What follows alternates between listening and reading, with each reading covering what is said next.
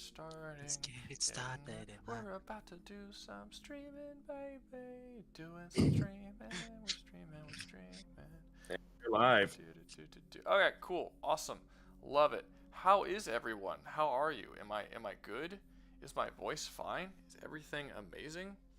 Sounds very Rouga-like. Your audio's coming through. That's good. That's nice. How is everybody? How are It's you a little guys doing? quiet, though. Sorry. Wait, it is? Oh, that's not good. Hold up. Let me fix it. Let me fix it. Hello. Turn that up. Hello. Oh, that's good. That's good. Hello. Okay, cool. Sounds up. All right. So yeah, That's better. today was a super hectic. Not today. This weekend was super hectic. So we didn't plan out everything like we normally do before the stream. So we don't have any. I didn't do nothing. Like I started doing this shit like 30 minutes ago. So I know that Alden and Dan had a debate that they wanted to do, and they're gonna do that. If you guys have debates and everything's interesting, and we're getting a lot of super chats and a lot of donations and stuff like that, we'll keep the stream going like normal. But if I notice like an hour or two from now, nobody's really super chatting, and I'm not making much from it, and it's not really bad, I'm just gonna end it earlier and just like fucking chill for the night. Because I'll tell you, I'm just gonna be honest, I'm out of it. I was questioning whether or not I was even going to do a stream this weekend. So I actually originally intended on doing a tier list stream, but that required a little more setup that I just didn't have time to do. But maybe next week. But yeah, so people in the chat, stream chat, think about what you guys want to debate. We'll start off with Dan and Alden since they already had one prepared. And what exactly was y'all's debate? It was something about Sauron. Yeah, essentially what we're planning on doing is I'm going to bring an assassin in from a different fiction, and I'm going to debate that this assassin could kill Sauron right before he enters the battle against the men and elves. What's the assassin? His name is Kylar Stern. He's the Night Angel. Okay, I'm gonna pretend I know what that is. All right, cool. Sounds good. Wait, wait. So you're saying that I get to take Sauron from right before the last battle of men and elves? The one from the beginning of the first movie. Yeah. The last Yeah. alliance of men and elves. Yeah. Okay, I'm I going to. think that's the best point to put him. I'm going to assume. It's the very end of the second age.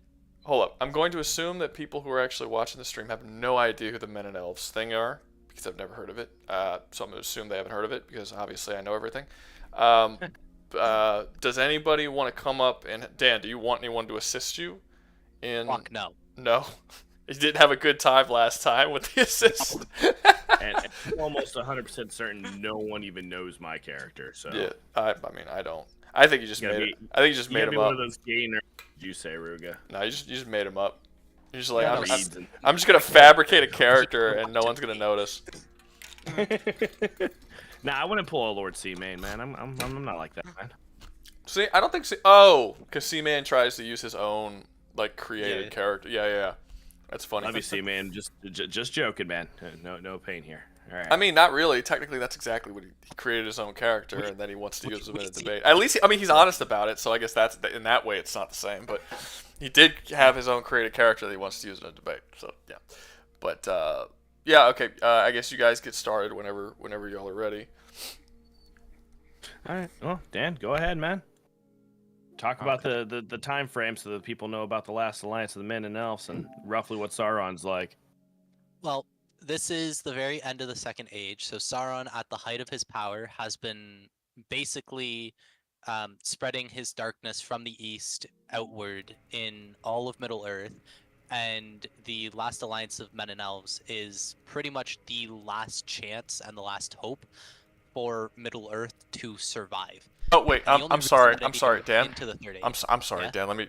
I just may ask one question before you guys get started. Not to you guys, to the chat. So for what's this? I got a super chat. Little shit versus Spider-Man. How's that going? Not well for Spider-Man. It's because of the rules of the universe. It makes it doesn't work. Like the characters in he's referring to characters from the Rouga-verse, which is a comic that I'm working on, and I post stuff on the Discord for people who aren't aware. But yeah, no, the little shit is not his actual name. It's a nickname that he was given, but because his name hasn't been revealed yet. But basically, the power system is essentially that the gods bailed on the universe, and they're the ones who were basically controlled concepts. So and no one capable of controlling the concepts, mortals basically took grasp of it. So all the power system, the entire power system, is based around different mortals being able to control different concepts. So in order to overcome these characters, you would have to have some kind of conceptual manipulation to even interact with them properly. So Chainsaw Man? Kinda, yeah. Like Chainsaw Man might be able to eat them and kill them that way, like something like that. But you can't just punch them. Well, you can a lot of characters you can, but a lot of the stronger characters you can't, because they literally have power over a particular concept, and then that concept can be used in different ways. In combat. But like if you don't have power over like if a character isn't just physically strong, like when he enhances his strength, he is actually enhancing the concept of strength itself. It's like it's explained in the lore pages, but basically it's if you don't have control over concepts, you basically can't win unless you have something to get around that. Spider-Man, it's not really gonna work. But yeah, and then Battle Beast versus Kaido. If you want to debate someone, you're free to come up here, Evan. Like you could do that. But anyway, what was I saying? Yeah, okay. So what I was saying is today I actually have my TV set up, my PlayStation 5 set up to the thing. So if you guys don't want the screen to just be 3 squares that light up green every time somebody like Discord, I can actually, while they're debating, I can actually bring up the other screen and y'all could see me like playing a game or something while people are debating. If you guys prefer that, Little slug. Yeah, like well, I'm playing Fate right now, but y'all continue y'all's debate. But if people in the comments want me to have the gameplay up, or you guys debate, or this Discord, just let me know. I guess I'll make a poll about it. But yeah, you guys continue to debate. I'm sorry for interrupting. Nah, it's all good, dude. This is your stream anyway, so the fuck do we care if you interrupt? I got you. What was I saying? Oh, right. Yeah, Sauron's pretty much at the height of his power, and the only reason that he even lost, and honestly, he didn't even lose. Like the last alliance of men and elves was devastated at the end of that battle, but the only reason that he lost is because Isildur's magical sword was blessed by one of the Maiar, who is of equivalent strength to Sauron. So it's one of like the Archangel Maiar, basically. Gotcha. That's why it can only be wielded by his bloodline as well. Oh, well, there you go.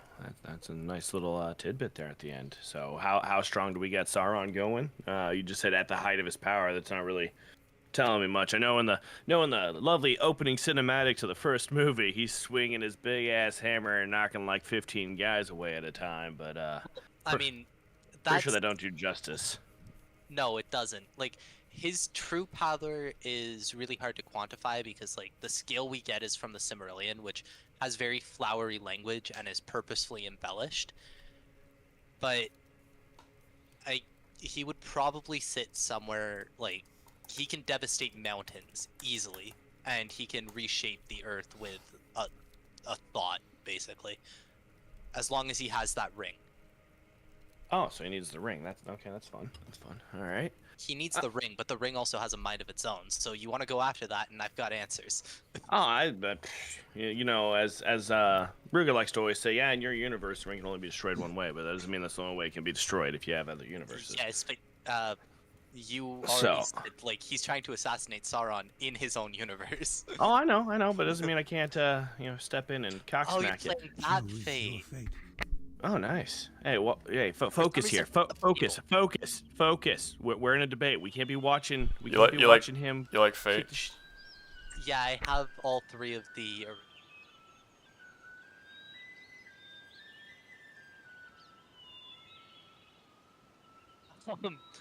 Alden, go on, please. Okay, so my guy, from about the age of 11 has been trained. Shit, sorry. No, Dan. Sorry, I muted myself. I was trying to talk to you.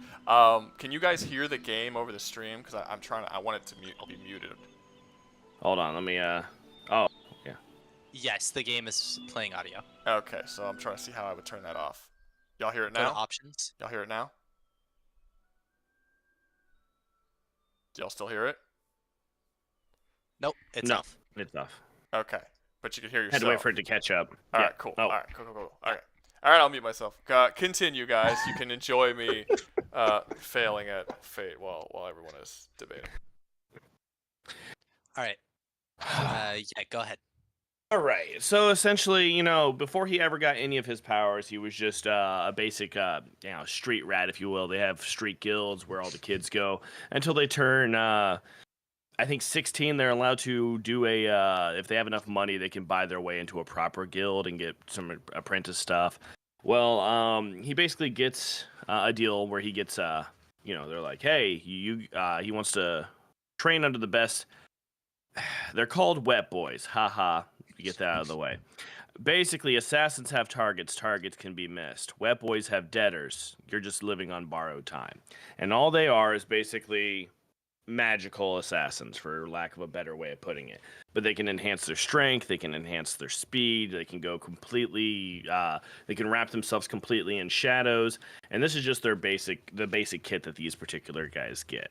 But because he doesn't have the ability to access his magic until he's about 16, he has to train asininely the most mundane ways of doing the assassination stuff, because he has no access to the magic that allows him to do this. He's got a huge pool of magic, he just can't touch it.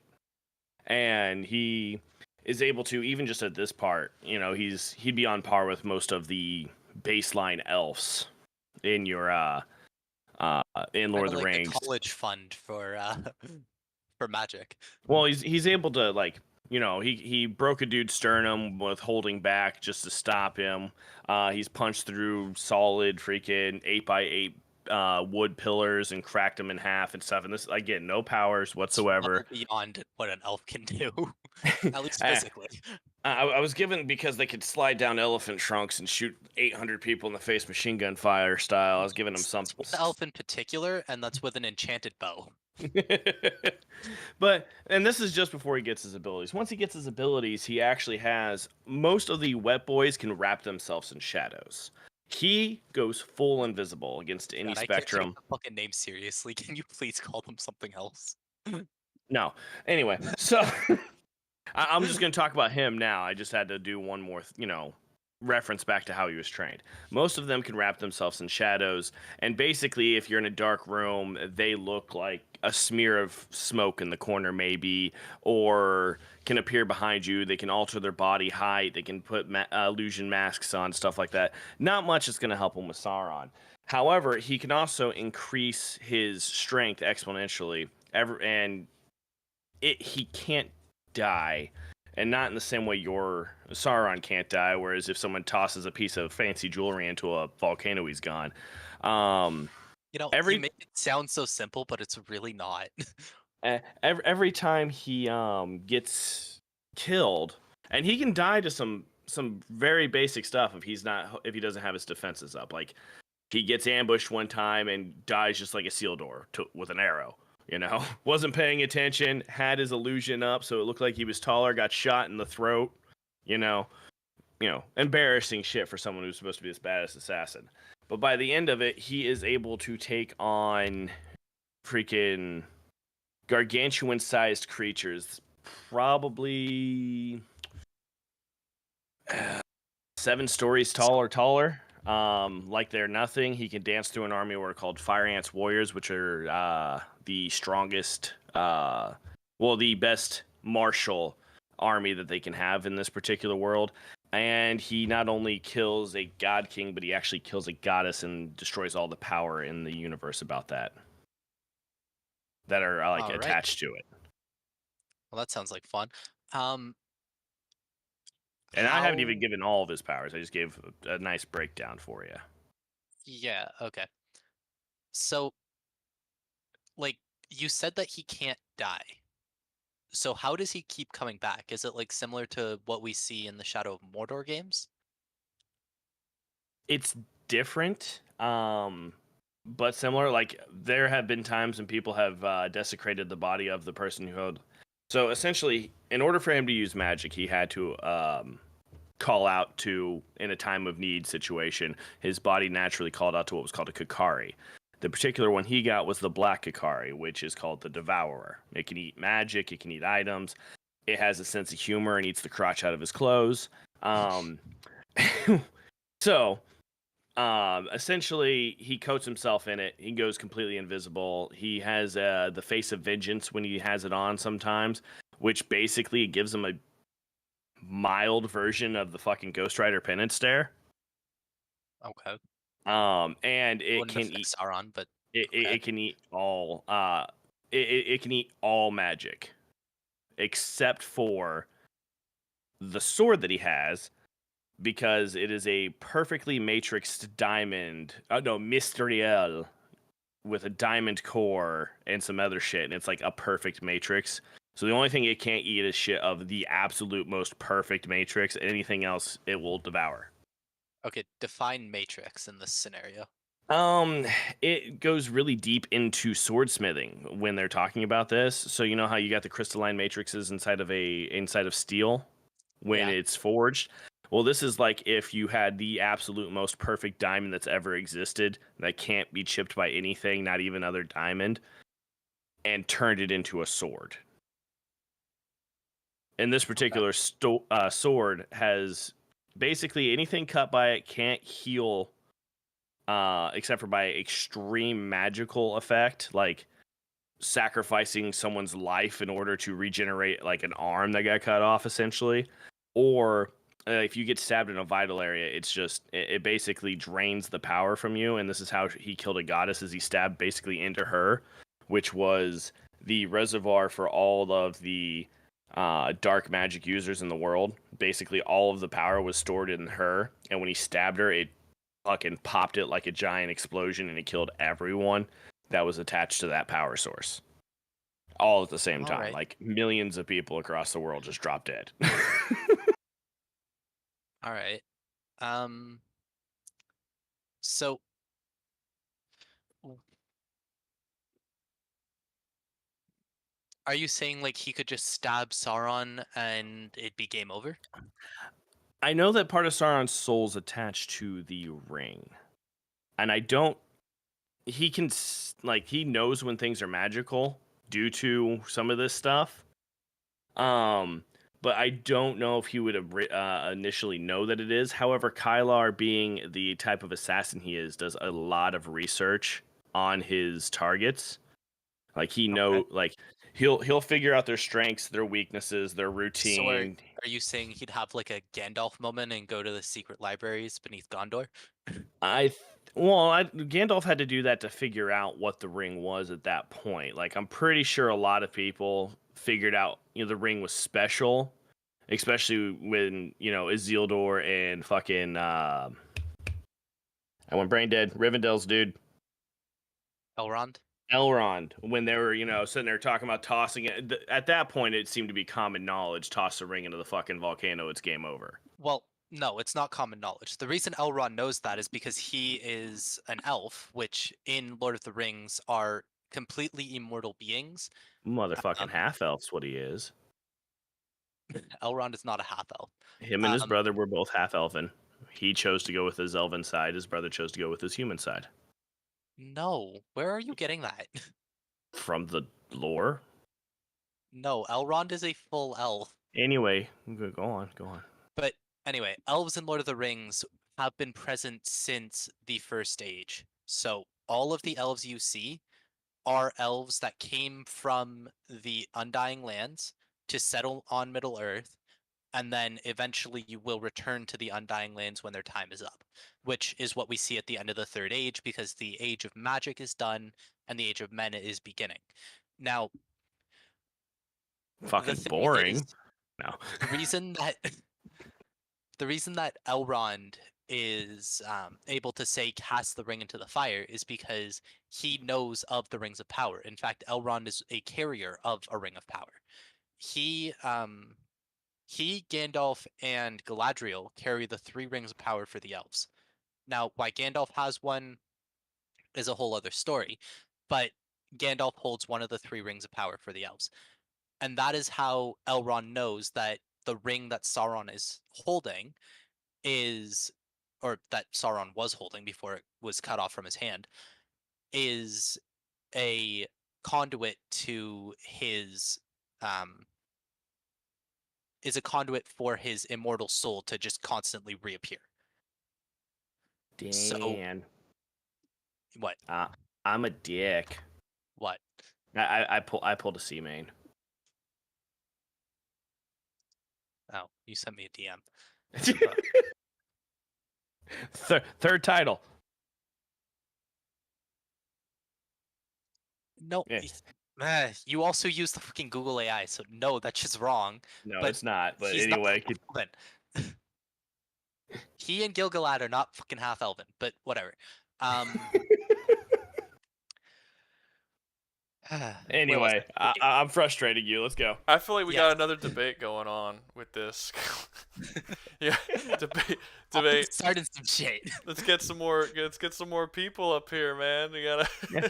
Fucking- That'll shift perfectly into debate too. After my guy smokes Sauron, we'll yeah, start yeah, arguing you're gonna be over like, okay, half okay, elven is or this not. dude a fucking Anyway. half elf or is he? The answer is no. But anyway, what I was saying is like that information that Gandalf goes and finds in the library is information, or it's the personal records that Isildur wrote about the ring. So only really like the elves and maybe the dwarves would know about the ring's corruption, because the dwarves are also immortal but in a different way. And the thing is that like the only reason that anybody knows about the ring is because Elrond trusted one of the wizards enough, because the wizards are themselves Maiar. Yeah. So in order to find the information that he would be looking for, like, yeah, he might realize, oh, this is a magic ring. But the thing is, it's also a completely indestructible and perfectly forged ring by a master ringsmith. Yeah. Which makes it so that, like, if he were to stab Sauron and Sauron's body were to disappear Poof. because its power was drained or whatever, the ring would start reconstituting Sauron. Sauron would start reconstituting himself with his own power as well, and the ring would seek out a new bearer, which So it would he would try turn to into a corrupt. big ass eyeball again. I don't think that's very No, intimidating. he wouldn't turn into an eyeball. The eyeball thing is just a movie thing. It's a Peter Jackson thing. Big ass eyeball up in the middle of the tower. I don't think that's very scary, man. But like, for example, if Kylar were to stab Sauron and Sauron were to disappear, the ring would start whispering to Kylar. And is he not someone who desires more power? Nope. He just No? wants to. He just wants to bang his hot girl, his hot wife, and have babies, and live a peaceful. Actually, in fact, he tries to give up his entire inheritance, including the sword, which is completely perfect, at least once in his trilogy, and like it's only due to a greater loyalty he has to best friend and king figure that he basically takes up the mantle again in the second book, which forces him to kill a god king. Okay. So the thing is that, like, the And ring oh, go ahead. Sorry. the ring has no effect on figures such as Tom Bombadil, because Well- Tom Bombadil is like, actually, we don't even know what Bombadil is. He is technically like the master of the earth in a way. Yeah, both him and Treebeard argue over which one is the oldest. Yes, but the thing is, the reason he can argue with Treebeard is because he is older than the elves, which is thought to be impossible. Yeah, But he yeah. also just doesn't give a shit about the world. He just wants to sit there with his hot wife. Because Yeah, see, we both share a common theme here: hot wives. But unlike Kylar, who his hot wife got scarred up by a high school bully, if you will, when he was a kid, and that's what forced him into the life. Tom Bombadil's hot wife has never been damaged. no, She's still a hot river spirit. and she will forever be perfect because she's a river spirit. Tom Bombadil is the master of the earth, and that is the only reason he is uncorruptible, because he is said to be as steady as stone and as unmoving as mountains. Part of it had to do with the fact that he's like older than, basically older than the He's existence older of than the the ring ring, itself. and yeah. He's older than the ring. He's older than Sauron in some weird way. Like Tom Bombadil is almost an embodiment of Eru Iluvatar's magic or music. Which, Well, speaking of Eru Iluvatar, Sauron still, as his position, like Sauron isn't his true name as a Maiar, but Sauron has the ability to create music, or at least to create discordant notes in the music of Eru Iluvatar. That's how he created the Oryx. He managed ah, to I think he he's just managed using to corrupt the elves I think into he's becoming the Oryx. I think he's just using remnants of his master's ability, because his master's the one who did that at the beginning of all things, and then he Well, went and learned from him. And with Sauron being a basically a forge style fucking Maiar, went towards rings more than anything else, and that's why Well, he he went started towards rings, doing. and that's why he stole Celebrimbor. But the thing is, yes, he took after Malakath, and Malakath taught him how to sow discord into the song that Iluvatar has created. I think you've been working on too many of my Elden Ring videos. I don't think his name's Malakath, is it? No, it's it's Morgoth, I think. Hold on, I'll get it real quick. You keep going. Anyway, whatever. Sauron's original master, the first Dark Morgoth, Lord yep. and the Dark Lord, yeah, Morgoth, Originally known Okay. as Melkor. Melkor. So Sauron and Melkor, they worked very closely together, and Sauron figured out how to sow his discord, but it's a different way than the way Melkor did. So the way Sauron did it was with the Rings of Power. He created the Rings of Power to give certain members of each race, and it caused the dwarves to go crazy and develop dragon fever. So they Greedy as started fuck, hoarding yeah. everything. Um, Hey, well, we elves don't need an were- entire history on Lord of the Rings, though. Let's stick with the fight as much as we can. So the thing is, like, the ring there, if it were to drop to the ground, either he would have to know immediately that it has to be destroyed, and he would have to have a way to destroy it, or he would have to hope that Elrond is close by enough that he can tell him, hey, we need to go destroy this. And unlike Isildur, I'm pretty sure Kylar would fucking listen and toss it in, Probably. because he's Because minds of men are weak in Lord of the Rings. That's why Boromir is so easily corrupted. That's why Aragorn himself is almost corrupted. And he holds it for like a total of 5 minutes. Not even. Oh yeah, no, but Aragorn is yeah. like a paragon of virtue. Yeah, because Kylar's had 3 different forms of compulsion put on him. He had the God King trying to convince him that he was actually his father, which he was able to break out of pretty easily. He had essentially, there is a marriage pact item inside of the trilogy. Essentially, if you get a certain kind of earring put in, and they are, mystical of the old age when everything was more powerful, artifact earrings, it's how people used to get married back in the day. And the thing is there was a massive compulsion to not cheat on your wife. And if you ever looked at another woman, it would make you sick. And he actually ended up this soulless bitch of a woman who doesn't have a redemption arc until the 3rd book. While they're fighting the God King, clips them on him and her to break, to mess with his head a little bit in order to make them work together a little bit better or some shit. And he breaks out of that and gets pissed off at her and manages to learn how to shut that compulsion down. And then with the final compulsion, it was at the end. And basically, the closer you are to something in this universe, is the better can hit you with a compulsion. And the goddess, which is funnily enough Kali, basically has put herself into someone he loves body, and uses that body to send a compulsion to him. The reason I'm not saying exactly what's going on here is because if anyone wants to read the books after this, they can I don't want to ruin the end of the fucking 3rd book.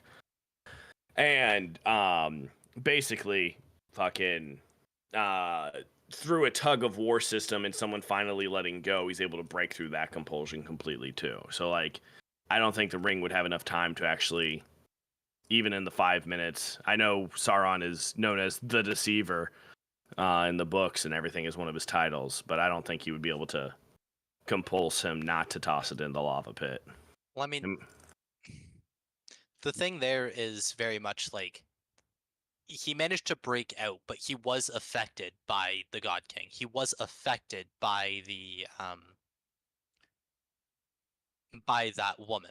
So if he can be affected by it, and it's no easy task to carry the ring up to Mount Doom, and the corruption gets stronger the closer you get to the heart. God, we're doing corruption.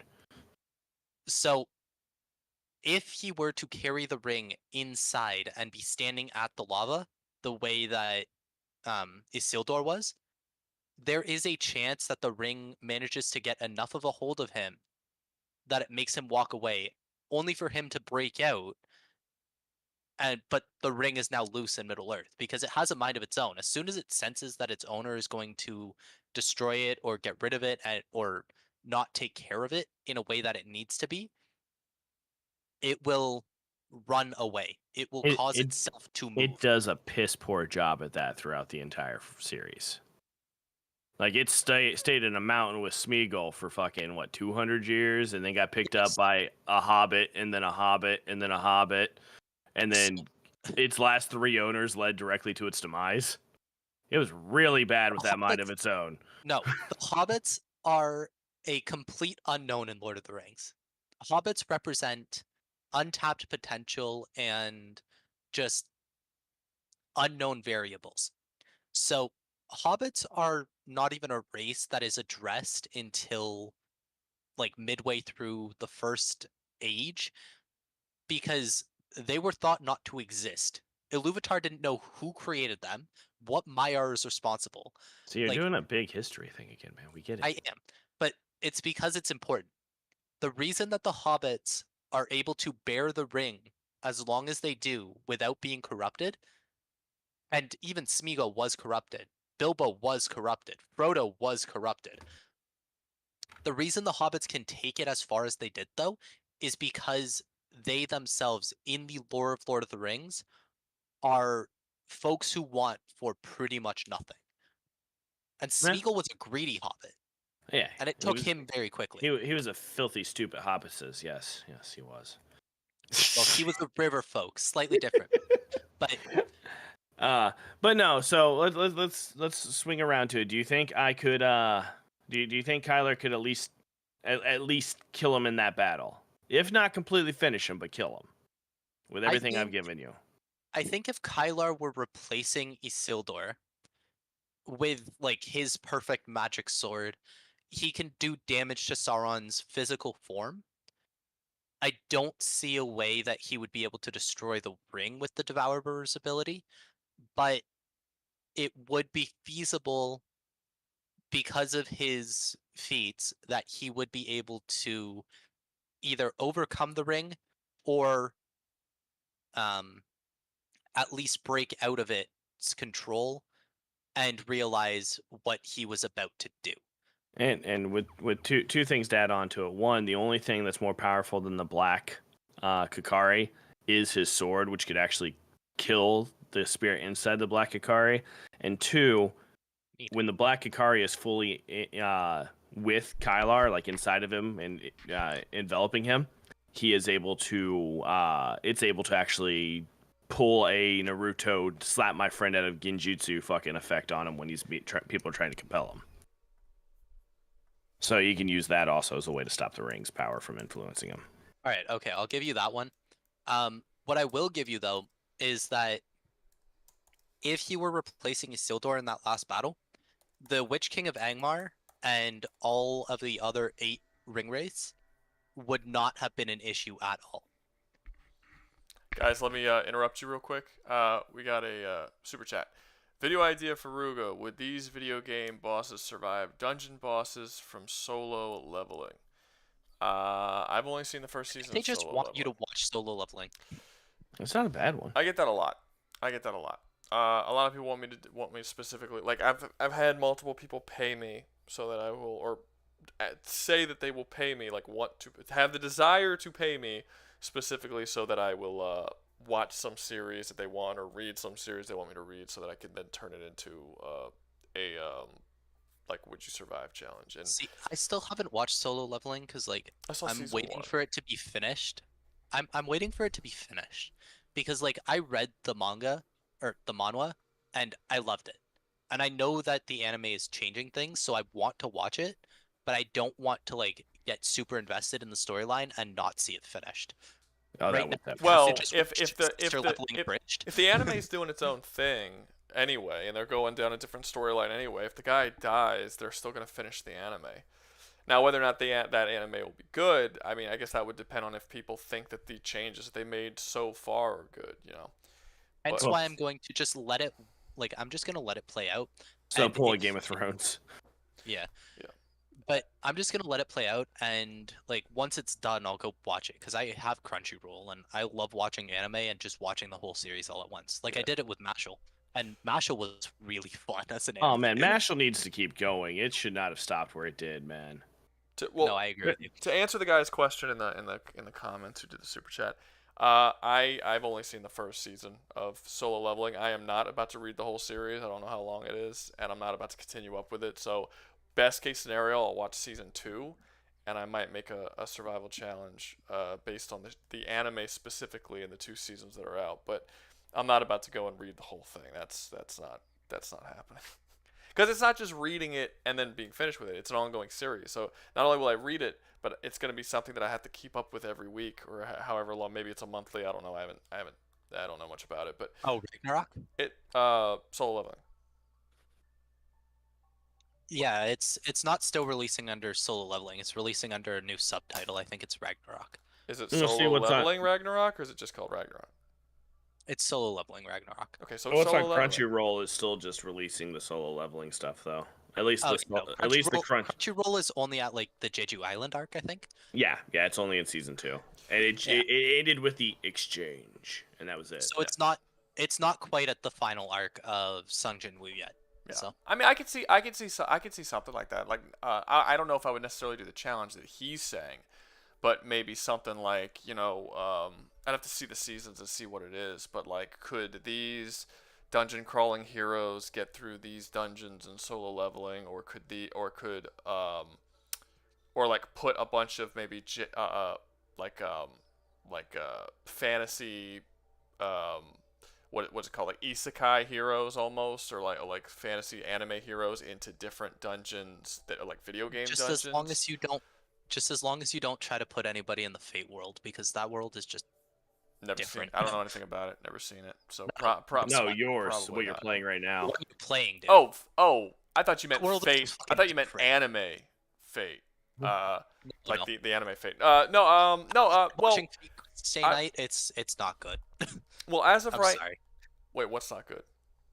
Fate Stay Night. Oh, I don't know. People like it. Like I don't the know much Fate about it. series, Fate Grand Order, Fate Stay Night, like none of it is good, and it's way too fucking convoluted. And I- people like it because it's convoluted. Yeah, for this Fate, the one that I'm currently playing, I don't know if I would make one of this. I'd have to find an interesting thing. Well, I like the game. The game's fun, and I like a lot of the mechanics, but the world of Fate is not particularly interesting. It's basically just Dungeons and Dragons, with like slight differences here and there. But there's nothing like super duper unique about it. The only thing that's super unique about it is that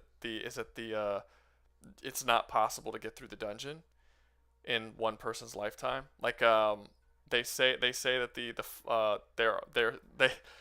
that the dungeon has, oh shit, I put my weapon away. In the lore of Fate, this game, the dungeon has 2.1 billion floors, and no one can get through the whole thing in one lifetime. So it's something that they will infinitely fight forever, and you can never fully overcome the dungeon. So I guess that would be like the most unique thing there is about it. But as for like what's in the dungeon, it's got all the same races. It'd be interesting to see if like you could find somebody out there that could clear the dungeon in their lifetime. It would have to be a character who's immortal. That's it, really. But like, well, in the game, Yeah, with just like the sheer volume of floors, you'd have to be yeah, either immortal or extremely long lifespan. Sun Jin just sends all of his fucking shadows to do it for him. well, just to be clear, the game Sunken is immortal at this point. the game Fate, it's infinite. It just keeps going, and no one who's ever played the game has, like, in your real life, like, if you actually played the game from now until the day you die, you'll never get to 2.1 billion floors. Like, no, you won't. You But the literally thing don't is, have enough time in your real life to do it, so it's like like the game's Like, lore the doesn't game- even know if the that's game has an ending too. what's up. The game has an ending though. Yeah, but Like I have the original game. Yeah, and, but like it have- has an ending. Sure, but have you played the game to see, like, do you remember the ending? Because it's not getting down all the floors. The game ends after you get to No, it's floor. like you The you game get to a certain floor and 40. then you beat the big lich. that's No, not it's, yeah, but it's higher than that. no, it's not. It's 40. I'm No, I'm it has floor 40, I- dude. it goes infinite, but the story ends when you get to floor 40, and then if you want to continue, you can. No, dude, there's literally somebody you have to talk to after reaching, I think it's floor 100, and then you can finally make a new game plus because it's floor 100 that the final boss Dude, is on. this is my new game. It's 40. I am currently playing the game. It is 40. You get the Okay, I'm gonna go watch the original game. And see if motherfucker. it's Look, hey, like- look. Main quest, level 40. Bremen's quest. Once I get to level 40, I have to beat the boss. It's Zora the Betrayer. Once I do that, the game will give me the option to retire the character or continue fighting infinitely down the floors. That's how the game works. If I retire the character, I then get to pick one item from this character that then gets a massive buff and gets passed on to my next character that will be this character's son. And then I can continue, and then it will give me a new quest that will also be to level 40. That's how the game works. You could play as much as you want. You can get to fucking level 2000 if you have enough time to actually do that. But the game ends, the story is over by level 40. And the boss is always randomized. This is Zora the Betrayer. This is my boss for this playthrough. Dan is not that often wrong, but Dan is very much wrong. You're arguing me while I'm currently playing the game. you're playing Reawakened, which is a No, this is a remake of the game. no. It's not. It's the same. No, stop. They upped the graphics. There's a couple of changes here. They added some races and some monsters. It's the same No, game. it I completely played. overhauled the UI and they overhauled the game. I It is played the different. original. I've played the original. I beat the original several times. It was always 40. That has Oh, not fuck, I don't have changed. the original installed. It was 40. It was always 40. Now I'm looking for this fucking boss in this level. I can't find him. No, it was always 40. That was always the case. That's not changed. There are some changes in this reawakened Are you really gonna like you're so wrong that you're like no, you don't understand. They rebuilt the game from the ground up. It's not just a remaster. They actually changed the entire. It's a remake. It's not a playthrough. remaster. It's a refresh. I Ooh, understand. oh, I it's just the understand, soundtrack but it's the shit. same. It's the same game. They changed some things. Obviously, yes, the UI is clearly different. The graphics are better. The lighting's different. Yes, they did add some stuff like you could play as. They added some monsters and some floors look different, as well as you can now pick a race. Where in the original game you can only be human. In this one you could be like an orc or an imp or something.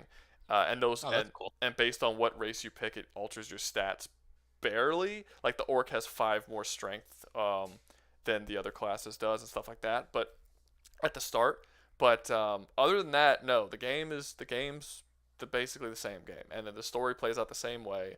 And there's some balancing stuff they fixed too, and they fixed the marketing because the original game had 0 balance or even an attempt at balance. Saint Dane, it's turned into that very quickly. What's up? What's it? Is the debate about this game? Yes. That's the whole stream now. I gotta change the thumbnail. It's a fucking Fate debate stream. But Alright. anyway, to answer the I'm question. literally reinstalling the original game onto my computer right All now. right, if you I want to just go through got- all that work to prove yourself wrong, I mean, you can go ahead. It's still I'm gonna prove myself fucking right, you prick. the end of the game is still 40, but then you can No, play. it's not. But then you can play past that if you want. Yes, that's exactly how the game works. He is so happy to argue this with you. He is, but the more he argues, Because I'm right and you're wrong, so fuck you. no, I'm starting to question all of the Lord of the Rings stuff now. Like, start to question. I think based on Really? yes, I think that Elrond was absolutely a half elf. Elrond, I'm you sold. prick. I am sold that he I was mean, correct. it's got several places here online where it says it's in the Silmarillions, it's in the Lord of the Rings books, it's all over the place apparently in the lore, just not in what Dan remembers from it. So. And that other guy a couple weeks ago, I'm siding with him too on the Lord of the Rings stuff. Shit! I think he Damn. was right too. I think. Oh man, I Dan. apologize, Dan, for the pygmies in New Guinea. Okay, you guys. Why am I still here? Anyway, let me see. Hold up. Let me see if the voting. Okay, so you guys barely won out. 29% of We were people. already. I mean, done we were pretty anyway, much no? at the end. Yeah, we had agreed that fucking Kylar has a better chance than Isildur at taking Sauron out completely, and that the ring race ain't really they're a non sequitur. So. Okay. Well, yeah. 55% of people thinks that your debate is meh. So just let you know. 29% of them thought it was good, though. True, but I think a lot of them posted after we started arguing about fate. Fate, yeah. I think those were fate arguments. They're like, no, this is interesting. What is? Oh man. Advanced character, the last level being 2,147,483,637. All right. That being the So- highest number that can be represented by a signed 32-bit integer. Yep. So that's the only reason that it's limited in the original game. Yeah. Otherwise, it would just it's be but infinitely procedurally generated. true, but it is also written in the lore that that's how many floors it is. Like if you play the game during the loading screens and stuff, it'll come up with little lore bits. Sometimes it'll come up with like hints. But there is actually sometimes it'll come with little lore bits, and one of the lore bits is that there are 2.1 billion floors in the game, and canonically. So yeah, it is a tech thing, but it is also canonical that that's the case.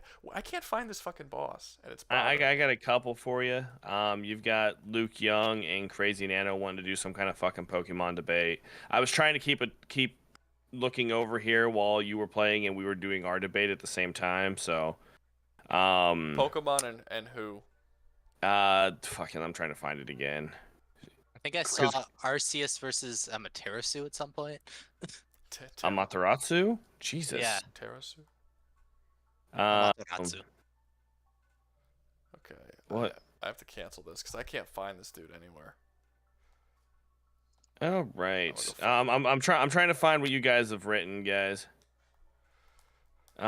Just so I can throw them back up there. So, we also have we've got a rematch with Moloch wanting to do Fulgrim versus Percy Jackson. It's either a rematch or they just didn't get up in time on the last debate. I left before they got on, so I wasn't certain. Wait, I'm sorry. I'm not listening to you at all. I'm fucking playing my game. Give me a second. Yeah. let me write these down. Okay, so what are the debates? We got an Fulgrim versus Percy Jackson again, and then we've got Luke Young and Crazy. We're doing Pokemon versus. I'm guessing it was Arceus versus Amaterasu, but I'm not certain. If I'm wrong, let me know, Luke. All right, I'm just gonna write Pokemon debate for now. Pokemon debate, but yeah, let me know what it actually is. All right, any other ones?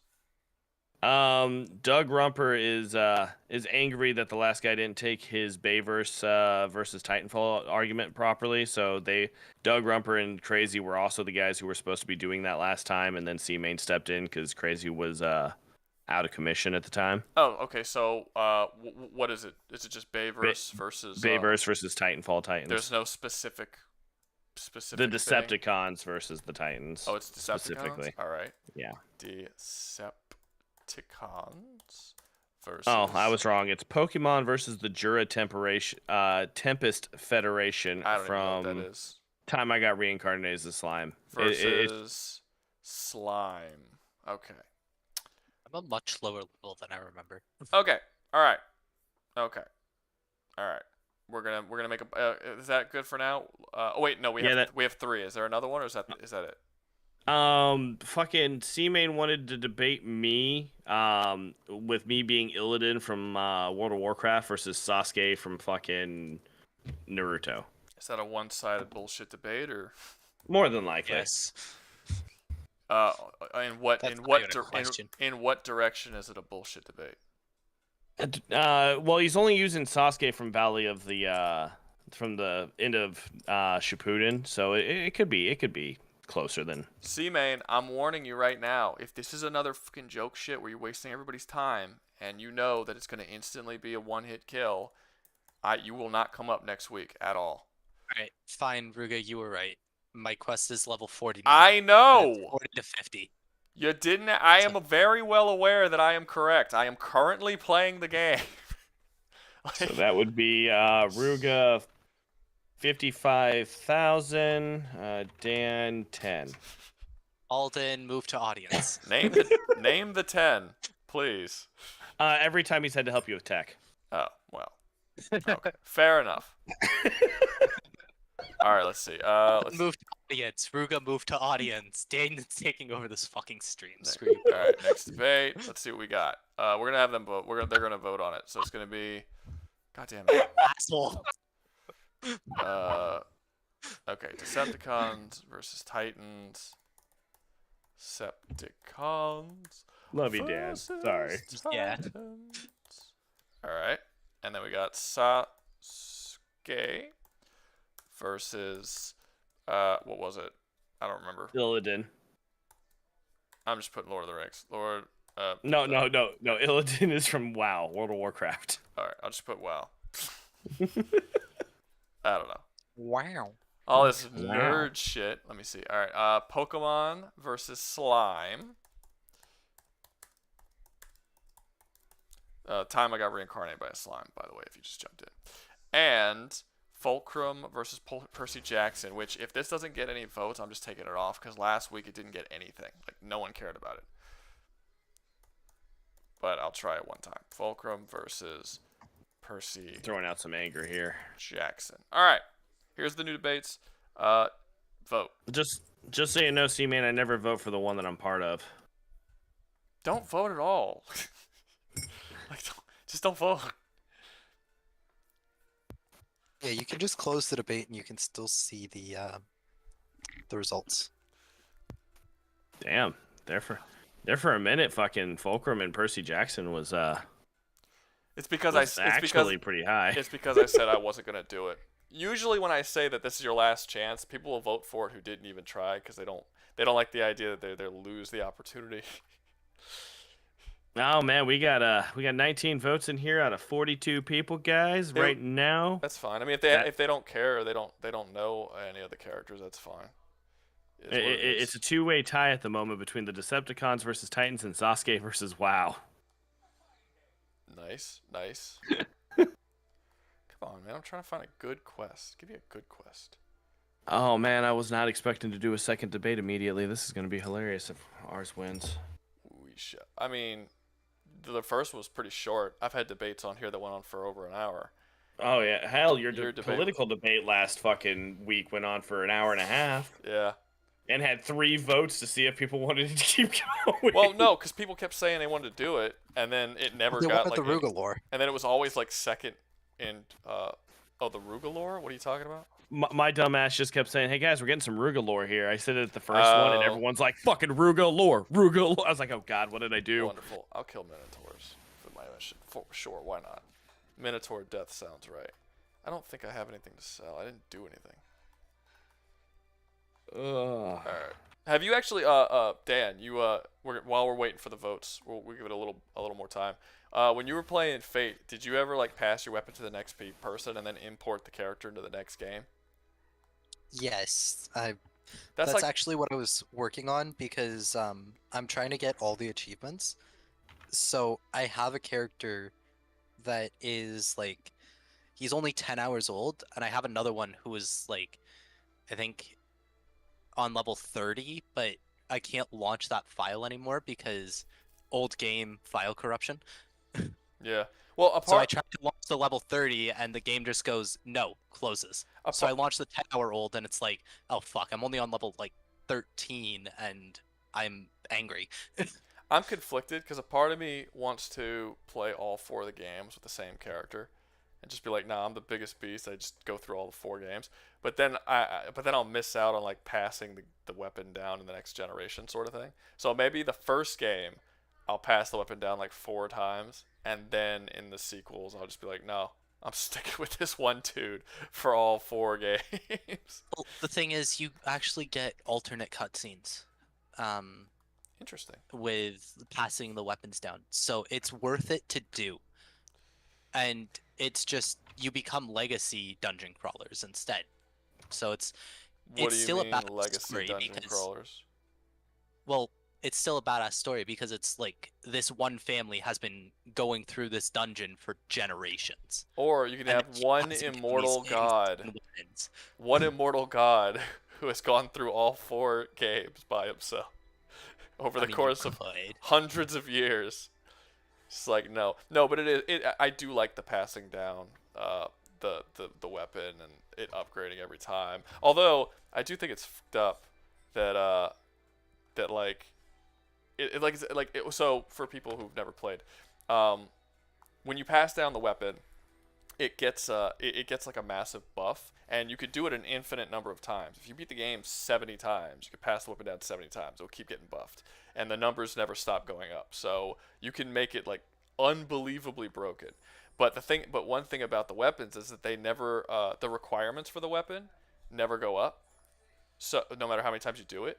So basically, what you end up doing, what you can do, is you could choose a bullshit weak weapon to pass down, like a weapon that doesn't have any stat requirements to use. And then if you beat the game enough, you can make that bullshit, I don't know, simple light axe or some shit that you started the game with. You could turn it into a god-killing weapon that you can then have your kids' characters use without ever having to give them any sort of leveling up or anything. So like it's very easy to break the game after a while. It's actually how some people do level 1 to 100 challenge runs. They'll pass down a weapon like that. They'll start on New Game Plus, and all of a sudden their level 1 character can just rush down to level 40, one-shotting everything. Yeah.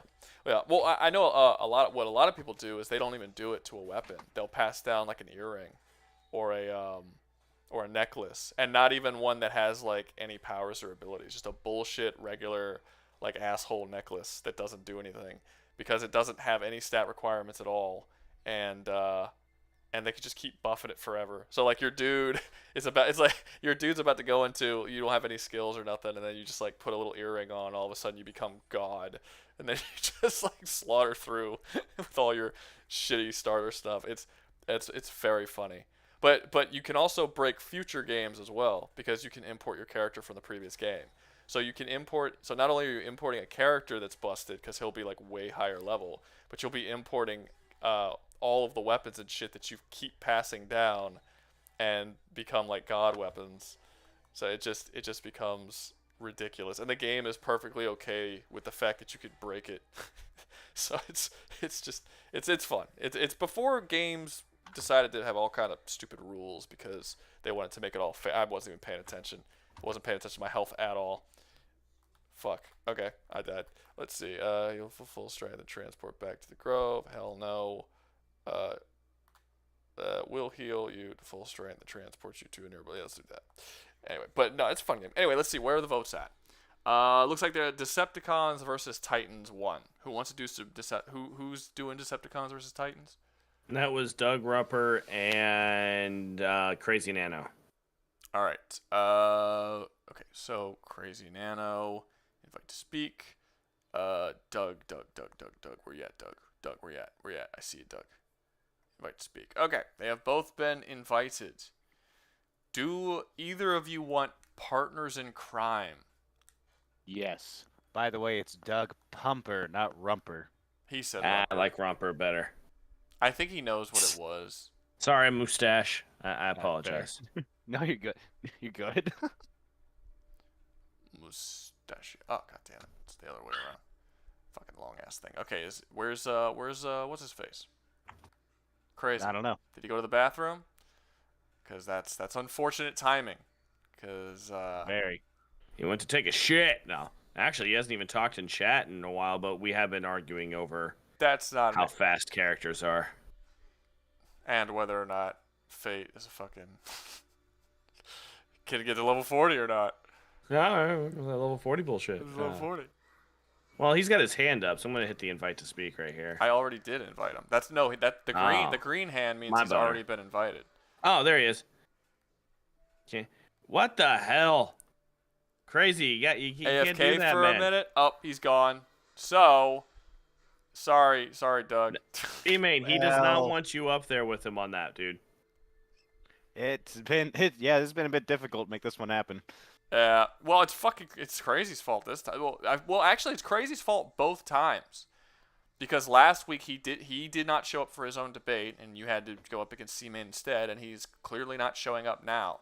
So it's probably getting to a point where I need to just say, Crazy, dude, you can't do it for a week because you're wasting everybody's time. If you agree to something, you have to do it. Like, you can't just keep bailing. It's not to that point yet. Do it next debate. I can do it, just not now. Yeah, I know, but both times that you wanted to do it, the debate, last debate you bailed on it, and this time it was your time and you're not here. So you end up stalling the entire stream because you don't have the time to do this, but you keep agreeing to do it.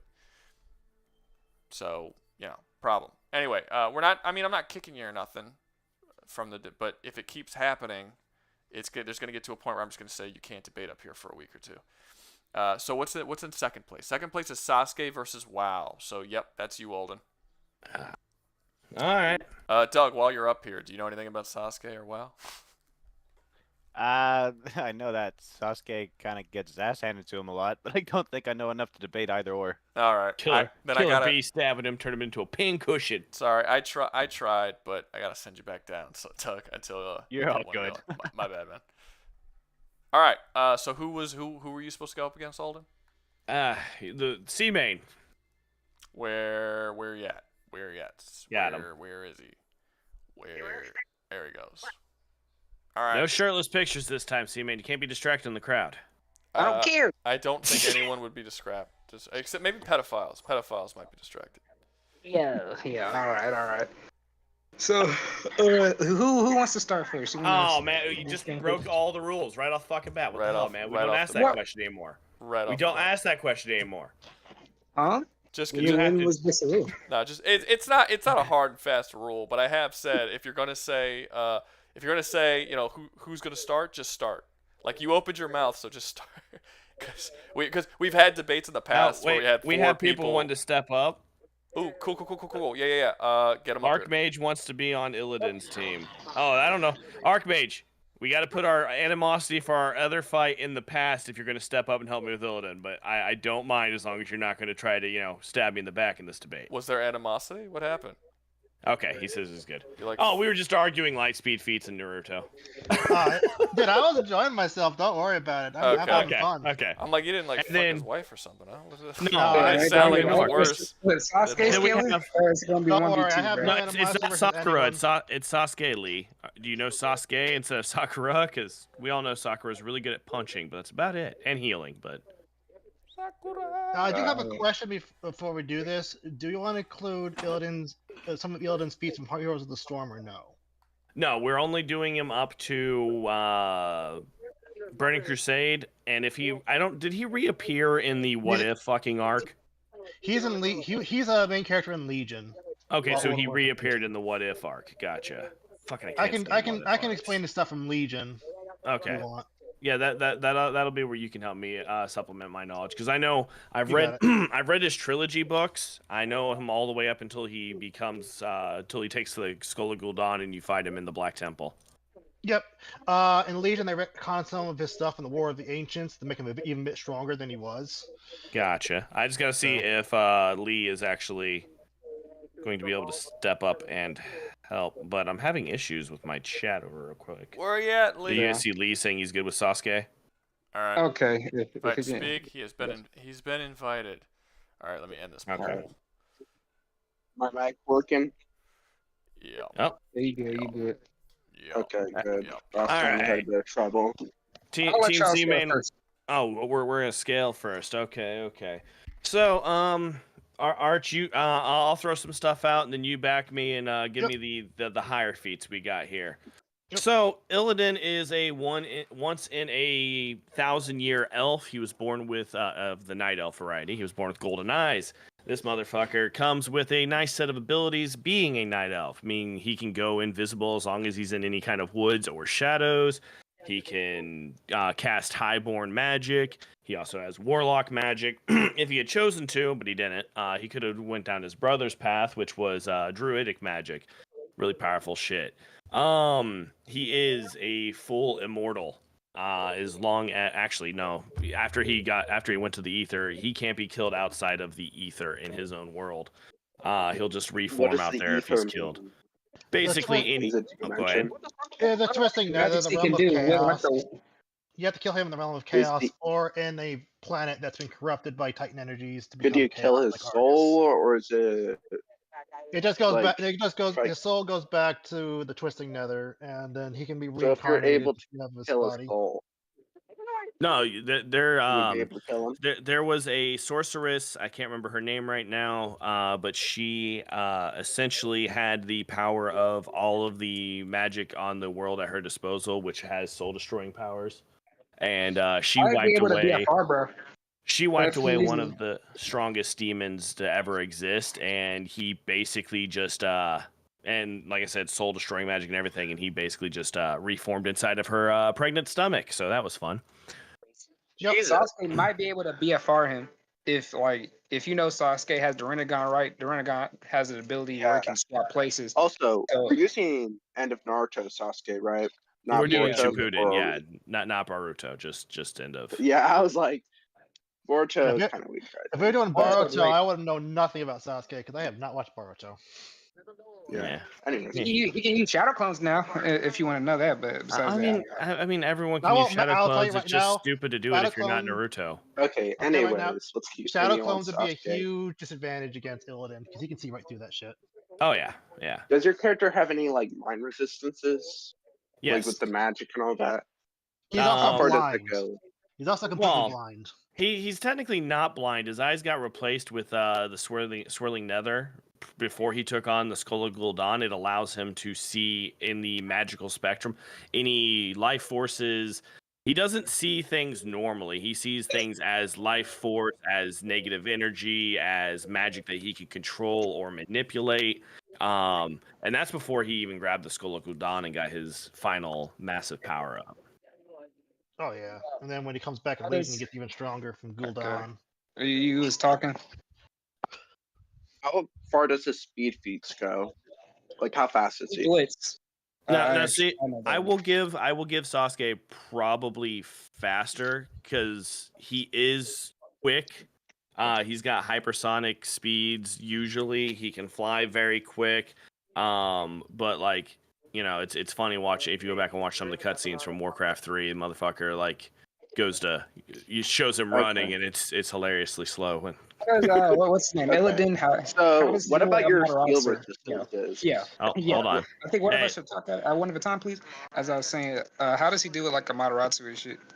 Can't have any errors now. Can't have any fucking Oh, you're talking about fucking Sasuke's fire? Okay, so essentially, he is constantly covered Sorry, in... hold in 1 second. C-Main, you got TV or something in the background. Please turn it off or go into a room where it's not playing, please.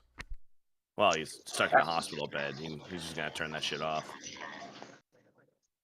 Frozen or hot? Okay. Anyways, so So when it comes to Amaterasu, he's continue. constantly covered in green fire, just like what you know how Naruto turned on fucking Kurama's cloak and then just tossed it away. Okay. He can turn Yeah. that shit on and off just like it, so he'll probably be pretty well protected against Amaterasu. What about seal resistances? Like, could Sasuke just seal him? Sasuke's not really known to be that great of a sealer. And there's Not also the great, question but- that Illidan does actually seal his own power to use it as landmines. I forgot about that. Thank you very much. Doesn't Sasuke seal the 9 beasts though in the end with Naruto? He Oh, essentially talking was about able to seal. the He Biju does- bombs or whatever. No, he uses the fucking The planetary devastation. My bad. yeah to put them all inside Yeah. of that shit. Wouldn't he be Um, able to seal him that way? Well, see, it would be interesting to see him try, considering while Illidan uses the power of the Nether, he literally has the power to blow up planets. Planets. And There's Well, also all another. planet at a time, but yeah, planets. There's also another thing that is, if Illidan has enough time to scout, he is very careful. He will scout a lot before he does anything. It's actually why you take him out in DC, because he's trying to scout for Argus. Unlike Sasuke, who's known to kind of go in against all the Hokage at once and get shit stomped. Yeah. Okay. Yeah, I don't Um. remember that part. What What I if was gonna Sasuke just ask puts his about is the Matarasu on BFR. him? Yo, No, he he- already. He already mentioned Amaterasu. Yeah, I was going to ask about the BFR thing of Renegon's teleporting. So what if he put Illidan in a Biju, not a Biju bomb, a planetary devastation rock or whatever, and teleports it out the atmosphere? Is there a way that Illidan can get back down? He can breathe in space. Yeah, So, he's a full. That's still He's a BFR though. He's a full-on demon, but the thing is planetary devastation isn't as strong as the Sun and Moon seal, so it's not like what it is when they do it to Kaguya and put her in the moon. Like, yeah, you can toss it up in space, but like I said, he's got literally has the power to blow up a planet. I don't think a tiny rock with a gravity well right next to it, I don't know, wherever his nipple, if that's where he wants to fucking aim it at, I'm pretty sure he's going to be able to bust that gravity well if freaking Naruto and KCM1 and fucking Itachi could do it with B. There is another question I have is with in-game mechanics. Should we even discuss those or no for Illidan? Because he have evasion, which means he can at a certain amount of time I just wouldn't react discuss fast enough to in-game dodge mechanics. anything. Well, I mean, yeah, he is able to dodge shit, but I mean, we'll keep it at a speed level because like Fair even enough. other demon hunters, get lower levels forms of that in WoW. So we'll just keep it as it's every once in a while he can dodge just like anyone in a normal fight. We should also probably say that if Illidan deals damage to Sasuke, he does chaos damage, which just ignores resistances entirely. Oh, So I any offenses he didn't has know about ignores it. that. That's nuts. Yep. Does That's what it does what? in Warcraft 3. That's even from Warcraft 3. Well, the Warcraft is spell damage, which it's a Hold on, game. So there's stat reductions, but Basically, he's got some armor negation abilities. Okay. So like his so like your guy's lovely Susano, he could probably would not work. You're he saying? could probably negate a lot of its defense that it gives him. I mean, hell, Does he have we a- all know does he that have a- we all know that the lead singer of fucking fucking every emo band from the early 2000s can pull him out with a sand fucking cloak. So Does he have a way to like? I will give Sasuke this though. Illidan is not known for range attacks. He's a melee fighter. He does have range attacks, but they're medium range at most. he's got his Can your spells for character range. fly? Yeah. Yes, he can I was fly. gonna ask, does he have a Can way you- to get around Sasuke's precognition? Sasuke technically don't have precog. He can anticipate where you're going based off of your movements by reading your chakra. Yeah. I just simplify that into precog, but yeah, same shit. I mean, his eyes are essentially the same, just in a different metaphysical form. Like he's got the flame eyes that allows him to see your magical, how your magic works, your chakra, your life energy. If he can siphon it off, if he can't. And he sees it through his cloth. Like he covers his eyes with a cloth, and he's still able to see everything you do. And Illidan What does if have Sasuke 360-degree sacrifices vision his too. eye for like what Itachi did to that one Snake Eye? Would he be able to resist that type of shit? He does In have reality warp, not all. mental resistances, really high mental resistances, or else the Skolnick Dawn But would have taken him over. Like, has anybody ever controlled him with mind control? No, he's always resisted any effect of mind control. Yeah, he even resisted the head Naru tried to corrupt him to the light, and he resisted that and actually shattered her. Which was, that's like the biggest, like one of the most powerful light beings in the universe. He also has a special ability that most people don't know about, just because he's a sexy night elf. He can influence social events with his seduction. Yeah, what the fuck? that's random. Okay, so what do we have on the table right now? He also has soul manipulation. He does have soul Soul manipulation. manipulation. Yep, yeah, Sasuke does from the can nine devour paths souls, from his yep. Renegon. Yeah, but the problem with Sasuke and his 9 pass with his Rinnegan is his Rinnegan abilities are way different than what fucking Pain had. And No, he has all of Pain's abilities. essentially. he's never used any of Pain's abilities. It's never Yeah, he has shown the him using teleportation. any of them. Yeah, he has. No, He has his to- teleportation is nothing that Pain does. Yeah, he used What about the planetary pull- designation. What? No, That's more- teleportation. He's done the planet devastation, but he's never planetary summoned the King of Hell. devastation. He's never He made the literally 6 uses paths of planet Sasuke. devastation. King of Hell, sure, I may give you that, but he has used the pull and pull shit. He can definitely do that. I'd say I've he never has seen him actually- do that, even all the way through Boruto. He does. He literally does it in the What fucking about in, like final fight. the end of Naruto? Yeah, he does that. He does literally it tries to good. kill beasts with planetary Yeah, devastation. he pulls him one time in, doesn't he? And tries to fucking flame him. I forgot about that. Yep, he does do that one once. But he really doesn't tap into most of he the has- abilities.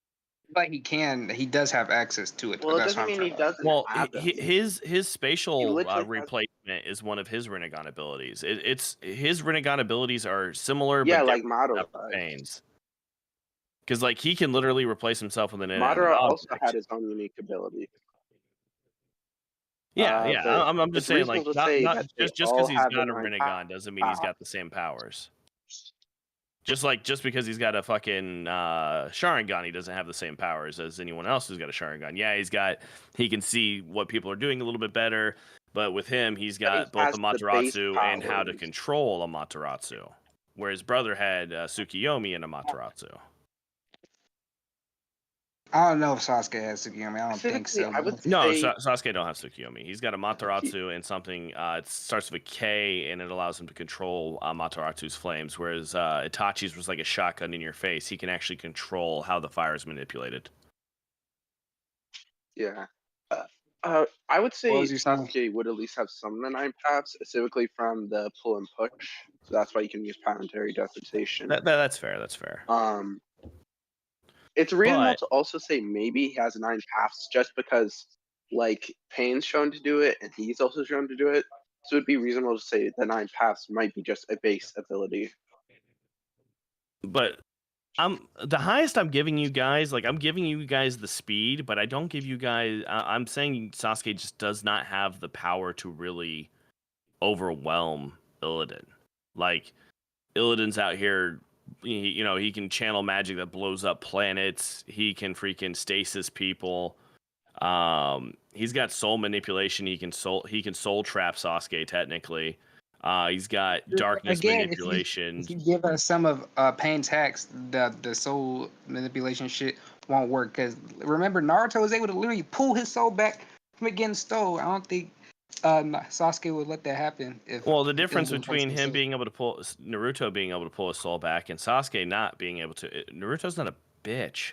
Huh? Yeah, you glitched out, bro. I didn't even hear what the fuck you said.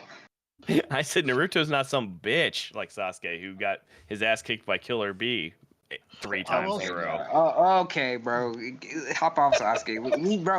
Leave him be, bro. Leave him be. I will say this for Illidan's soul manipulation. anyways. It's more like he beats the soul out of you than eats it. He doesn't actually like really control it super well. Yeah, he doesn't pull it right straight out. Yeah, he, so you he'll wouldn't- beat he then beats your you ass wouldn't- and eats your soul. Yeah, you're right. But he can And banish he's people. also He a has a close BFR range also. fighter, correct? What was it? He was asking if he's a close range fighter. He's a close So range fighter. Like, Yeah, actually, still he is, uses right? saves. But he also, with his warlock abilities, he's got fell energy balls he can cast. They go pretty far, and they're homing. But didn't Kaguya get sealed in a planetary devastation? Yeah, but Sasuke only I has might be no. misremembering. She got sealed with the heaven and the sun and moon seals. It's a way more powerful version of planetary devastation, and what it does is it pretty much puts a moon's amount of Earth on you, whereas planetary devastation just grabs what's loose around you, creates a gravity pool, and sucks it into the gravity pool. Also, I'll It's say very the secure. where he left off on Legion at the very end of it, he's now the warden for Sargeras, the leader of the Burning Legion. So Wow, we don't know how that scales at the end, but Ah. he does. they gave him more. warden trying over to- Sargeras. Holy shit! Yeah, And that guy's Lord like Seaman, do you that have guy's an anything outer against god. this? yeah. I mean, he has the Titans to help him. The Titans empower him. They're just sitting there as well. so it's all of them. But he's the one that's I the would main presume one. it would be a 1v1. Yeah, it's a Yeah. 1v1. Yeah. Yeah. I'm just saying that's If we where were his including story other ended. people, Yeah, we'd have to then contend with Sasuke- Sakura healing his ass every 2 seconds and pulling his ass out of the fire, him the biting some other- redhead bitch, and Naruto. Yep. Okay, so what all do we have I on the d- table okay, now? So we I'm have giving. possibly soul manipulation. If you say Sasuke has 9 paths, we have better speed feats. They did allow us to have that. We could possibly try to argue that Sasuke may be able to seal him or her through the ceiling won't the work if he can planetary just break out the devastation. That's seal. big if. Yeah, that's what I was thinking. Yeah, he's strong enough, and the thing is it's a chakra construct, which I would argue almost is the equivalent to certain forms of energy manipulation that they have in the. In fact, they do have monks, so I guess it would be a form of energy manipulation, and he can manipulate and absorb energies. Or he can also corrupt energies too with his spell magic if he needs to. Yeah. And the funny thing is the thing that Sasuke is strongest with, his chakra that he is the strongest with is fire, and fucking he has straight up fire manipulations under his warlock with his warlock powers. There's also the fact that Sasuke has limited chakra and Illidan has nearly unlimited energy thanks to the demon inside of him.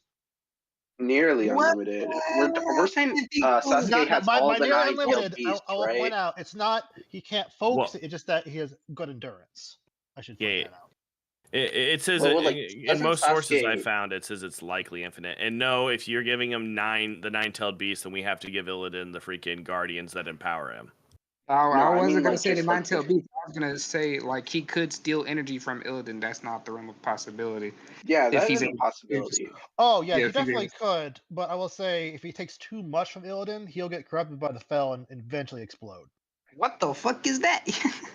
If that's he how takes Tyrion. too much, That's how Tyrion and Varian died. A million pieces. Yeah, it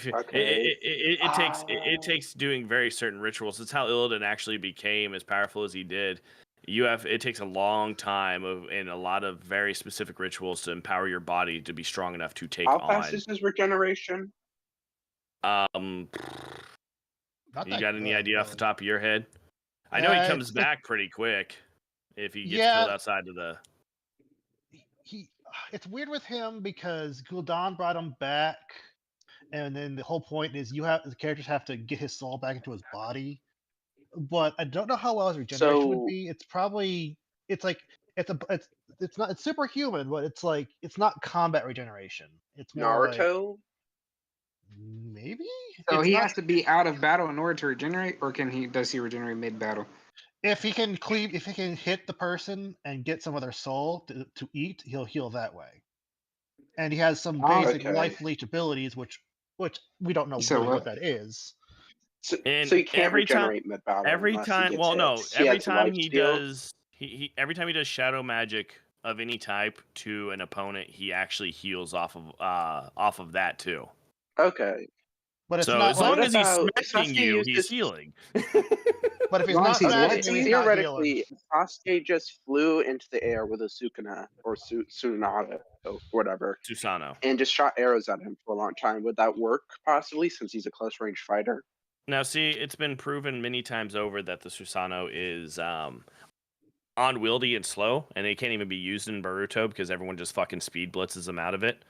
Or just the thing is Illidan is quick enough; he can catch up with the Susanoo in the air because he can also fly, and he also has teleportation magic.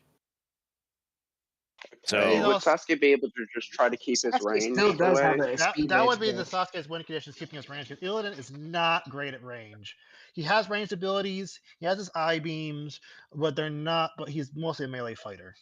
Keeping him at range is good. He can close the distance very quickly, though. And can you destroy his physical body, and then you have to recover his soul or whatever? You mentioned that. So we're able to destroy his physical body. Yep. Would he need to recover for a long time? It would Like, take if him a I little separate bit his body longer into inside two, of. It would take him a little bit longer inside of the Nether in order to regenerate. But yeah, he would come back. Magtheridon, it only took you him seal about. him then, It only took him about like 5 years separate to it in come back. pieces. No, Okay, that's a ridiculously long time. well, Magtheridon was 5 also a years. ridiculously powerful, foot soldier, if you will. He was the one If who we kill corrupted all of him the and just orcs. like,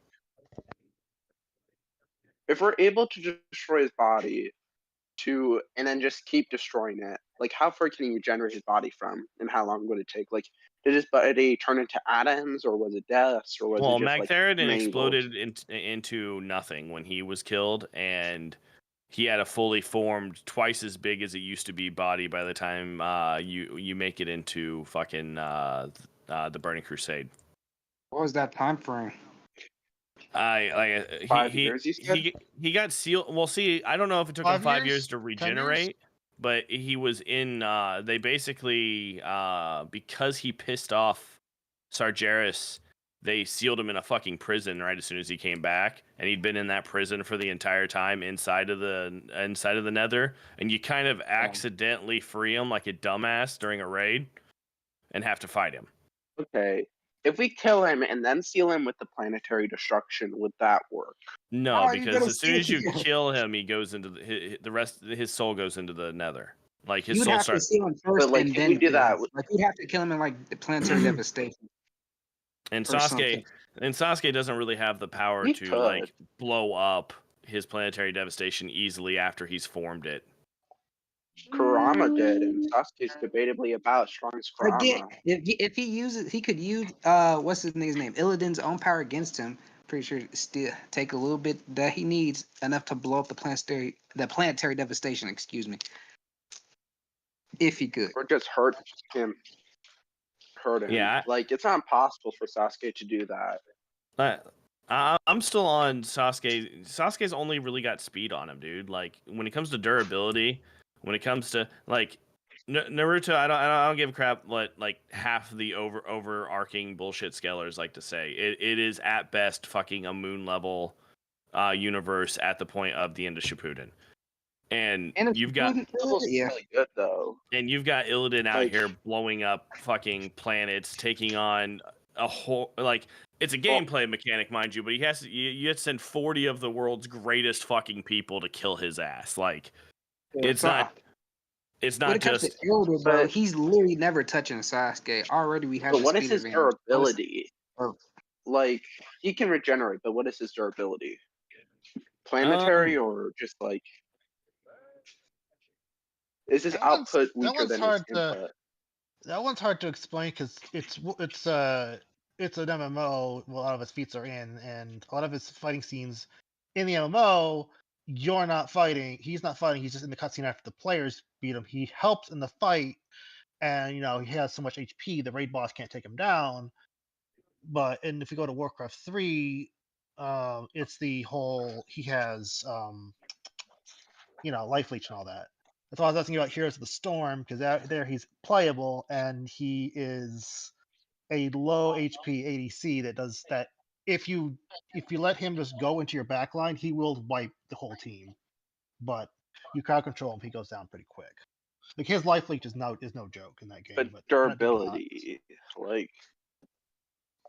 well, he's survived attacks from people that have been able to like one swing a fucking a mountain like it's nothing. He also withstood really small. he also withstood multiple attacks from Arthas, who can destroy a planet by himself without the extra magic. He was powered up at the time in Death Knight form. Yeah, just by the fucking throne being injured, fucking it almost cracked the fucking planet. Remember when the ice block broke?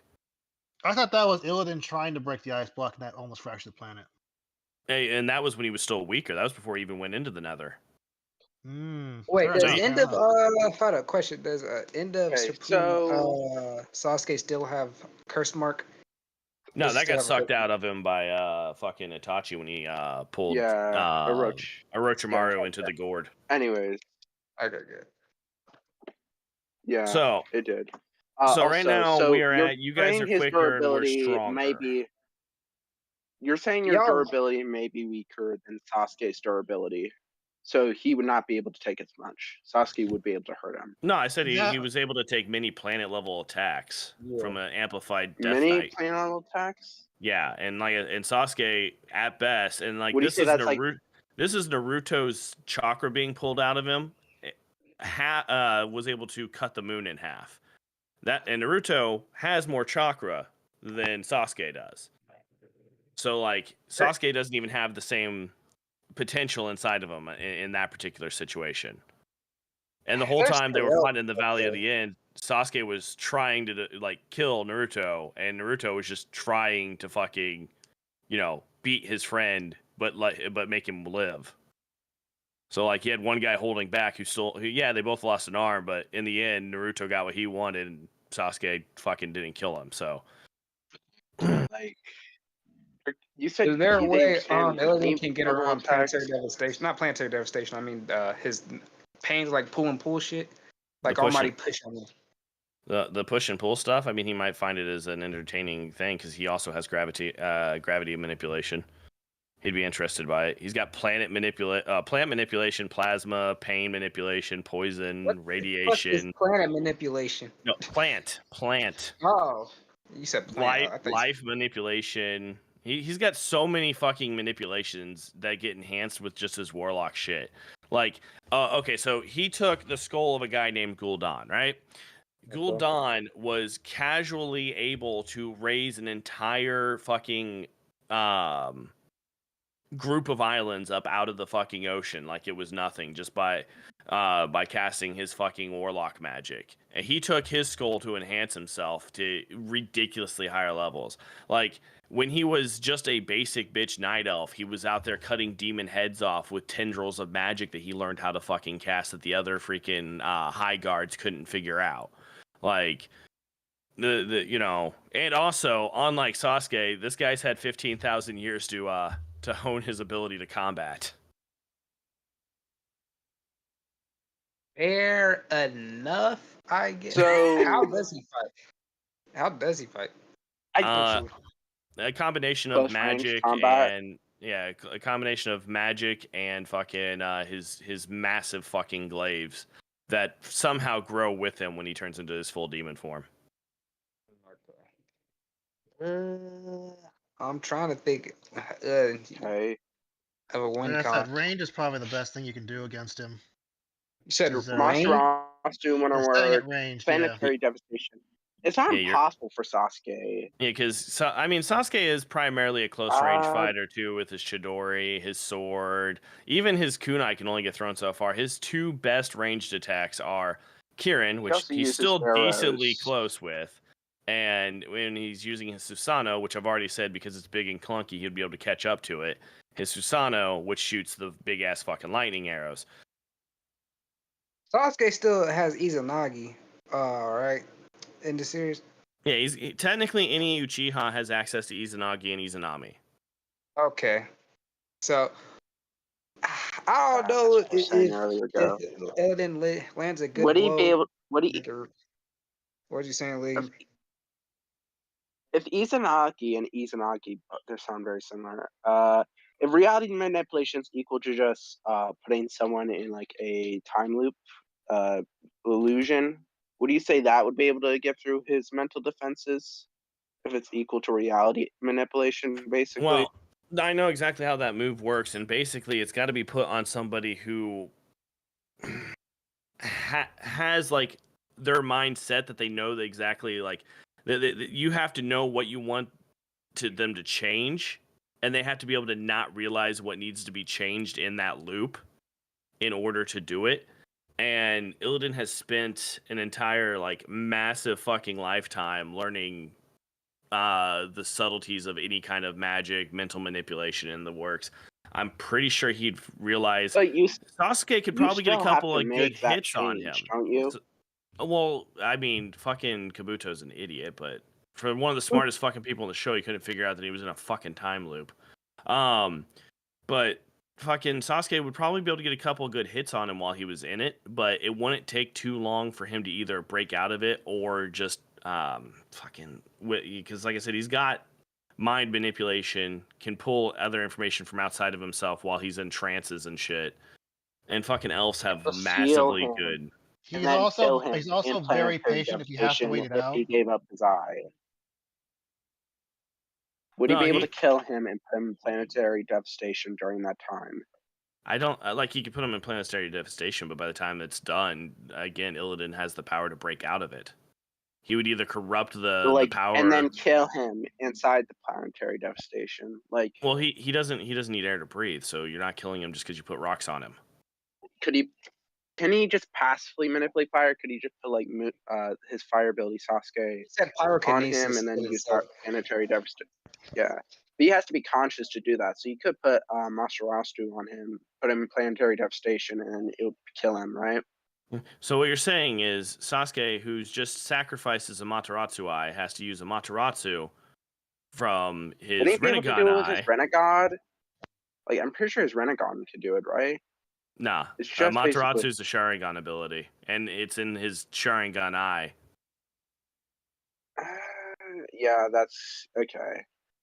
I always thought that he'd use it for his Renegade eye, since like he can change it. like Kakashi, Sasuke is kind of half nerfed with the Rinnegan because unlike his Sharingans, he can't turn the Rinnegan off, which pulls a massive amount of his chakra out from him at all times because he has to leave it on indefinitely.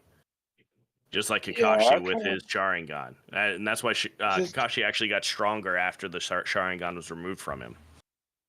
I would say like, there's definitely a way Sasuke maybe. can kill Illidan's body, but I don't think he can kill his spirit. Yeah, like King of Hell, which Sasuke has again never used, is theoretical. He could He's use able it. to kill his. If he's If he able to kill his body, he would be able to seal him, right? He can seal his body, but again, his spirit immediately goes back to the Nether. King of Hell. Probably have if to he use could King use of that, Hell. then I think he will be able to win. He would have to use King of Hell. That's the only way we could. I can see him being able to seal his spirit. And the problem with that is, again, as soon as the body falls, his spirit goes screaming back into the Twisted Nether. And Sasuke's not strong enough to toss his ass in the king's mouth. Plus, Sasuke has never been shown using that particular Rinnegan ability. And If he does have it, which I think he does. You think he would do it way more often to heal injured allies? You think he would have done it to heal himself a few times? Himself, yeah, I'll give you that. But he's not healing Kieran. Fuck that bitch. But no, I mean that bitch wishes he would fuck her. But that's a reach around. I mean, what? This guy. But Or no, T-Man, bro. do you have anything? Well, I was gonna say, yeah, if he does have access to King of Hell, he doesn't even need to necessarily throw Illidan into it. He could literally just spawn, like, say he steps into the King of Hell and switch spots with Illidan to spawn him in there. He can't switch spots with organic matter. He only switches spots with inorganics.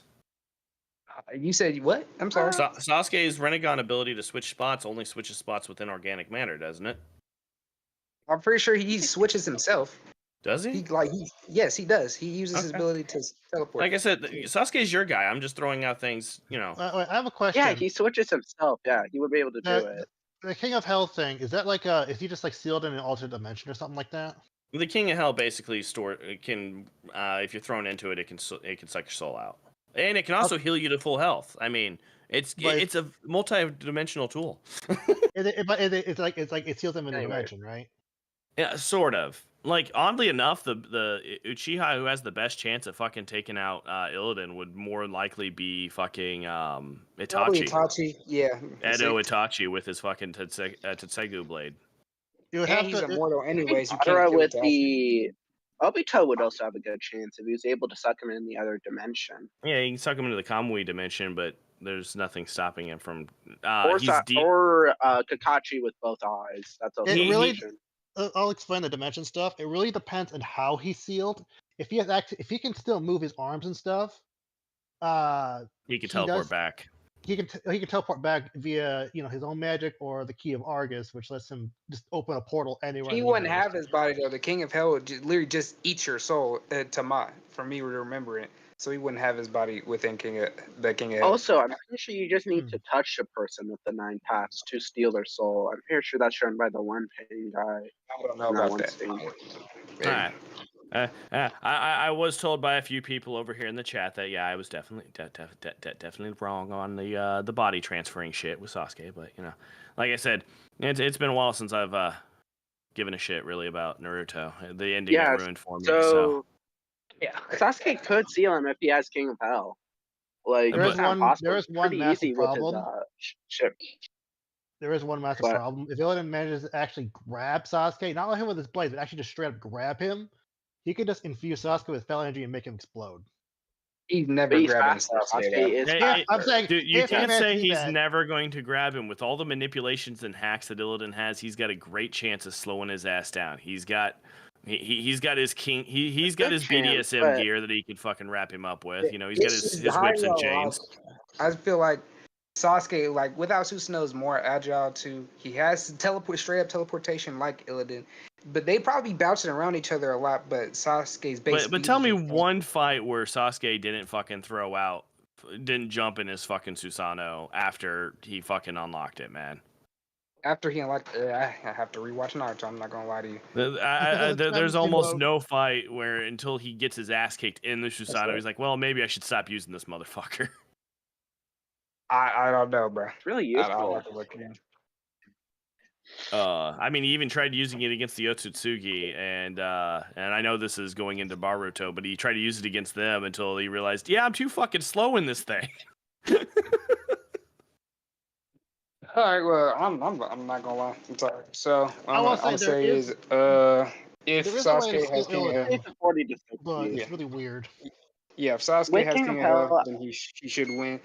If With- not, Perfect. yeah, I don't know. Probably not then. King of Hell, I think it's like still a 50-50 since Sasuke would need some prep time to prepare that. But actually, I'll probably put it 60 to Sasuke sides just because Sasuke has a better chance of actually getting it set up.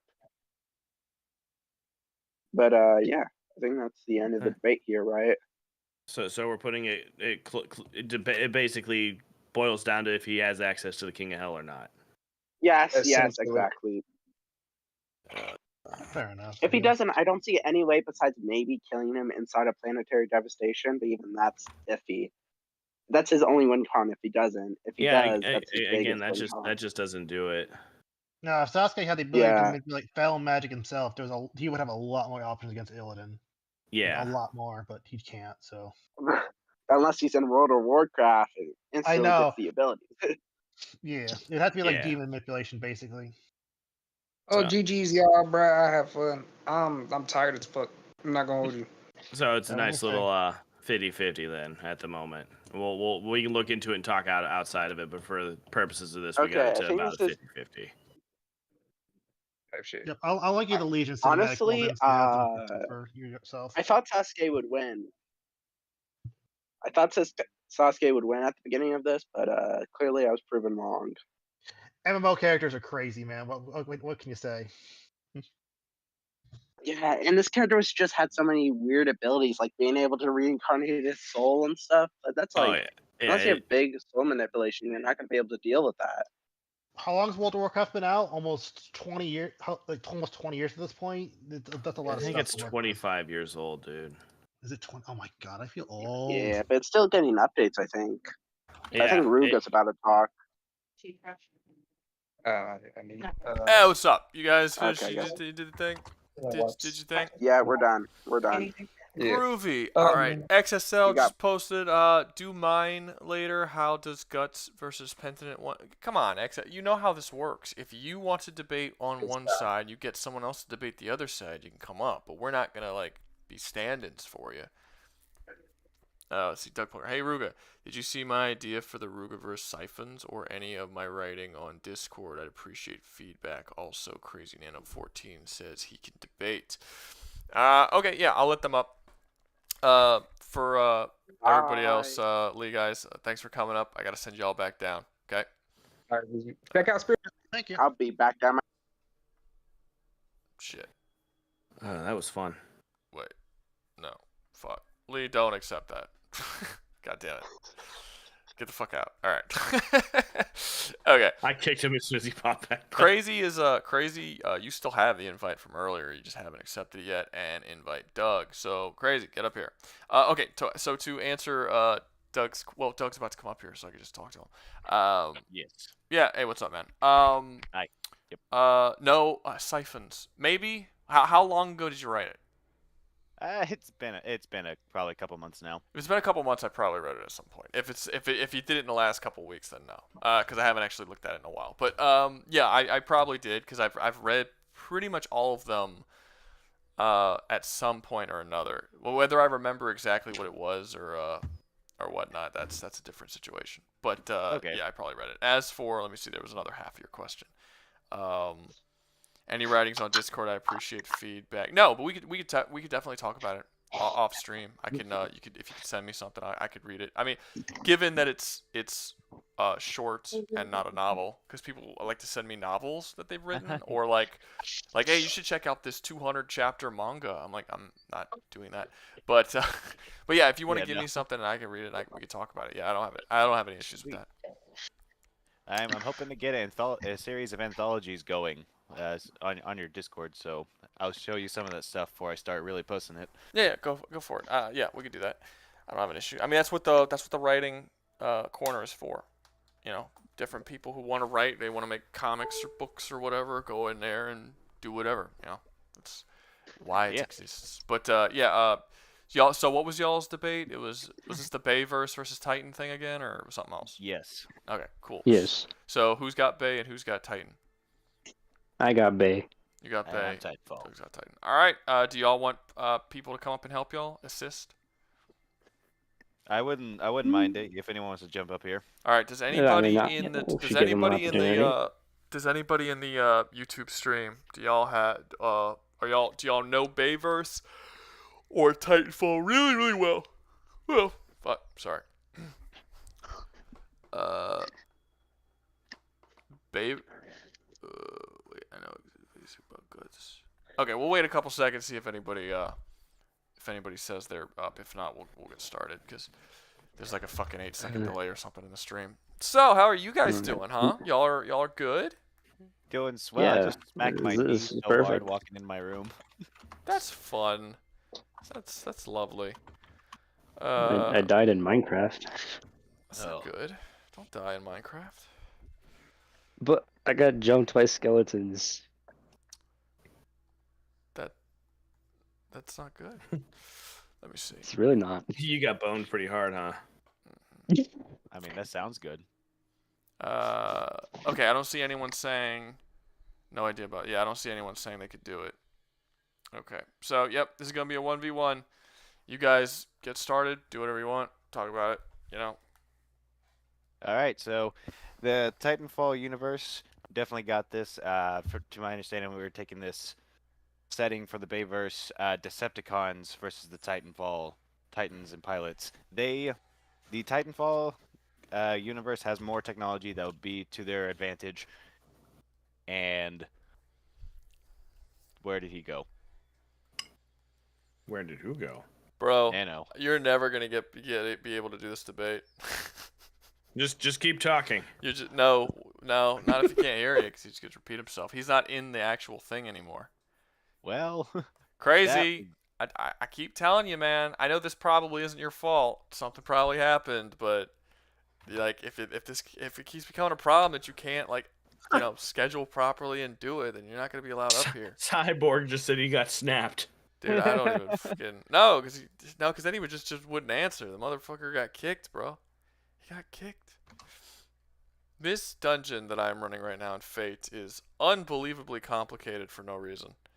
They're not usually this big, and I'm trying to find things. I can't find them. Is Crazy back yet? I'm looking. No. I'm yelling at him and shit. Doug, you might get moved back. I mean, yeah. You need to find another partner, man. He's just not doing it for you. Because it hasn't been your fault once. It's been Crazy's fault every single time that y'all haven't been able to do this. I think he's a kid. I've never heard him speak. I don't give Like, a he's fuck not- if he's a kid. No, he's been in a few streams before He's been in a and debated. He's been in a stream. I don't care. I don't care if he's a kid. You know, it's a good learning mean, that's lesson. When fair. you say you're gonna be somewhere, you're gonna do something. Do it, kid or adult. Yeah, I agree. Hold on. Trying to figure out We got why he somebody might be asking. not here. Which side are you doing, Doug? Titanfall. So we need a Bayverse, guys. If one of you guys want to step up. That's true. Yeah, we'll replace Crazy again for the second time because C-Man But took over. it's for Crazy before. Decepticons on that part. Yeah. Bayverse Decepticons. Or, better yet, if we can't find anybody who can do Bayverse, someone who would be a good matchup for Titanfall.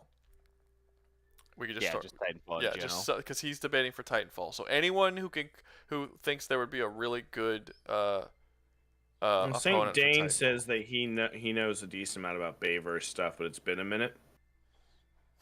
So I don't know if that's good enough. Bayverse Decepticons versus Bayverse Autobots. Let's do it. Debate. Oh, I'm gonna... Lost Souls just like debate yourself. Ready, fight. Fights. Oh. just watch me have an inner monologue. I don't.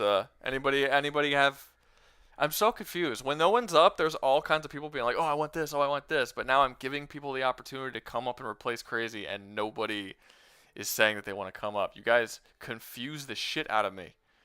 Remember, guys, if you have any suggestions, throw it out into the chat. Call of Don't be Duty throwing it Infinite. into the Discord. Luke is asking how powerful is Titanfall. It's slightly better than modern military, I guess would be an accurate statement. They have some technologies that are ridiculous. Big-ass mechs. They have big ass mechs, yes, but they also have like stuff like phasing in and out of reality, which they don't use to its fullest of what it could be, and weird stuff like that. So it's a couple niche things, and yeah. So Yeah. someone bring in the the Jaegers from fucking Pacific Rim. That should be a good fight. Cyborg, guys. Cyborg says, I don't know nothing about this. You don't need to know anything about the thing that Doug is debating for. He's debating for Titanfall. You don't need to know shit about Titanfall. All you need to do is have your own universe that Russell, might be cool against a like futuristic but still relatively grounded futuristic universe that is Titanfall with like mechs and guns and shit. Just like think of something that would be a cool combination, cool to go up against dudes who ride in mechs and shoot people, and come on up. St. Dane is offering Call of Duty Infinite Warfare. I don't know how strong Call of Duty Infinite Warfare is, but if he's willing to try it and we don't have anyone else, we'll bring him up. Yeah, I mean we also do have Darkon mentioning Evolve versus Titanfall.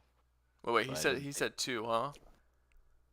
See, I would throw Saint Armored Core, but that'd be too powerful. St. Dane says he can do COD Infinite Warfare or the Bayverse Decepticons.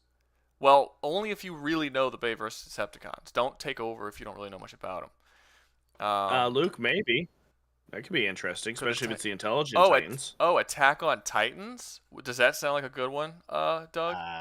I mean, if we're talking about the what are they called, the Titan shifters, then yeah, that's an interesting debate. But if we're just talking the average Joe Titan, that's too one-sided.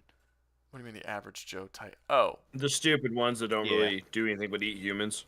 well, I mean, who are you choosing? You're choosing the entire universe, right? So he would have the entire universe too. Yeah. Yeah. So it is what it is. Okay. All right. Yeah. Luke, if you want to do Attack on Titans, we could bring you up for that. Neat. That's I like that combination. Could someone do Raditz versus? Okay, again, if you can do Raditz or JJK, you could come up, but other people aren't going to debate for the stuff you want them to. They're going to choose their own shit to debate. No, I was thinking that people would find the idea of Attack on Titans versus Titanfall a dumb idea. I'm kind of glad it got brought up. Why would you think that would be a dumb idea? Anyway, Because let me see. Oh, right, Luke's Darth Gator. Yeah. Okay. Fight to speak. Yeah. Come on so up. the reason why I figured it might be dumb is because Can you hear me? Titanfall 2. We can hear you. Titanfall 2 is like so futuristic compared to Attack on Titan. Is why I thought people might find it dumb. Who gives a fuck? I don't care if you bring up a fucking fantasy series. Titans against The Witcher. who wins. Like I don't give a fuck. Just All right. something that would be interesting. Yennefer freezing their frosty asses into their fucking mechs. Yeah, I think a fantasy versus sci-fi could be interesting. Like have like a future fit like can the Helldivers take over fucking Middle Earth? Like if they come and try to invade. I don't know. Whatever. You shall not blam. Oh, Blow 'em all to fuck! shit. He nuked me.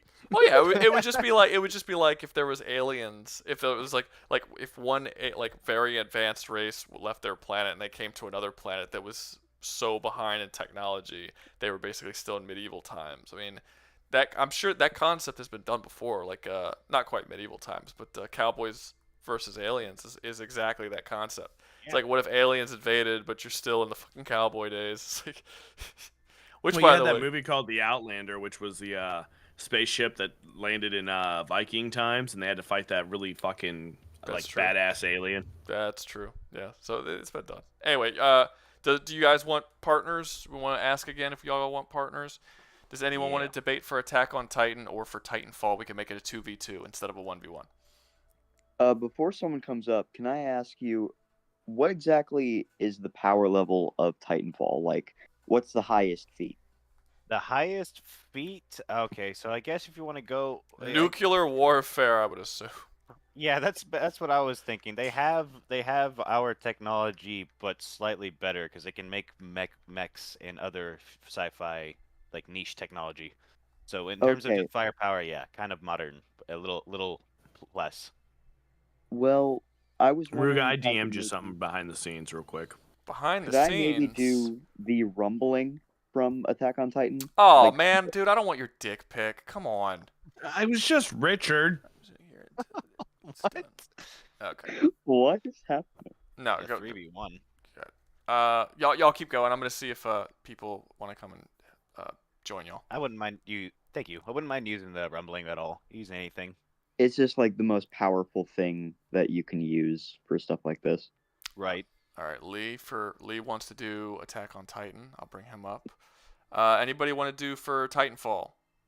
Anybody at all? So we can make it a 2v2 and Doug. We don't have to watch Doug Pumper get double pumped up here. He's got that magnificent mustache, dude. It'll hold him off. It'll catch it all, I guess. Help it stay up. Titanfall Stomp, all flying Titan. Okay, so St. Dane says he can help with Titanfall. Oh, Yeah. Do you know Titanfall, St. Dan, or you're just like you're kind of like okay, like you played it? Like, I just want to make sure you actually know what you're talking about. It's been a little bit since I played, but it's not something you easily forget. Okay, fair enough. Right. All right, wait, hold up. Let me type y'all shit in because this was unexpected. Okay, Titanfall versus who are they going up against? Attack on Titans. Attack I think, yeah. on Titan.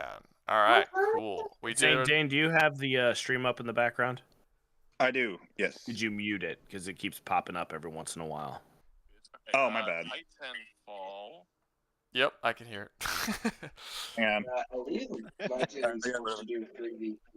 All right, cool. All right, you guys party. Also, depending on how donations and super chats and stuff go, this might be the last debate. I don't know. This is a relatively slow night, so you guys go ahead, guys. Y'all get started whenever y'all want. Okay. Okay. So let me get started. I think the the You highest gotta speak thing, up a little bit, man. the highest thing in the Attack on Titan verse is when the colossal titans transform and they basically set off a nuke. So, how exactly would the durability of the titans in Titanfall compare to a colossal titan transforming?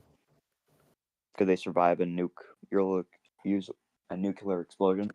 Well, so... Sorry for that. I don't think we can say that they can outright just survive a nuke just standing in it, but I don't think it's out of the question to say that a nuke would not be as effective of a weapon in the Titanfall universe as it would be in the Attack on Titans universe, and they would have plenty of We're doing a survivors. free for all, right? Just universe versus universe. It's universe really. versus universe. But here's Okay. my thing Then that statement with the Colossal Titan transformation basically being a nuke. I feel like that's a little bit of an overstatement because it's not either to way, they're downplay it like because it is small extremely city destructive. level, I would say. But it's just it's a giant burst of steam, smoke, and heat from the rapid expansion of creating the Colossal Titan. That True. that I don't that wouldn't be the same power as like a legitimate nuclear blast. Yeah, not only that was shown destroying buildings that were built more towards like the like a World War era. Those buildings are definitely far weaker than the infrastructure in Titanfall, which are all shown to be like mechanically held up with steel and shit for the But most part. like, could your character survive like a small? I would say like, would it be reasonable to say small city level for the Colossal Titans transformation? Do you agree with that? I would say. I'm just gonna presume. Yeah, okay. well then Would your okay, characters be able to handle that? I feel like an asshole because I went and like was trying to find someone to do Attack on Titan, and because I wasn't thinking because I was like playing the game and not really thinking about it, but I actually know Attack on Titan relatively well. And I could have easily. You could debated join. this. I don't Please want to help. make it a 2v3. I would prefer like I don't want to like. Liam Legacy wants a 3v3. Yeah, Who wants a 3v3? Yeah, someone in the chat wants to join us if you want to. On let what them on side? stage. Attack on Titan. Well, I would also, so that would be a 4v2. That wouldn't be a 3v3. I think that would be funny. That would be. But Doug can only take so much pumping, guys. I don't know. Doug, are you fine with it? I mean, I'm down for any challenge. Come Even on. his mustache has Soak me. limits to the amount of he's cum down it can for it. hold. It's already got plenty of mine, so we gotta keep that I in didn't mind. even make it a euphemism anymore. It was just straight up. I mean, if she wants, oh Jesus, it says that does say my nipples. Okay, whatever. My nipples are tingling with anticipation. Multiple nukes going off in everyone's face, over and over, and the walls are colossal Titan bodies, rock hard. Okay, so I was about to say, I do remember that the walls of the city are made of Colossal Titans on the inside. Yeah, this just got demonetized, this whole stream. So good night, everybody. I'll You just did that. You read that. Jizz on the mustache, but me saying NPS, there's no nipples on there. It says NPS. Yeah, well, I'm not gonna like read nips. No, I tried nips and it wouldn't work. It kept saying it wouldn't let me send it, so I had to change it to NPS. You said the N word in multiple streams. I don't think you're gonna be destroyed. I mean, by we this. did have Steammate in here, literally like speed blitzing that word in the last debate. So whatever. Yeah, that's true. They don't. I haven't gotten blocked for having that spoken in any of my streams or thing. Yeah, no, that hasn't. They haven't blocked me for You're that. lucky. Hey, now his womb broom can take 4v2. His womb broom. Okay. I mean, I'd say that's positive compared to what we've argument. been calling it. So, it's better than cum catcher, I suppose. Who wants a mustache ride? So wait, who is that who wants to join? I'm gonna use that. I think of like Allegia Legends. Allegia You Legends. should see them in chat. They were. Yeah, I don't know their Discord. You keep name. saying They would have she. to Is say it that. a woman or is it you're just calling it she? I would just. I'll You got a presume. Liam Legacy. Is that- You've got. Okay. They might want to join.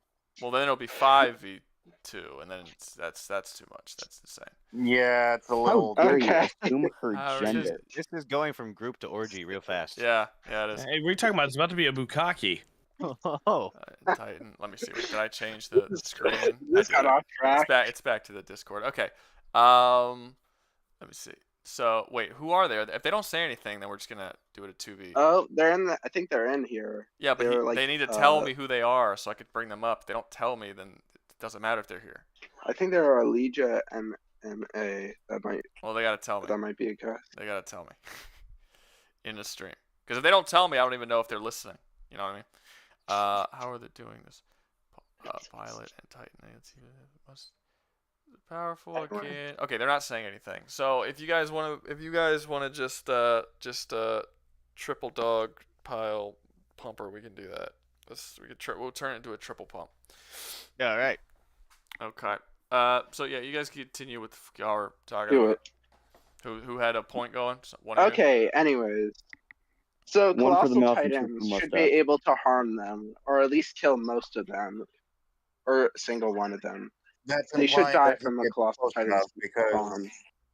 Well, I was about to say, so They that's will implying probably that be any of the fighting Titans are up close close. enough.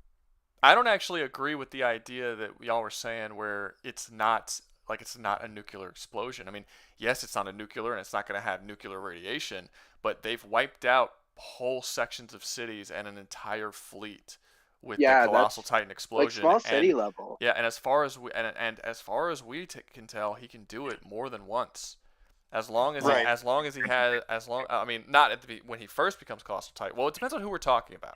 Like, who is the colossal Titan? Because We're just using the whole universe. So yeah, if you but want to two just call different it one people, nuke. two different people become the colossal Titan over the course of the story. I'm pretty sure we're Yeah, using that's the a pretty rumbling big where Three? Aaron is the Technically, founding if we titan, include aren't we? Aaron. Huh? So Archmage is Yeah, saying Aaron? that 3 is the Aaron limit doesn't on how many have the times Colossal they can Titan. go. Well, he can transform into the Colossal Titan, and he can make normal Titans Colossal Titans. Oh, are and we he can talking? turn- Are we talking about end of the series after the rumbling and everything? Well, Yeah, we at can. the time of the I'm rumbling. pretty sure Oh we're shit! using They the rumbling. win. Titanfall can't do shit. Yeah, Archmage is You could- letting you know that the Titans, the colossal ones, can do it 3 times. Is the limit? Is what he's saying. Well, there isn't a limit. Okay. There's not a limit. It's based on how much energy they Fine. are. Like at the beginning of the series, Aaron could only turn into the Titan one time, but then by the end of the series, he's capable of turning into it multiple times. I don't think they ever say what the limit is in the series, but we know that there's a certain point where he's mastered it. And honestly, it doesn't matter because Aaron is capable of summoning any Titan from the past and just recreating them and summoning them now. He could summon multiple colossal Titans. Oh, do they have the nuke effect? I'm pretty I don't sure see why only they're never shown to have the nuke effect honestly, but the fact that he can summon a nearly infinite army, not infinite, but it's Yeah, over the course it's of entire crazy. time of as many of these Titans as he wants. The rumbling all the way was back specifically. The rumbling was specifically Colossal Titans basically marching in a line, walking across the entire Yeah. planet. No, and but they were flattening it all out, right? saying it was the whole Well- universe, but at the time of the rumbling. So if it's the whole universe, that would include Aaron with the founding Titan, and Aaron with the founding Titan can summon Titans from every Titan that's ever existed and who's ever died in the past. Does he also have like fate manipulation? Aaron? He doesn't have fate manipulation, but he does. He have can influence the past by transferring memories to past users. Yeah, and Right. He can make things that Well, no, that's not true. He is capable of doing that, but only after his brother, whose name I'm forgetting, brings him into that alternate universe. Like, I no, believe that that actually. would be rambling. I believe Wouldn't you're it? wrong. After that, Ymir no, gave him the that's powers. when he does it. Right. There's a whole his brother, again, I'm forgetting the exact name of these, like I don't remember the name of the place that he takes him to, and I don't remember the name of his brother, but his brother brings him into that other universe. The past. Maybe. No, it's not the past. They bring him. It's like visions. He starts showing him visions of the past, and then while I he's know what going you're through talking there, about. they're in there for a Yeah. long time. They're in there for years, and while he's without the guy who's showing him, without him noticing, he ends up basically influencing all of the different events as he shows him his entire past, and he starts influencing the people in those, not knowing that Aaron had the ability to influence people within those visions, but he needed his brother to bring him to those points so that he can influence those past events. Okay. I am He could still not share about his own that, past memories, but wouldn't he? I am talking about how Aaron sent back his memories through the Attack Titan to what I forget his name, Aaron Kruger, I think, who gave his dad. Who mentioned the Titan power. Armin and Mikasa. Yes, but That's that the proof happened. for that. That happened when his brother started traveling through time with him. That's when he did all of that. In that moment, the Attack Titan doesn't has Aaron the also have abilities. future memories. The Attack Titan has the ability to look into the future, but he wasn't able to influence the past until his brother brought him into that other world. He needed his brother to bring him there for him to do that, to start influencing. I think I believe the ability specifically is the ability to send memories to the No, past. they state correct? directly his ability is that he could see the future. His ability is not to send. Yeah. He needed his brother to They take him to simplified the. it. No, his brother takes him to the past. That's literally what he said. Like his brother even says that he planned this the whole time. Like Aaron needed his brother. Again, if someone can remember this dude's name, so I don't keep saying his brother. Zeke. Aaron, You mean the blonde Zeke, dude yeah. with the beard. Zeke.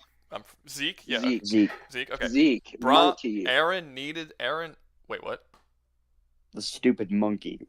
Okay. Yeah. Aaron needed Zeke to bring him and show him the visions of the past so that he can influence all of the people at that time. He needed him to do that. That was all a part of his plan.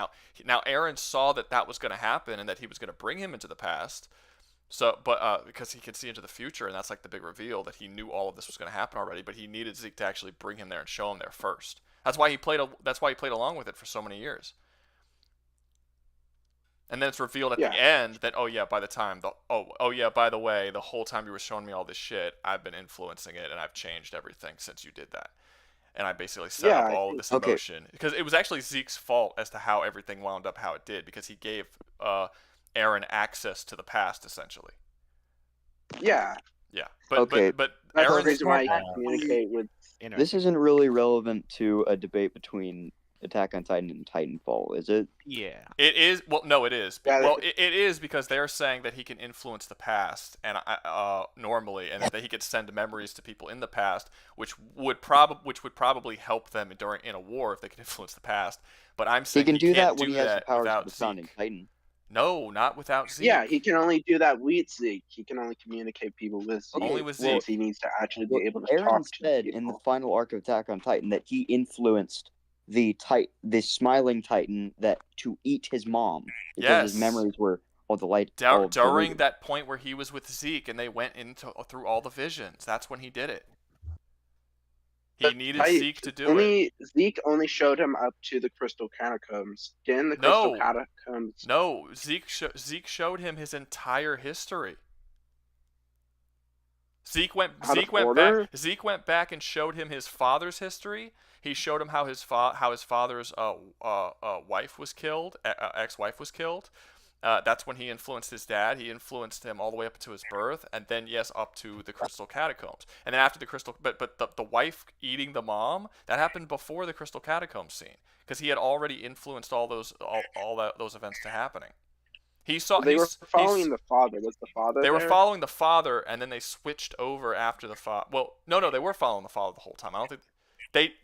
No, that's not true. They kind of did both. They kind of no. Well, there were times when they were both together. So yeah, fair enough. You could say that they were following the father the whole time.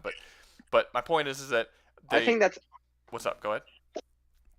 I think that was after he got Ymir's power, and that basically just allowed him to unlock everything. Now he could just do that himself. You could possibly argue that once he met with the fucking weird centipede bitch. Ymir. Yeah, Ymir. Once he met with Ymir, he then unlocked all the powers of all the Titans. Like once Zeke was dealt with, basically, and since he could summon all the Titans from the past and stuff, maybe at that point he was able to influence the past. The problem is he never actually does it through the course of the story. He only does it in that one vision with Zeke, and then after that he has no need to influence the past because everything's already set up by that point. So maybe you can argue that he does have that power by the end, since he basically gets the power of all the Titans combined, but he doesn't actually do it at any point, so you can't confirm if that's the case. You could say he did it with the Smiling Titan, though. He didn't, because that was during the Zeke vision. But we were following the dad, weren't we? Yes, but the Smiling Titan was the dad's ex-wife. So they switch POVs without showing sort us? of, yes. It could be I just believe part of that was also... Since Aaron was there in the first place, I think it would have been through his memories, just of him actually seeing the Titan in the first place. The only power that they confirm that the Attack Titan has is that the Attack Titan has two powers, technically, like two main, other than the obvious, he turns into a giant dude and can kill people. The two powers he has, he can see into the future, and the Attack Titan is always rebellious. He's the only Titan that can willingly rebel against the Founding Titan. So those are the two things that allowed him to basically do everything that he was doing. But then at the end of it, when he talked to Amir, he basically gets the power of all the Titans. Kind of. Not really. It's actually not confirmed that he gets all their powers, but he can summon them all. Like, we don't actually know if he become the acquires... Colossal Titan. No, he Well, he summons a Colossal Titan, but he doesn't become one. He actually... does. By the... He doesn't become one. doesn't He becomes the Founding Titan. No, The he Founding fights Titan, Armin yeah, but, like- and becomes a Colossal Titan. No, he doesn't. He becomes a Founding Titan. He doesn't become a Colossal Titan. Yeah, look it up. Colossal Titan Aaron versus Colossal Titan Armin. I'm pretty sure they did. That happened. Unless you're saying... When did a Founder Colossal Titan's Titan Colossal- Aaron fight a Colossal Titan? It was in the final arc. He becomes the After Founding he Titan. They killed him? Okay, after he becomes the Founding But didn't Titan, he uses the power of the Founding Titan to become a Colossal Titan. No, he summons a Colossal Titan using that crystal shit, and then that fights against them. But he doesn't become the Colossal Titan. Isn't he inside of it? Like, No, he's the Founding Titan. They fight on his back. Like, the whole It looks final like fight is on his back. Oh, yeah. But then he gets his head chopped off in the movie. Or in the What movie are you show, talking about? the This is final show. part, But part yes, six, the something. entire final battle happens on the back of Aaron as he's walking And then they with blow the, him with out. the rumbling. With the rumbling. Once they cut the head off, it's over. They like the centipede thing comes out and they have to fuck with the centipede and shit. But like once they actually get inside of Aaron's mouth, they kill him. Spoiler for Attack on Titan if no one's seen it. Damn it! I'm never gonna watch it now. But yeah, once they get to the point where they cut his head off and they can enter his mouth, they actually don't cut his head off. They blow a hole in his mouth so that Misaka can get inside, and then when she gets in there, she beheads him. But no, he is the Founding Titan. They fight on his back the whole time because of how big he is. But and then he is capable of summoning other Titans that have lived in the past, and he summons a Colossal Titan to fight against them. But that's not Aaron as a Colossal Titan. Those are Titans from the past. Well, I'm pretty sure they Armin go talks into the to Colossal him Titan's as if mouth. he is Aaron. Wait, what's up? Like, in the final fight, doesn't he literally, like, punch him and he's inside the Colossal Titan's mouth? Unless he put himself there? He's inside the mouth of the Founding Titan because he is the Founding Titan. Misaka gets inside the Founding Titan's mouth and beheads Eren at the end of the series. But he's not inside the Colossal part Titan. Of the Colossal Titan. No, that's the Founding the Titan. I'm not sure if I'm remembering this wrong. You are. That's the Founding Titan. He's inside. He is not the Colossal Titan. Okay. They fight on his back, and he creates a bunch of crystal constructs of copies of past Titans that all of the heroes have to fight against. And They were all right. They were all white though. The copies he made. In the final battle, they were made. Titan became. Yeah, because they were made of crystal. But Eren is inside the head of the Founding Titan. That's the only Titan he turns into. That and the Attack Titan. He doesn't turn into a Colossal Titan. He gets summoned. I'm telling you, he gets summoned Titan. Centipede thing? I'm pretty sure that. Okay, you're saying the Founder Titan was. Okay, I think we're having a thing. I don't know. So what the Founding Titan is basically just the Colossal Titan, right? No. Since it literally shows an explosion. He is not the Colossal Titan. He never was. Okay. He never turns into one. He is the Founding I think Titan. I'm getting the confusion. Any time that any Titan shifter transforms into their Titan form, there is a massive burst of steam and energy due to them forming the Titan body around themselves. That's what you're thinking of. I don't know what he's thinking of. Yeah. But Eren is the Founding Titan. I'm pretty sure what happened was the Founding Titan, Eren, got his head cut off. Then he used the power of the Founding Titan to transform himself into a Colossal Titan. No! When did this happen? He is still in the mouth of the Founding Titan when he is killed by Mikasa. She flies through his mouth and cuts him out. He is like sitting in the back of the tongue of the Founding Titan. He never turns into a Colossal Titan. I don't know where you guys are getting this. Mikasa kills him in the mouth of the Founding Titan. We maybe were just misunderstanding it. He's red, right? Yes. By the fight. He's like made out of he's like a giant skeleton, basically. Like his body is like a spine and a rib cage, and they're fighting like inside his body on the back of his bony ass back and shit. Let's get. I think we went off course quite a bit. We could go back to the Titanfall. Okay, how about let's get back to the debate. Yeah, we've been debating if the So much founding damage. titan looks like the colossal titan or the colossal titan looks like the founding titan. Okay. It's stupid. So Okay, so It doesn't really matter. It goes the let's same let's effect. go back on the Titanfall stuff. I don't think Titanfall could possibly win this. You have Yeah. over I think they actually say there's 10 million colossal titans is what the rumbling is. So Yeah, they'd and have they're to like kill. the size of That's California neat. by So I've been I'm pretty calculation. sure are that's we- hyperbole, how. wasn't it? So up? I've been curious how to most of what you guys been talking about changes the fact that Attack on Titan not only has way higher much better firepower than what was shown being capable of damaging every Titan that the cannons they use in Attack on Titan, Mhm. and Titanfall also has plenty of ships for air, like both in That's the what I normal was about sky to say. Yeah, and in space. Titanfall is literally a galaxy-spanning, interplanetary. Interplanetary. Yeah, I don't know about galaxy spanning, but Yeah, but interplanetary. Yeah. Yeah, They can. but what? interplanetary, them being an it really doesn't matter how interplanetary they are if each of their individual soldiers is a regular dude, and each of the individual soldiers in a 10 million man army are like state sized. You know, it's they're I don't doubt that they outnumber them, but a 10 million colossal titans is better than, you know, a And plus billion the heat regular of the colossal dudes. titans, Well, can they even Steam- resist the heat I or don't the steam see or whatever? how we know those colossal titans can survive being bombed by jets and other aerial crafts. Well, a there's lot of bombers them and them stuff, and then you're can't. also forgetting like North Star, one of the Yeah, smaller, thinner frames, uses a railgun. A lot of them and can't. flies. A lot of them can't, but you're talking but- about an army that's so big that it was able to kill all life on Earth in a couple hours. And even if they kill any of the Titans, Aaron can just spawn more out of his That's crystal true. thing. Technically, he could just make more if he wants to, if he really I wanted to. guess. But he can also But he- turn people into Titans. That's something he's also capable of doing.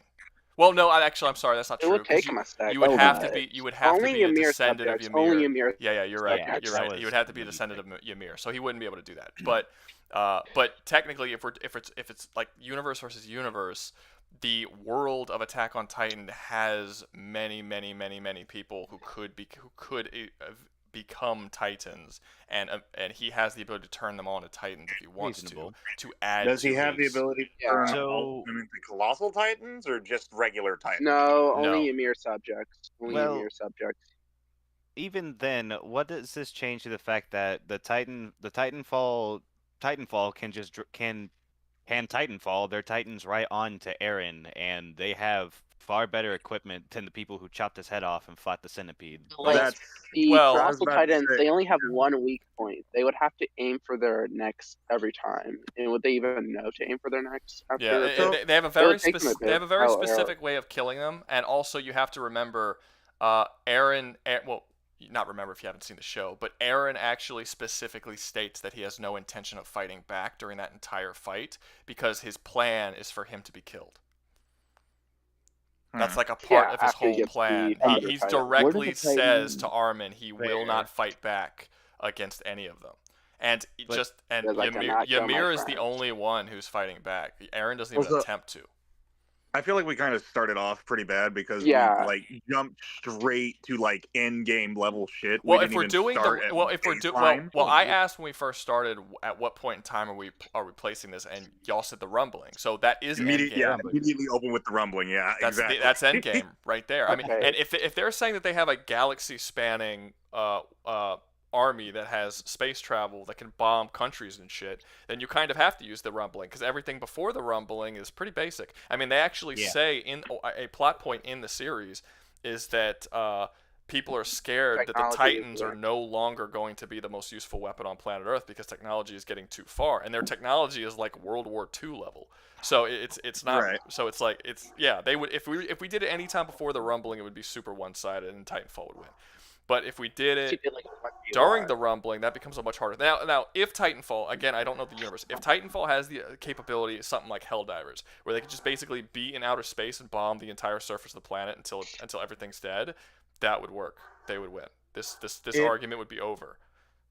It's possible. It's not done often, or at least often enough to where it would be a viable resource. The main reason that they use Titans and pilots and such in the game is because there are special objectives or like They don't want to data that annihilate needs the to be terrain they're recovered and fighting stuff. over. Like, yeah, they don't want to bomb an area if they could hold it instead as like part of their army. Mm-hmm. It's mostly about the resources and stuff they're collecting that they They're don't able to destroy. bomb But it, yeah, then they Yeah, win. exactly. and it's also the But picture of the story is mercenary work. But either way, Yeah. I think I interrupted Darth. Go ahead, Darth. What is to stop the Titans from Titanfall to just get speared by a giant crystal bone thing and just get obliterated instantly? Well, you got 3 out of 4, maybe 4, more at least about half of the 7 available options of Titans that can be mass produced. But 3 or 4 of them have shields, which could easily defend themselves from that. And Right, vortex 2 shields. Oh yeah, and Ronin, who might be one of the is the one that I don't know if he has a shield or not because it's weird. He definitely can evade that, and so can North Star. Because they're both. Are we 100% sure that they would be Ronan- able to break through the crystal shielding? Yeah, I mean, yes. Wasn't it physically broken apart by Aaron? No. No, it was in broken the actual by the Jaw Titan. that Jaw Titan no, is he the had to only use the thing Jaw. on Earth that in the Attack on Titan universe that is capable of breaking it. They actually say like they have World War II weapons, they have armor-piercing rounds, they have bombings and stuff like that. None of that can get through it. They actually Even, believe before the Jaw Titan tries, they actually believe it's indestructible.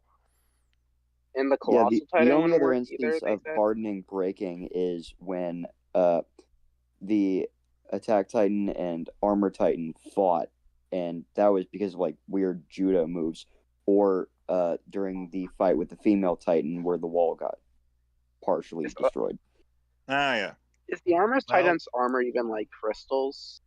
I'd They consider that can different make material, No. crystal armor. They can. The female Titan Okay. does it. Aaron does it. They can. I mean, do it. like the Armor It's a Titan's much armor. I don't think the lesser Armored version Titan of ever hardening. does. The Armored Titan, The Armor Titan arguably, doesn't. later on in the But series, they say is probably one of the weaker they ones. say directly the Armor Titan is one of the least skilled with his Titan. Like female Titan is way better.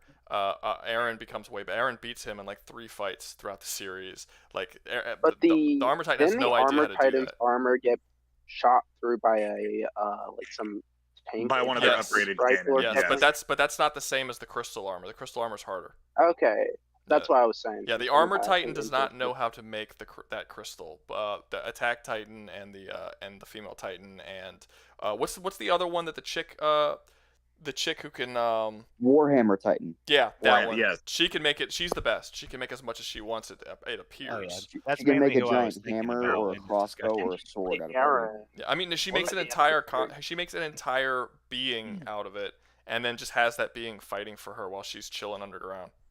Oh yeah, I forgot. Yeah. I remember Yeah. that, yes. She has But- that little Well, the umbilical. I thing don't thing. think about- that's made out yeah, of crystal though, right? So the It's Like, that crystal, got beaten but by it's Aaron. a crystal. No, it didn't get beat by Aaron.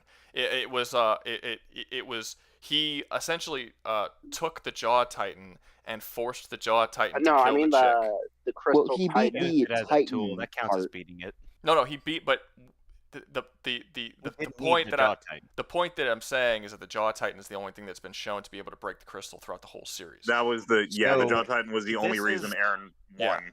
Aaron So this is got what the I Jaw have Titan to break it.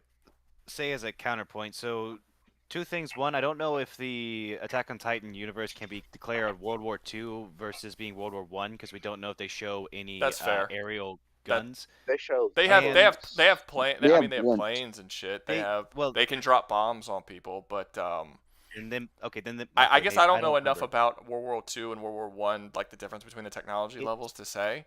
But yeah, so It- I'm not sure. Yeah, the biggest factor to determine is if they have machine guns on the planes, because that was not they couldn't figure out how to do Yeah. that during World War Yeah, One. they do.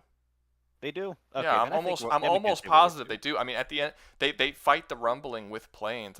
I'm almost positive the planes are shown having automatic weapons on them. Well, that and so weren't World War I planes mostly made out of like wood and paper? Yeah, that's true. But These were planes. These were like planes. Yeah. They were paper planes. well, either World War II had Definitely. actual metal planes. yeah. Well, the second point that I have was that I don't know if World War II ever had this. You could for the lady in the crystal who has the crystal Titan. We can argue about getting her, but but Titanfall 2 could probably create a hydraulic press to mimic the same force as The Jaw Jaw Titan. Titan, because Uh, it is compressive No. force that So ultimately Green destroyed it. Gnome, Green Gnome is saying that those weren't planes that I was talking about. Those were blimps that they had fighting against the Titans, and the only planes that we see don't have guns on them. So you might be right about it being World War One. That'd just be World War One. Okay. Yeah. Well, I don't know if World War II even had a hydraulic press. So I still just think they could hydraulic press apart those crystals, which would How not be about very that combat work? efficient. How that will work is just I don't I've just seen I'm just basing that off how hydraulic presses can get like in modern day extremely powerful to crush most things. Yeah, but And I mean the Jaw. I don't know if you can compare a hydraulic press to a Jaw Titan. The It's Jaw literally Titan might it's have literally a some kaiju. Like which It wouldn't Titan be would be able to do that? Honestly, Hate to I'm break up pretty this sure. conversation, but I keep imagining the scenario of like Aaron sacrificing like 10 Eldians, transforming them into colossal titans, and just basically setting off 10 nukes in he front of. could. I mean, by the end of the series, he technically could do that if he wanted to. He never does, because again, it's hard to see exactly what Aaron is capable of because Aaron doesn't want to win. He plans all of this out for the sole purpose of losing. He also So doesn't want to sacrifice too many Eldians he because also his cares. entire He plan also is cares taken. about the Eldians. If we take character into consideration, it's unlikely that he would decide to turn all the Eldians into Titans.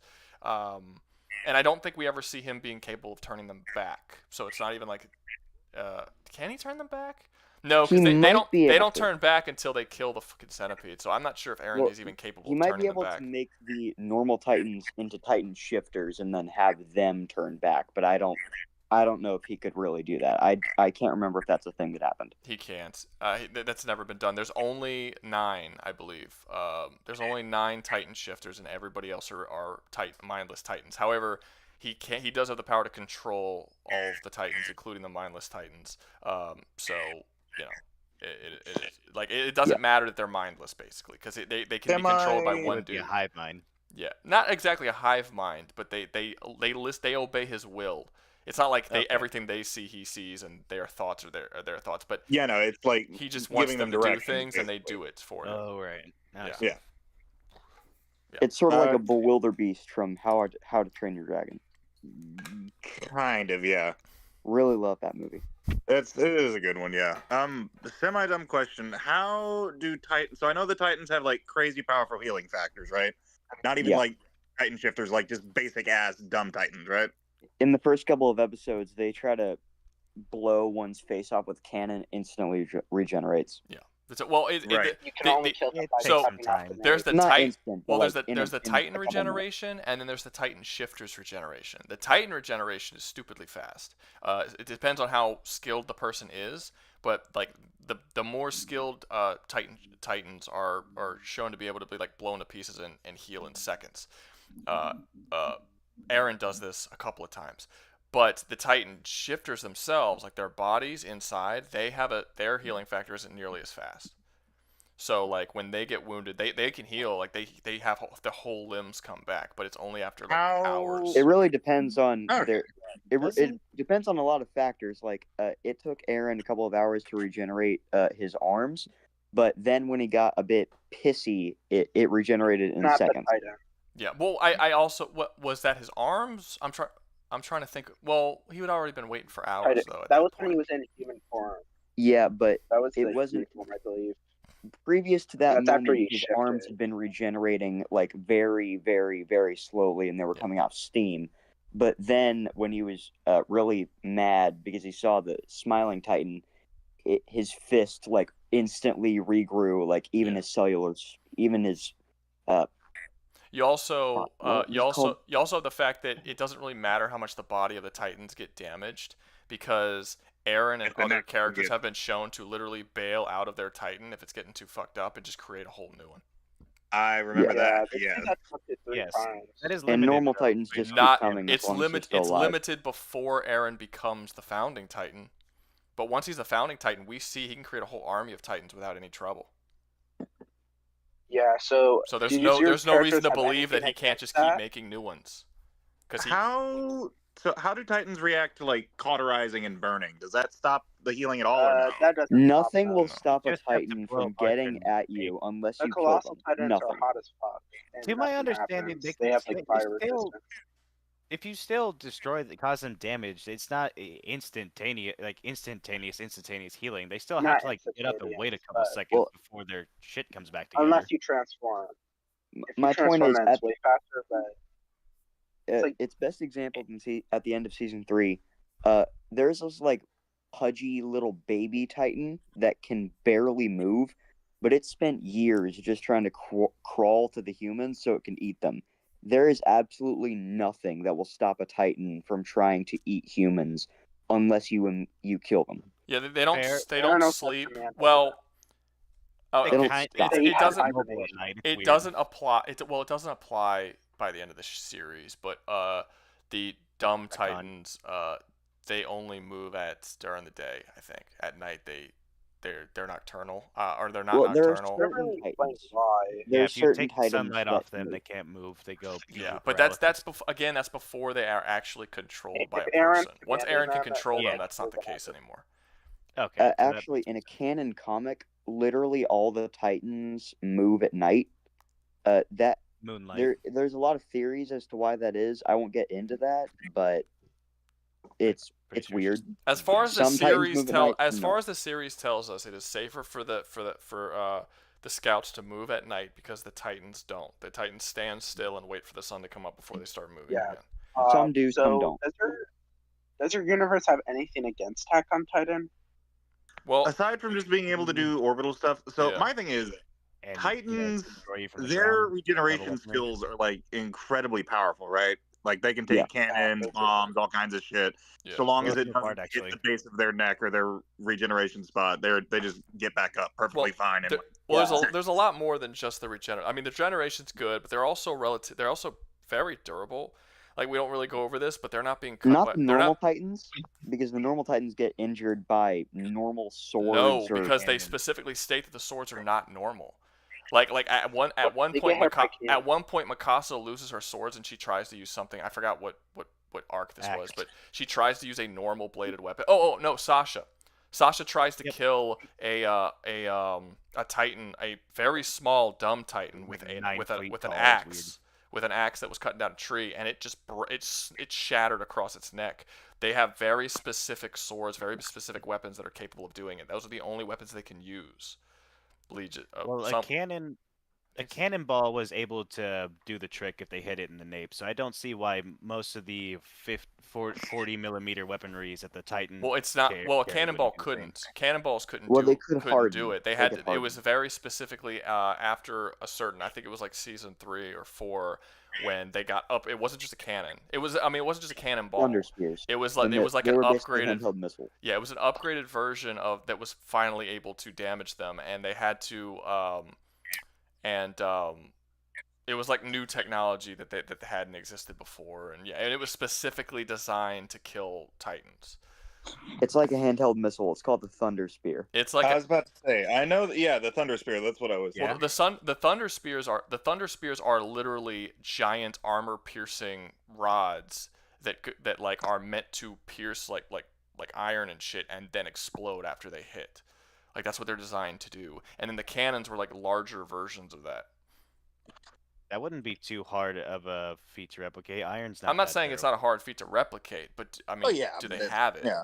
You know. Yeah, easily. They easily have it, especially. Tone, North Star. But yeah, but if you actually like look at the descriptions for the Titan's weaponry, pretty sure the lowest caliber is fucking Legion's minigun, which is 35.5 millimeter, and it goes all the way up to like 50 cal round. Well, I don't even know. But that's It not goes- gonna it that's goes- not gonna do That's a anything. named bullet. That's not Oh, gonna then there's- Legion. that's not gonna do Yeah. it.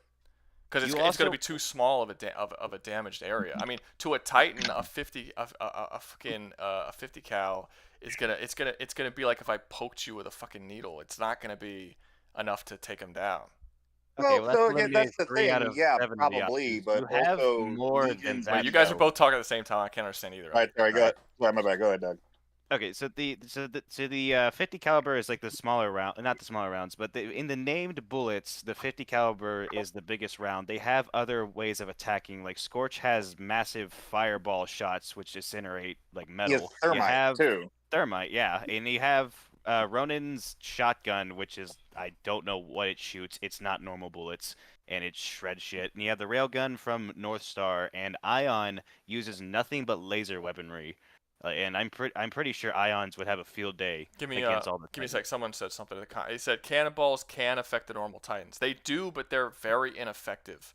They're inefficient. It takes forever for cannons to take out the Titans. Like they show this in, I think it was season 2. I think there's a part where they trick all the Titans to go up against the walls. They just start like mowing them down with cannons, but like they start to run out of ammunition, and there aren't even that many Titans. Like it's very inefficient.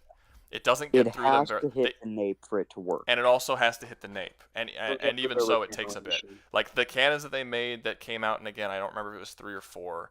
I think it was 3. It was season 3. At the beginning of season 3, they came up with new cannons that can actually take them out in one shot. And also, those cannons that you're specifically talking about that could damage the dumb ones weren't doing anything to the actual Titan shifters. Like it wasn't doing anything. I know the armored Titan. Yeah, no, the female Titan was too fast, and the armored Titan, his armor actually withstood regular cannon fire pretty well. Yeah, only thunder spears could damage it. Yeah, and even so, it wasn't like one thunder spear. They had to have like a whole team of people shooting tons and tons of thunder spears into the nape, blowing it up, and even then he survived by the end. After it was like, I don't remember how many people it was, but each of them had several thunder spears. They all ran out of thunder spears. He did have to transfer his consciousness in order to do that. No, we're talking about 2 different scenes, I think, because there was the one where there's the one I'm talking about the first the end time of season they ever 3, used right, it. where they go no, back. I'm talking to about the first time they ever try to take him out with the thunder spears. Because there's 2 different times where he almost dies. They had to focus fire his joints and the intersecting parts between the plates to blow the arm apart to where he couldn't shield his neck anymore, and then they needed like 2 or 3 to actually break through the armor on his neck. They had to take out all of his limbs, and then they had to take out the nape, and even then they ran out of ammo before they finally did the killing shot. Two Ronins could take down an armored Titan pretty reliably. What's up? I feel like 2 Ronins together could pretty reliably take down a armored Titan. I was about to say, with Ronin... Ronin's a little bit stupid. He's got a giant anime-like sword that he uses, but it slices through all the other It's a monomolecular blade, if I remember correctly. So, like, the same shit that Raiden uses. Yeah, it's got some stuff like that. I don't know if Raiden has that, but it's got some stuff going on like that. And he's also got this weird shield. I don't know if it's relevant in this debate, but he's got this weird shield which creates like a 360-degree defense field. I don't know if it's a field, but it somehow defends him 360 degrees, 70% of all damage until he uses like his core ability, which we haven't gotten into. Every Titan has their own core ability. For Ronin, he gets to use only his sword, and all of his special like gimmick abilities are unlimited. And when he uses his shield in that moment, he blocks 90% of all durability. And the Titanfall Titans. Well, I think that's sort of going to be like a rock. I think that's going to be kind of like a rock paper scissors sort of situation, because I think what you described would do pretty well against the Armored Titan, but I think it's going to do piss poor against the Jaw Titan. I think that because the Jaw Titan is said to be the fastest Titan. He's been shown being able to dodge bullets and cannons in midair. He's unbelievably fast despite being the size of a small building. And his jaws, there's nothing on Earth that his jaws can't bite through at the time of the story. I don't actually think any of this is relevant, because the second you take out that Armored Titan, Eren can just respawn it. Yeah, that's true. That's true, but it's not the exact same Titan though. It's like a recreated, like almost like an echo of the last Titan, because he like Okay. creates a Yeah. giant diamond construct version of the Titan, but it's not like he brings Raynor back to life. That's not really how it works. Yeah, but Well, still, you have the Titan Yeah, back. yeah, he comes back, it's and he like, should how actually long be are you more on durable fire? since he's made out of that crystal now instead of the armor that he had before. So I it's do really know, how long are your Titans going to be able to fight? I think we already came to Forever? the end of this debate at the very beginning. If they have orbital bombardments and they bombard the whole planet, they can win. I think if they go down to the planet to fight against the Titans, they're gonna lose. I don't think they can win. They can't fight a near infinite army of giant They'll regenerating probably super try strong Titans to that fall also through they don't that- know Couldn't Aaron how just to put kill. himself in the crystal? Yeah, he could if he wanted to. He has before. In fact, that's So how. couldn't he just that's like how survive the orbital bombardment? Yeah. So wouldn't that even work? That would be. I mean, it would depend on how strong the orbital bombardment is. Maybe, Well, and but then also, you'd be if left Aaron's the without only one any left army. alive, Wait, that doesn't really give one him any person options, one right? person at a time, guys. One person at a time. Go ahead, Saint. What were you saying? Is it level so- city? If they do orbital bombard the planet, because I feel like the way it would work in either faction that they fight, because there's two factions, but whatever. You know disregarding what? that. I'm sorry, Saint. I know. I just told you one person at a time, and I'm interrupting you. But no, he's right. What Lee just said. The colossal Titan's explosion does not affect the crystal at all. They would have to have like their orbital bombardment would have, and he blew up Would right have to be on really the wall. focused. He blew up directly on the wall, and it didn't do anything to it. So it would have to be like an extremely powerful, hot, like very, very powerful, and he would have to do this to literally an army of Titans. You basically have to bomb the entire planet to non-existence, and they would all like. I'm not even 100% sure if like most nukes would work. I don't think the Titans are fully crystallized since pretty sure Armor Titan was able to fight against some of them. But Aaron could definitely do that to himself. The ones that were like- created by Aaron, I believe, were fully crystallized. I'd have to But rewatch the Armor it. Titan was able to hurt them and punch them, so I wouldn't say there were strong crystal. I don't know. I'd have to the one rewatch to Warhammer see Titan exactly how they beat crystal. them. They might have been like what the Warhammer was. I thought where they were it's not, mostly It's running. not crystal, but it was like No, a the stronger Warhammer- the the Armor Warhammer Titan was was crystal. punching some of them. No, I get he was punching them, but were they destroying them? I don't remember. Yeah, he was able to hurt them. What is hurt? Did he destroy them? It's crystal. You You keep changing they, my punched wording. them Did and, he destroy got them? blood. I How do you remember how do you draw I blood from remember crystal? I don't know. It's just, I remember the John Titan okay. biting off one So neck, Liam and that Legacy, killed them. Liam Legacy is saying they weren't actually crystal. They were made out of bone. So basically, he was Yeah. creating them out of his own bone, and they were not made of crystal. Okay. So, because that actually makes sense because Ymir was the one who was creating them, not Aaron. Aaron has the ability to create constructs out of crystal because he stole the power from the Warhammer Titan. But Ymir was the one who was fighting against them at the end, not Aaron. He refused to fight. So it actually makes sense that it was bone. So theoretically, Aaron should be able to make Aaron the could. Titans out of crystal, but he never does because he refuses to fight. Or give them crystal armor. Or give But them he might be crystal. willing to fight against the Titans because he didn't want to fight against, Also, Aaron could his just do friends. that to himself and basically become immortal for a while. Yeah. until Like I he said, it's kind ages. of hard. It's kind of hard to tell exactly what all of the abilities that Aaron could do because he was actively trying to lose. So it's like there are things that theoretically he could do. Like maybe theoretically he could have Zeke's power and he could go into the past and affect the memories of people in the past theoretically, but he never actually does it. So it's like, or at least he doesn't do it after he acquires, the founding Titan. So it's like, can he do it? I don't know. Technically, he has the Warhammer's power. We know that the Warhammer Titan is capable of creating constructs made out of that crystal that can fight for her that are indestructible by anything that any of the other Titans can do. So, and he steals the power, so he should do it too. Does he ever actually do it? Not really. Not in the same way. Yeah, That's yes, but that I feel like that's more of So a character limitation on that. at least Aaron should be able to at least like basically make them have to do orbital bombardment. At most, Aaron's basically immortal and his whole army is. Yeah, I mean he is right. He is right in the idea that if they did do an orbital bombardment, Aaron could surround himself with crystal. That's a very basic thing that he can absolutely do. And But then wouldn't he be protect left himself. without an army? No, because he could still create more. He Right, did Using it. his yeah. He would still be able to do it with his bone and He could- shit. Like even if it wasn't his Unless crystal. you like constantly bombard him forever, like that's the. We could still just regenerate. Like you So- can still make new Titans out of nothing. And you'd still have to kill 10 million colossal titans that are scattered all across the planet. You basically have to doom the entire planet to a nuclear apocalypse in order to stop them. Well, Would- so the would they nuclear be willing to do apocalypse that? thing, it's not really a nuke. So Doug, do you remember the end of the Titanfall 2 campaign? Yeah, what about it? Correct my memory if I'm wrong. Did we not have a singularity basically implode and rip apart an entire planet as we were escaping off of the rubble of the shattered planet? That's highly Yeah, specific, though. They would have to recreate those events. That was yeah. happening. Yes, that is some. Yeah, there is the weird time travel stuff. But the thing is, when it comes down to how that works in Titanfall 2, I don't know how it could be applied.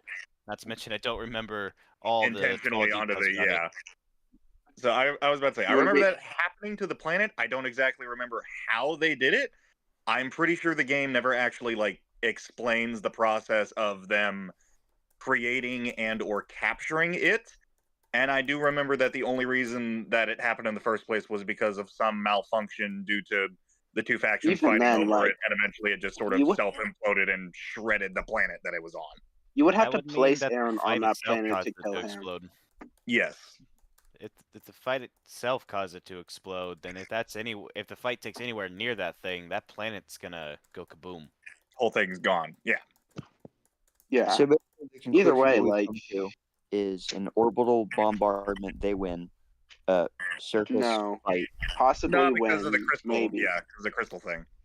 But Like, would Aaron- Aaron give up, like in character? No, we're this in character. He probably wouldn't do this since he's not fated by anybody. Would probably live the rest of his life or kill himself. Either one. Well, no. Well, it would. Well, okay. If we're talking about character, it doesn't really work unless there's a reason as to why these people are Yeah, invading. that's what I'm thinking. The whole Aaron's entire character is about protecting his people. That's all he cares about. And the things that he's willing to do in order to do that, he's literally willing to kill everyone else across the entire world who is outside of this one island he lives on, so that his people are safe.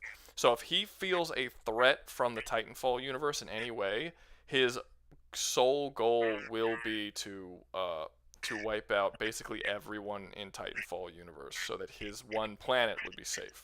So he will do. If he thinks he can do it. He is capable of doing that. I don't put it past him to create a massive breeding program that will create more descendants of Ymir. He so could that also can just create more play Titans. the long game. Just put Doug in Couldn't there. he just like Go put instantly one up. Eldian in the Titanfall universe and they just reproduce, and over time, like the entirety of the Titanfall universe is just Eldians? He's also Or have capable. Eldian blood.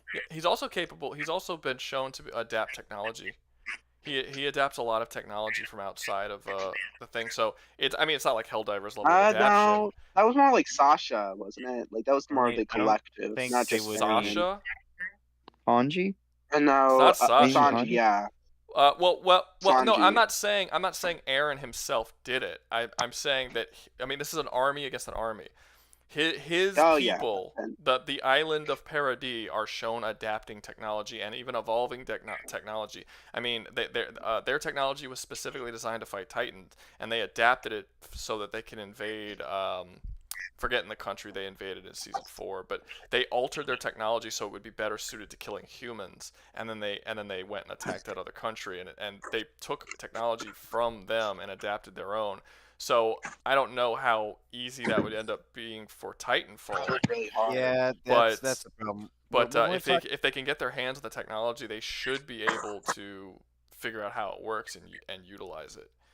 I don't think they could. Like, it's a little too Depends on far ahead. Like, Yeah. Aaron It at least had depends on memories if from like, Hanji is still alive. Well, if he's capable of yeah, seeing it's into the future, then Yeah. it would be a lot easier for him to figure out how to utilize it. And I mean, we haven't that's really true. talked about the whole future sight thing, but that's a very very big deal. I mean, he he would. he doesn't. It's not just these two meet and then they're just gonna fight and kill each other. He will know how to go about interacting with the Titanfall universe whether it's diplomacy or whatever, in order to prolong the inevitable death of his people, and then eventually make the right move at the right time he needs to, so that he can wipe them out. Like, if the Titanfall Yeah. universe just shows up and starts bombing and killing his planet, perhaps there's nothing he could do about it, But if they actually, Except for make everyone crystals. yeah, but if they actually show up, the Titanfall universe shows up at the Attack on Titan universe. They meet, and there's years of diplomacy before it sort of breaks down into chaos and war. Yeah. He will have Aaron, more better than anyone else, will be able to actually figure out he will know the proper route that he needs to take in order to survive or live or overcome or even wipe out the Titanfall universe.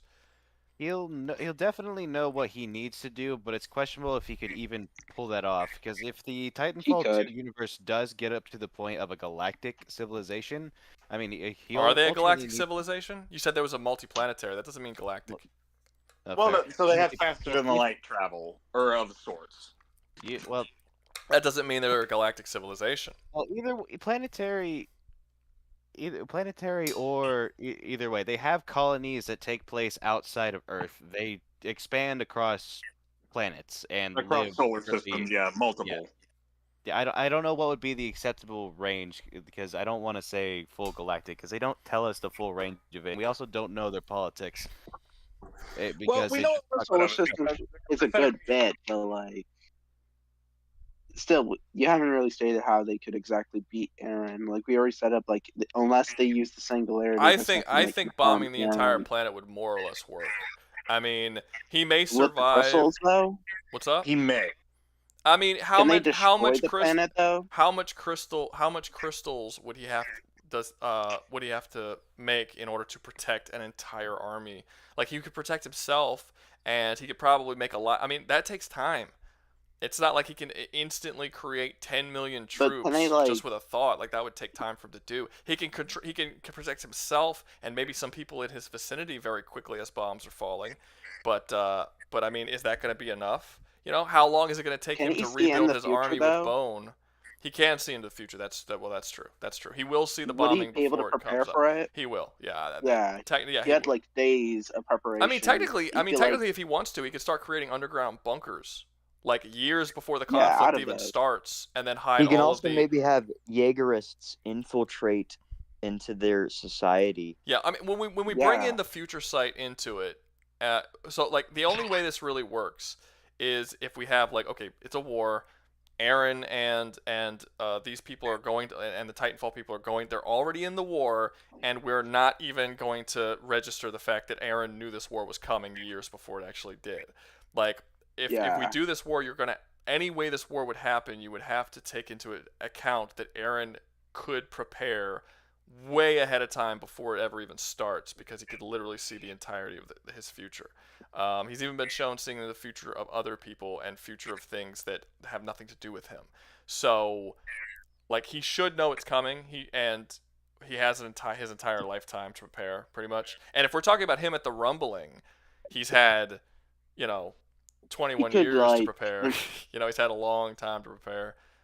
Remind me of he could try to get some of them with Eldians. Like, he could try to breed them with the Eldians. He could technically make underground he could, if he wanted to, he could spend several years before they arrive building underground bunkers and then massively breeding Eldians. I'm talking just letting them breed with the Titanfall universe. If he gets more control over them, maybe being able to manipulate politicians. He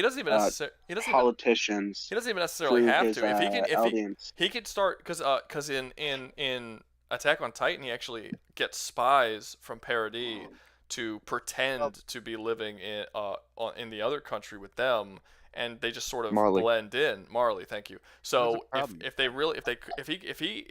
he has the ability to interact with Titanfall universe before they actually start warring, he could possibly sneak his own people into their ranks and have Eldians without Titanfall universe even knowing, like, on a lot of their ships, and just, you know, doing their thing. And if he wants to, he could be like, okay, now, and then all of them just transform into fucking Titans in space and start blowing up and self-destructing all their ships and shit. Like, there's all kinds of things he can do.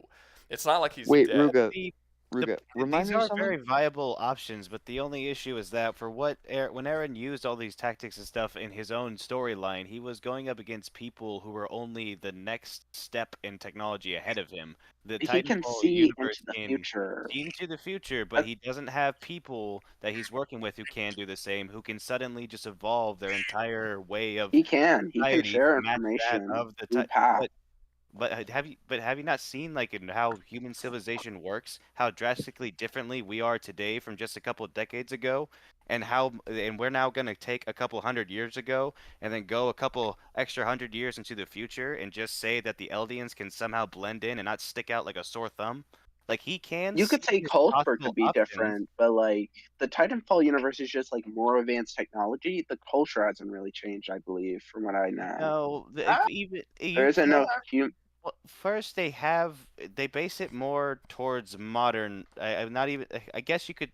I don't know how their culture specifically is, but just by how, like, It's just societies evolve over time in the year that they stand, their society should be nothing relative to ours. It's not. or It's not Attack on going to be Titan. that. It's not going to be that. I don't. I think.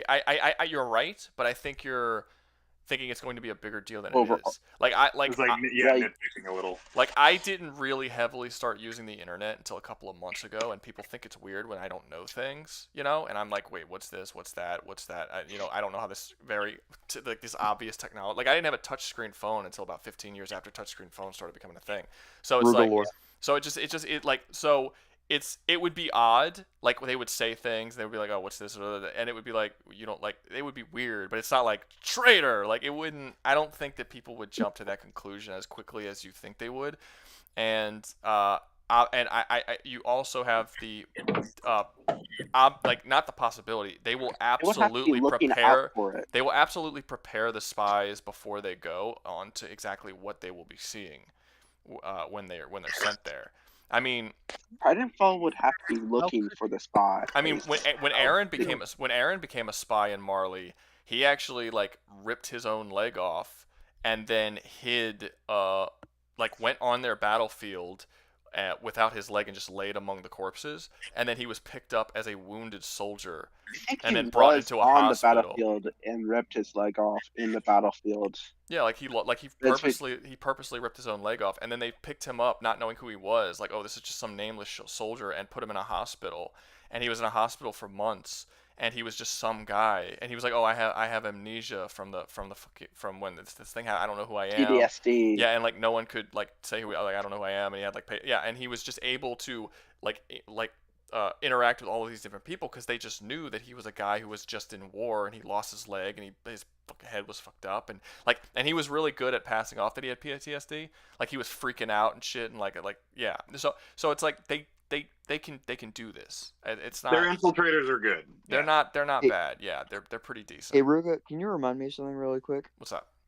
When Eren became the founding Titan, did he remove Ymir's curse from every single alien? Yeah, He couldn't do that, I believe. At the That was end, part of his plan, wasn't it? wait. What, I missed what you. When it was removed from after they destroyed the centipede. It wasn't removed before that. Yeah, they destroyed the Titan's abilities plus the centipede, removing the curse. They removed the source, basically, of everything. So, Are you saying that Eren would die out before he could do this because of the curse of Ymir? Is that what you're asking? I'm asking, did he remove the curse when he became the founding No. Titan? Because I don't think he did. I think They it only happened after... don't say. They don't say if you're talking about specifically the 13 year. Well, yeah. Actually, to be fair, there at no point anywhere in the series is ever confirmation of the 13 years. We never. I mean, like No, the no. one guy We have did get really statements. old. We never No. see someone die. No, or- but they said, but think about it. Just think about it for a second. They say I know. I at heard the, this they, theory. it's not really a theory. If you just look at the way the show plays out, they're told that after 13 years they die. However, the thing that makes them scared of that is if the founding Titan, if any of the Titans die while they have the Titans in them, the Titan can't be passed on. There's Wait, 9. no, wait, you're wrong. You're wrong. How am I wrong? Remember the founding Titan? One of the predecessors. The one. The one that Levi Ackerman's his uncle, whatever. Remember that guy? He was a founding Titan. He got older, and then he started looking like a 70-year-old man when he was like in his 30s. Like that happened, right? He I'm wasn't. not Yeah. being crazy. He wasn't Yeah. a Titan. He was. Yeah, he was. He was He a was. founding Titan. You're talking No, about. he's You're talking about the, Levy's uncle when Levy's uncle was talking to the old man in the bed. the old man was a 30-year-old, I believe. He was the founding Titan during that He was time, a founding. right before he got He passed. was one of the founding Titans. Not was one the of the. one- There's only one founding Titan. He was the one before a pass user. He was a pass. The one He girl, wasn't you the know, the girl that he got wasn't the founding Titan because he was an Ackerman. No, I'm not. No, talking the about Ackerman. old I'm talking man. about The old man of he was no, one like of the Fritzes. The Fritz. Those people. no. Yeah.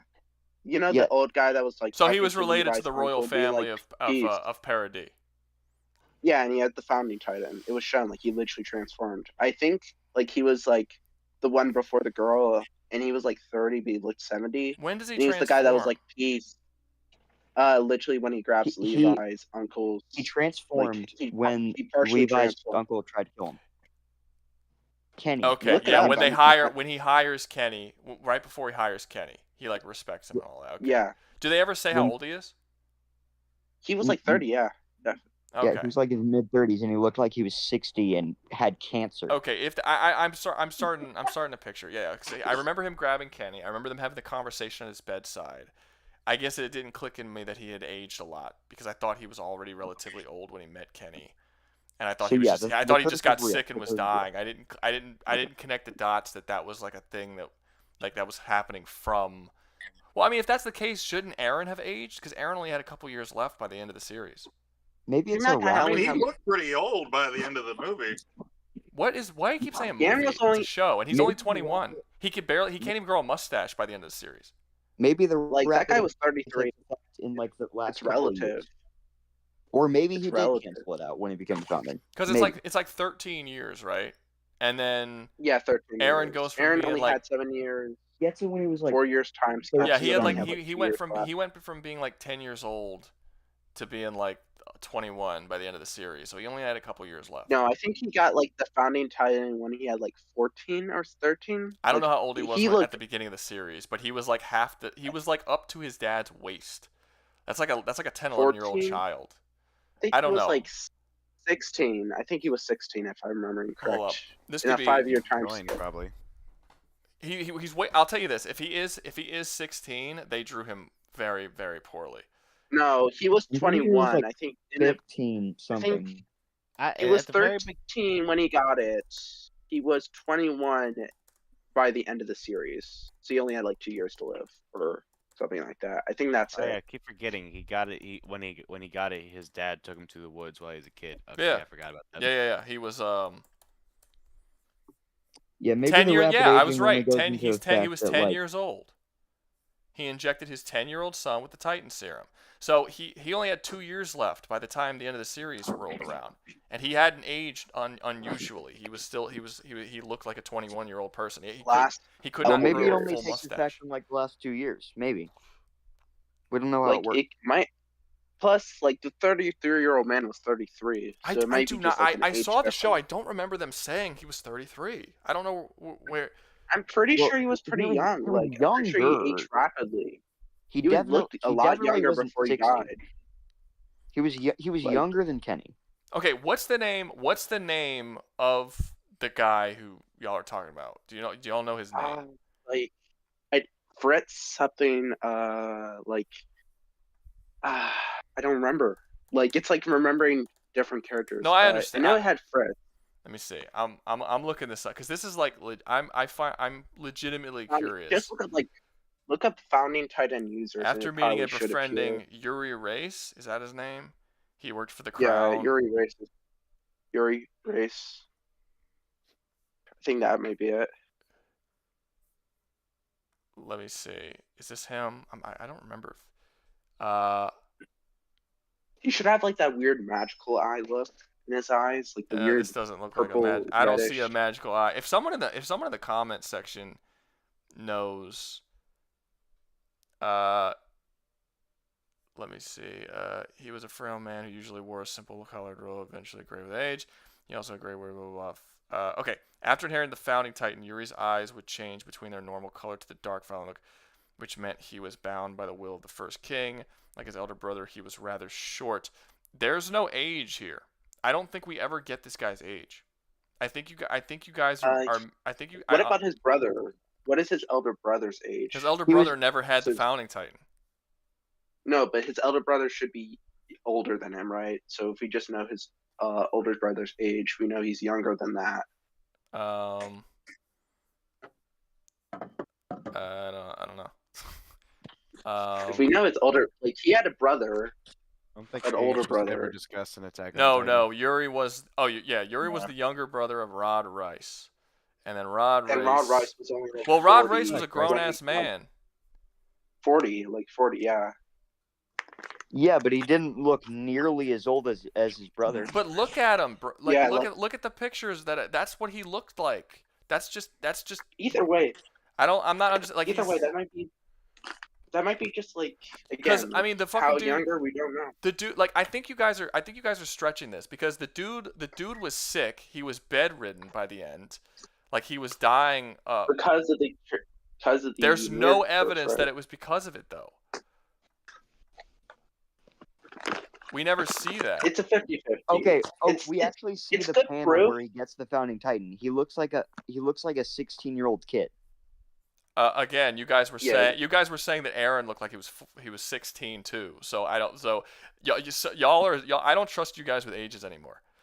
Because you guys now think that this guy looked the same age as Aaron when he got wall or the second wall broke. Okay, where Aaron was 10 when he got the founder. 3-year-old right there. Dumb question. What is this years of 13 rule thing that's happening? Because I have no fucking clue what you guys are talking about. The first Titan, Ymir, died 13 years after she got her powers, and after that, every single Titan shifter, after 13 years of having the power, they died. That's what they believe, but we never get confirmation in the series if anyone actually dies after the 13 years.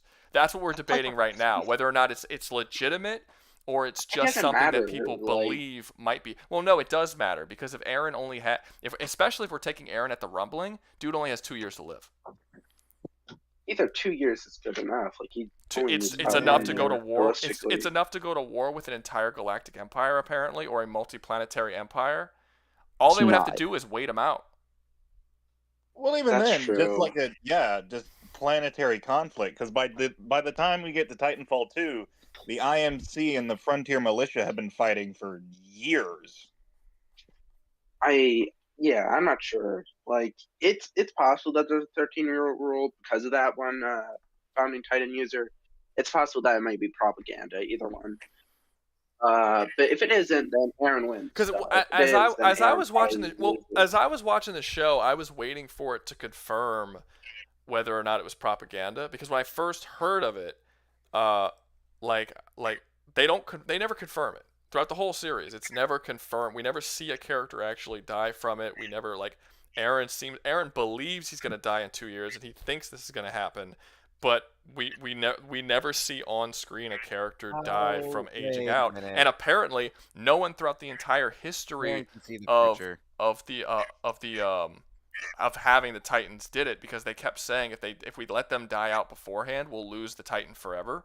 And we still had 9 Titans, and we had 9 Titans before. So in the entire history, they never. Wait, what? It's possible that they may have lost it once to just regain it. They can't. That's what the whole that was what the whole thing about the 13 years was. Is that after if they allowed themselves to die before they passed it on, they would have lost that Titan, which is why the people had to willingly give up the Titan to the next person. So the fact that it started off with 9 Titans with Ymir, and they had 9 Titans currently, that means that at no point did anyone actually wait the 13 years to die. It's just something that everyone believed. How can Eren still believe that if he can see the future and know that's not legit? That's a good point. That is an excellent point. However, it should be noted that Eren intended on dying either way, and Eren wanted to.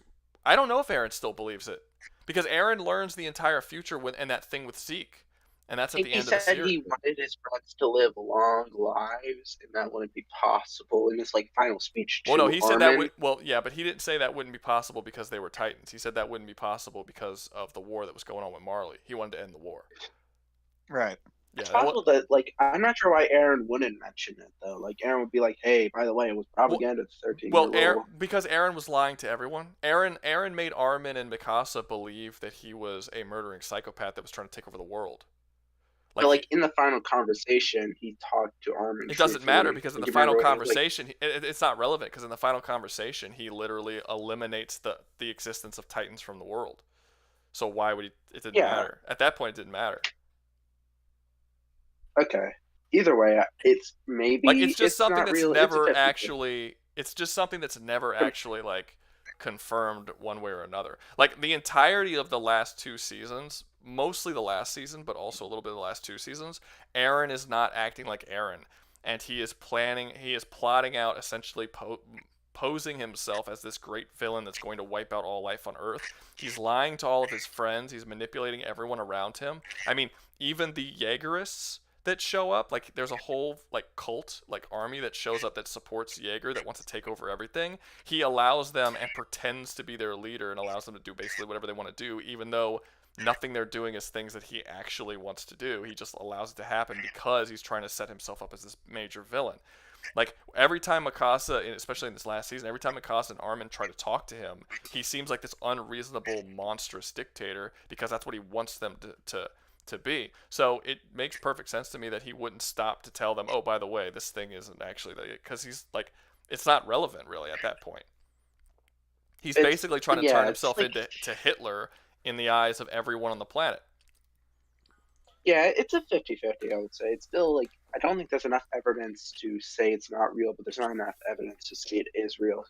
It depends on the scale of the Titanfall universe, really. What do you mean? Yeah. Is it really a galactic empire that's just so incomprehensibly large? Well, they're saying multiplanetary. Multiplanetary is not galactic necessarily, but if it's multiplanetary, Eren should be able to defeat it. If it's galactic, then no, it's a bit too big, I would say. Unless Eren started spreading his genes everywhere. I don't even know how well. Well, it would really depend if Eren can get to the other planets and just because they can't beat him on multiple levels because of stuff already said. But he can't beat them because they're a multiple planet spanning empire and he can't get off world. Yeah. So have we reached the end of this debate, or is there anything else to add? So to your question, what would you say would be a scale of 28 currently known planets that take place in the Titanfall universe that have settlements and cities and full-blown civilizations on them? Those are just the ones listed, for the record. 28, even if it's 40 or let's say 100, that's still not that big, is it? I feel like Eren, given that's maybe about 2 solar systems, say 3. If we say that would probably be way more than 2 or 3 solar systems because if it's a habitable planet, it probably has its own. If we gave him 2,000, would that be reasonable? 2,000. 2,000 planets? What the fuck? Damn. Is that more reasonable? How would you that mean be you say reasonable? 200 isn't reasonable? I don't see. How far would you say it is? Okay, wait, hold up. What year does Titanfall take place in? We can actually figure this out pretty easily. me double check. I mean, it depends on what the timeline. Birth is. 2715. 2715. 2715. 2715. 700 years. Or wait a minute. Hang on. 2715. Hang on. Wait a minute. Let me see. Because y'all said, because that's also, you guys said that it's just slightly above modern technology, but they got like some niche stuff and they got mechs. But now y'all are saying they are possibly a 2,000 planet galactic empire. That was me. And That I'm was like, No. I don't know Okay. where the and hell I'm I like, got that guys, argument. y'all undersold y'all's shit. You know, if you're gonna say that they're just slightly above modern technology, you cannot then say that they're a multi-planetary empire No. that has faster than light travel and Culture-wise. ships and stuff. No, but that's not what Doug said. Doug said that it was referring slightly above modern technology. A multi-planetary also mentioned that society is not slightly above modern technology. I think he was talking about the Attack on Titanverse in that. No, he or am wasn't. I wrong, Doug? Because the Attack on Firepower Titan and- is behind, not ahead. He was talking Yeah. about Attack on Titan. What? Titanfall, you mean? What? I'm sorry. Yeah. Titan. They Okay. both have the same fucking whatever. Yeah. Let's just ask Titanfall. Doug. Yeah, 2716 is when the war ends for. Hang on, yeah, 2715. The events of Titanfall 2 and the Battle of Typhon happens. And then 2716, it says the Frontier War ends in militia victory. Okay. I So thought wait, it took That's so like wait. impressive. What's the year? 2715. Yeah, that is 2700. significantly in the future, guys. That's not That a is little bit in lot the future. further than I thought it was, so I'm not gonna lie. No, I knew that we had because that's the thing. I know that Titanfall isn't specifically set like a couple decades or even just a few hundred years ahead of time.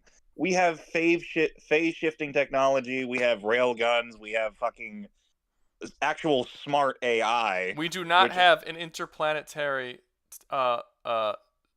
we are not an interplanetary species that is faster than light space travel. That's not even near. You cannot say that that's near our technology. None of us will see that in our lifetime. Our children will not see that in their lifetime. That's significantly beyond what we are capable of right now. Right. So would they People- even? The So actual can they still? Titan People still and argue. I mean, shit. People still argue that that we didn't actually ever go to the moon, and that's like bullshit. We don't even. A lot of people don't even believe that. So it's like you think that we're That's about to so set stupid. up shop on it, huh? We clearly went to the moon. Based on what? Everything. Gonna have this debate. Video recordings. There's a You can telescope. fake that. No, I'm You just You not can that. fake a video. You can fake a video Lander. recording. That's not wrong. You can fake a video recording. Yeah, it's true. Back then, it You would can be a lot also use harder. a telescope to look at the surface of the moon and see the footprints and the flag and the lander. Have you done that? Me personally, no, I have not. Do you know anyone who's done that? Do you have evidence that anyone's ever done that? Hey, What's the maybe next likelihood week that we any can all of us set up a have date met to an go astronaut? together and see that. What's up? Where the fuck? What's the likelihood that any of us have met an astronaut? Well, apparently there's been Not like likely, apparently there's been like 14 or 15 people who have walked on the moon. That's like what they that's the number or something. I forgot what it was. There's like a bunch of people who've done it. Do you personally believe it in Rouga, or are you just saying it's like? I'm hard just to believe?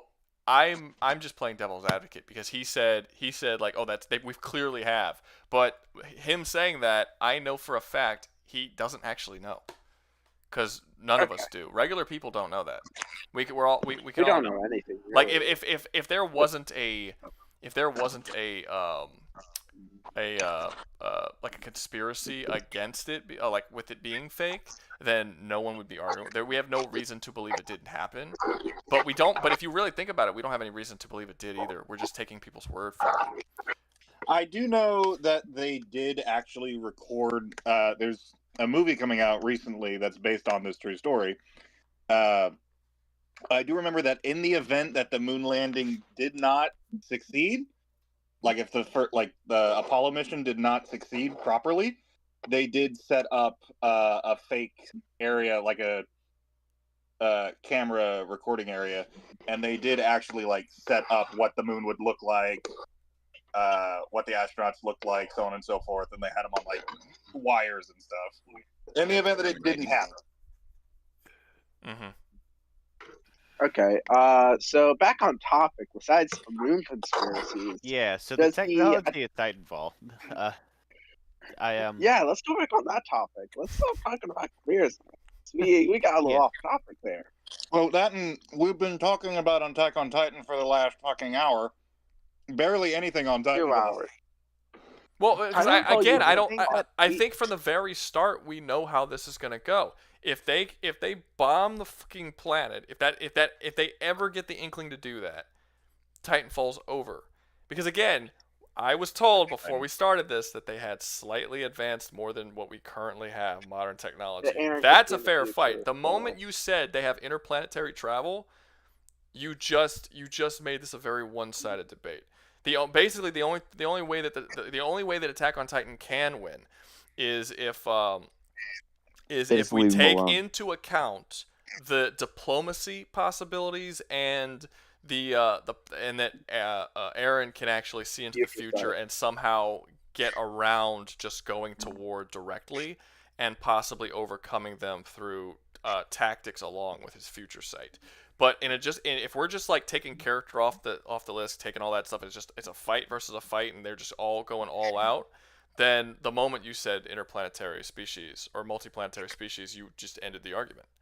They can literally just hide in space and start bombing from space, and there's nothing that Attack on Titan universe can do. That is not a slightly above modern technology universe, as I was told and lied to. It sounds like What sounds I like- was wrong in saying that for the sense that they could bomb from the from space. But when I said close orbit. to our technology, when you look at the Titans and all their weapons and equipment, it's all measured in calibers and ranges. That So are is found in our Helldivers. There's no reason why it wouldn't be. Our weapons have been measured in calibers and millimeters since guns have been made and will continue to be measured in the same way. We're not going to suddenly make bigger bullets. We're going to make bigger guns. We're going to make rail guns. We're going to make giant cannons. We're going to make stuff like that. But we're not. Our handheld weapons are not going to suddenly become bigger bullets.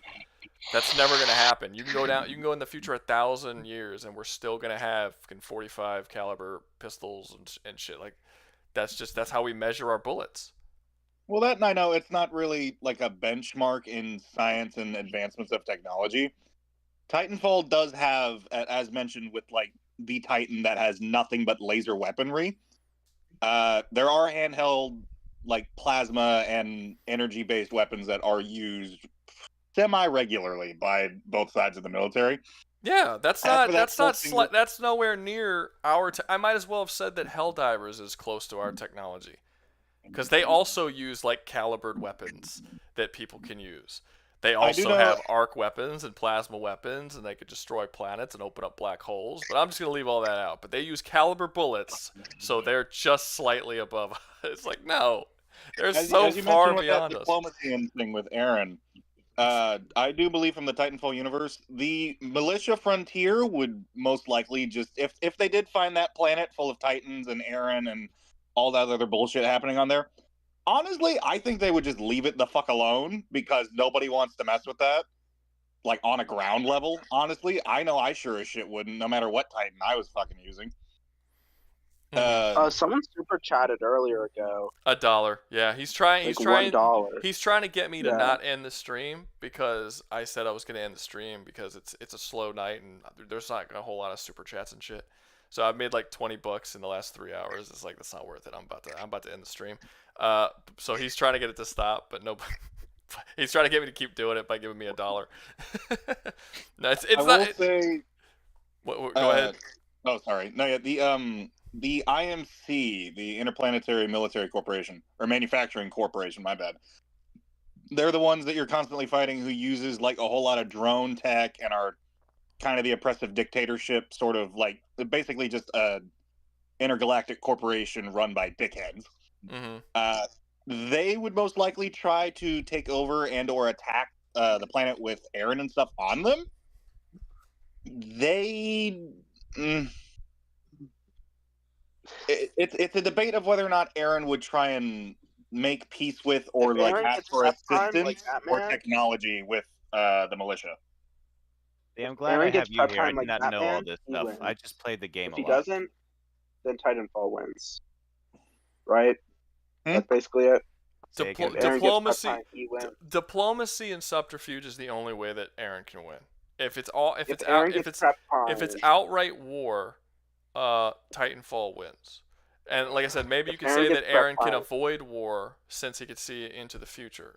But that kind of goes against what the debate is. Like the initial debate was like who would win in an outright war.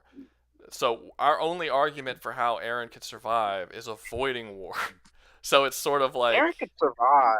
Yeah. He would No, he just like can't. be in a crystal forever. That's not surviving. That's Floating in that's Yeah, a, not that's really. a that is a space clear with a bunch of loss. inanimate debris. That's It is. when but when he all could life on your technically planet try is to wiped survive. out and you're stuck in a Well- crystal forever. That is not a win. That's not a victory. Yeah. Maybe if we could have done the That's Decepticons a So, victory, Titanfall guys. Titans. Let's go. Crystal But Life. Attack on Titan has a way to win. Attack on Titan does They have do. ways to win, but none of them are outright war. Unless Yeah. unless he specifically sets things up into a certain in a certain way. I see people in the comments saying to move on. I don't think they understand that moving on just means ending the stream. But like, You cause, assholes. because I've already worry. I've already said it's a slow night, and if there's not What was super that chats and other stuff, one I'm with just gonna- what's up? what was that other debate with like the Bayverse Decepticons versus what, the Titanfall? That's what we were trying That's to what it was do. supposed to the be, guy but Crazy left. kept dipping. Hmm. Yeah, It's- they've been it trying to was- do that for 2 weeks. It was supposed Oh, to be damn. literally just the Titans and their pilots against like the Bayverse Decepticons, and that would have been a much better discussion. And my statement. Well, I didn't know about you were going to them- do the whole. Well, okay, I didn't know you. Well, when you said originally you said we're just going to replace the Decepticons with the Titans from Attack on Titans, but then somewhere along the line it became whole universe against whole universe, and I was like, Right. okay, we could do that. But then we found out the universe wasn't just slightly more advanced than us; it was like way more advanced. So I was like, well then shit, no, it's like Almost 1,000 years. Yeah. there's a like if you want to do like a fair fight, you would have to do like a dude inside of a Titan against like one of the 9 Titans, and not one of the 2 powerful ones. Because I still think if you did like the Warhammer Titan or the Founding Titan against the Titanfall Titan, they would probably win. those are instant wins. Yeah, those are like the way more powerful ones. But like if you're doing whole army against whole army and you're bringing in like galactic like warfare, that's not there's no competition. Like the That's dudes not a can't fight, yeah. the dudes can't leave the ground. There's only one Titan that can fly, and the people who could fly only have like balloons and some like World War I era planes. So it's not really like, what are they gonna do? There's nothing. The only way that they would win is if the Titanfall universe like actively chooses like, we're gonna fight fair and send dudes down to the ground and not use any of our smarter tactics to take them all out. It just doesn't really Right. work. It's like when your older brother Yeah, tries I to think play we're with done. you by, tickle fighting or something. Yeah, it's No. gonna be a little twisted. But yeah, so I mean, I would say, I think we've more or less come to an agreement. Like, does anyone disagree with the conclusion that I've come to, where the Titans, Yeah. well, the Titans could probably win in a face-to-face fight against the Titanfall Titans, in a the fair robots, fight. Yeah. in a fair fight. But in an all-out war, they can't win. Aaron could possibly win if we take diplomacy into account, but outside of that, he can't. And then that's it. Yeah, if Aaron has prep time, he wins. If he doesn't, he loses. Gotcha. That was a question. Do you guys agree? Does anyone disagree Yeah, I with, agree. with that general? Yeah. So, yeah, No. that's. With prep time, he can survive. So, do you guys think, because what you guys do you guys think that Helldivers versus Titanfall would be a good debate? Yes, or- I have been. I'm sorry. So I've been trying to get a conversation between the Titans and their pilots against some Helldiver squads. You're getting some super chats on the ground because that would be such an even fight, in my opinion. I've been wanting to do a thing where you have someone defending Helldivers and someone defending the Titanfall series, and I'll sit in the middle because I literally mean it like it's a 50-50 in terms of like the Helldivers and the pilots and their Titans. Now, if I you're talking back, mean, it's a different story. That's You just had $12. game wise, that's yeah. Let me let me read this.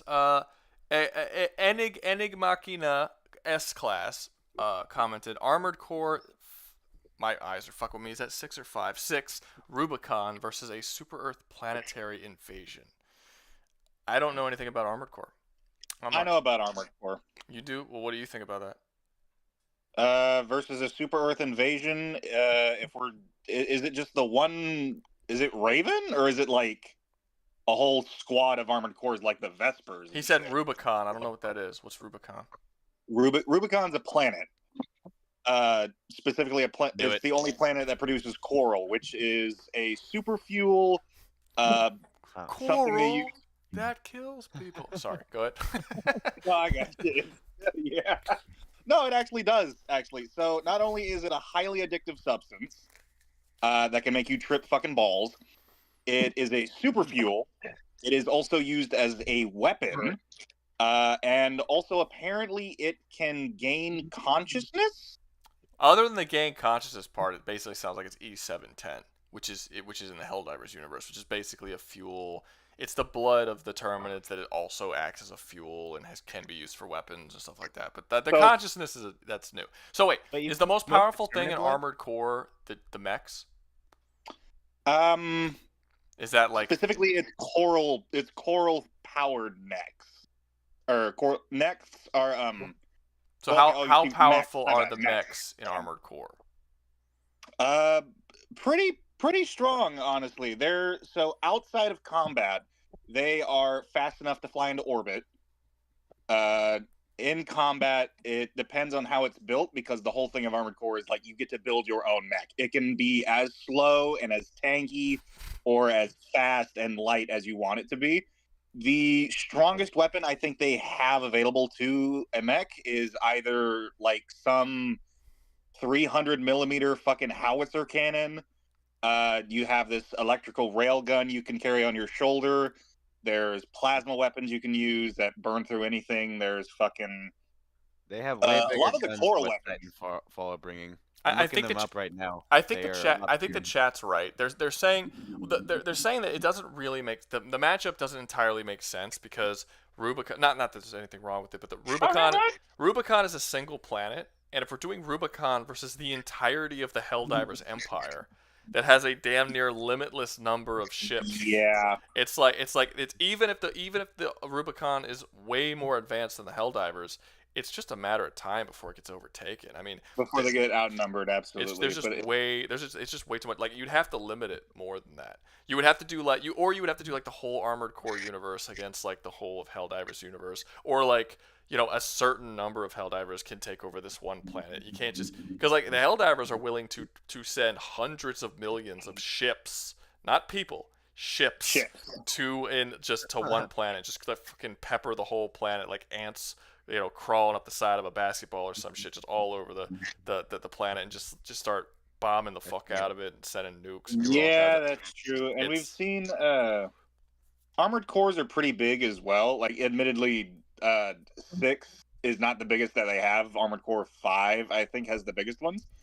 6 gets to about the size of buildings, and those are just the Armored Cores. There are other mechs that you fight in the game that are like the size of a fucking small village, and they move really fast. The cool shit is when the Super Earth gets their hands on an Armored Core, and they're like, let's start mass producing these. let's put these into. Have y'all been keeping up with the Helldiver story? Somewhat. So recently, with the whole black hole is going for Super Earth situation. The Illuminates The Illuminates sent a black hole flying at beyond many times beyond light speed towards Super Earth. And it's already eaten like 2 planets, and it's just constantly flying. The Super Earth's trying to stop it. They created a blockade in space to slow it down. I don't know what that looks like, but they created a blockade. But they also recently created this just happened. The black hole just started leaving like a couple weeks ago. Within that couple weeks, Super Earth created technology which is essentially missiles that have the ability to absorb dark energy out of a black hole to erase the black hole essentially with a dark matter absorbing missile. This is technology they did not have 2 weeks ago. And and when the black hole started flying towards Super Earth, they put this shit into production, created it, and now it's done. And this is their way to try and stop the black hole. Like, this is how fast Helldivers are capable of creating whole new technologies to overcome problems. Just 2 weeks ago, they did not have technology to deal with a black hole, and now they do. Like, that's insane. Admittedly, it's chewed through fucking 2 planets, so at that point, I would kick my R&D into overdrive as well, honestly. It doesn't matter. But you gotta look at how much time has passed. It doesn't matter how much it's done. I mean, look, if COVID happened on Super Earth, that shit would have been dealt with in an hour. That shit would have been over like that. It would have been cured immediately. It's they're super fast. Like, it's crazy fast how quickly they can create technologies just out of nowhere. Like, where did you get the technology to do that? If you didn't have it, like, normally they take technology from other people, but they didn't even take this technology. They just invented it from scratch. Oh, they just made it. Yeah. But that was the thing. So they already had a whole lot of power with rockets and stuff. And as for that blockade thing, I remember reading through it yesterday, I believe. The blockade that they have is literally, as you mentioned, just a whole bunch of super destroyers and shit circled around the black hole, along with, like, they legitimately, like, spot welded fucking pieces of debris and broken and shattered hulls of other dead ships all together into just this massive. But to be fair, that's the player's fault, because basically the Helldivers community was supposed to do this mission and they didn't do it well. Oh yeah, we failed the major order. Yeah, they failed it, and because of that, they're like, we built the blockade, but the blockade's shitty. But like, if the Helldivers had held back the black hole a little bit longer, we would have made a better blockade. It would have bought us more time, but they didn't. So the blockade's shitty. But yeah, now they're firing black, like, dark energy siphoning rockets around it. Yeah, they're using E710 somehow. E710 is just a magical fuel that does whatever the fucking plot wants it to do. But yeah, they are. I remember that. They are I believe they said they were injecting it into, like, as it flew around it, it was injecting 710 into the black hole, which somehow, like, made it bigger and slower. I think you probably are misremembering reading that. I remember 710 is used to power the rockets, and I think it's probably doing something else. But I don't think it's like siphon. I don't think they're using the Black 10 to beef up the. I don't know. I feel like I have to read that again, because I read the same thing you read. Keeping it up, but like they're like putting more E710 into the black hole. Like, they're not pulling from it so much as they're just. Like, no, they are siphoning. It was specifically worded that they are siphoning dark energy from the black hole to make it smaller.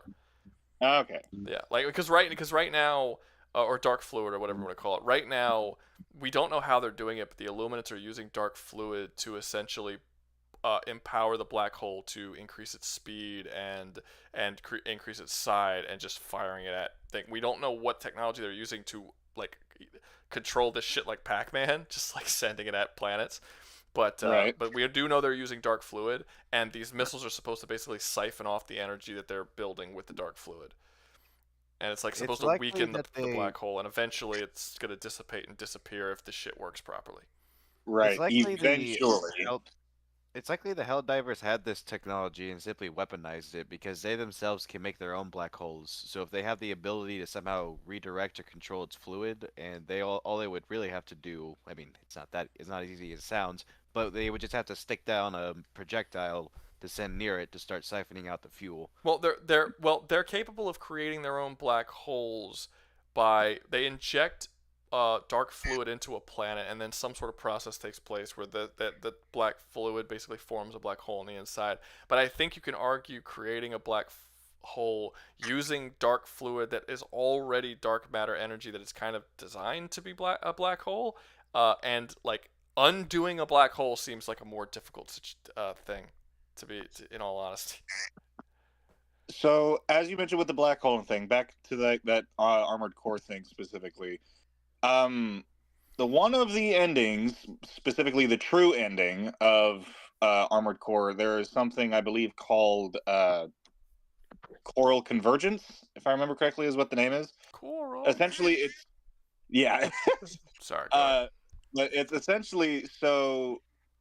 Also, speaking of which, faction-wise, the Vespers, I forget what the name of the company is. God damn it! It's not the Red Guns, not Balin. What's it fucking called? I don't know. Arquebus. That's the name. Yeah. So Arquebus decides to show up on the planet in the span of about a week, if not maybe more. So like a month-ish. It's not specified how long, because the amount of time it takes for them to build it, your character is unconscious and in a quote-unquote rehabilitation camp, because he gets captured by Arquebus, he gets betrayed by them. But in about the span of, most everybody theorizes, about a month, Arquebus is able to create this massive fuck-off coral siphon, which is basically just this huge ash sucked, like it looks like a tube sticking out of the side of the planet. Of which he can collect thousands of baby hands. It collects.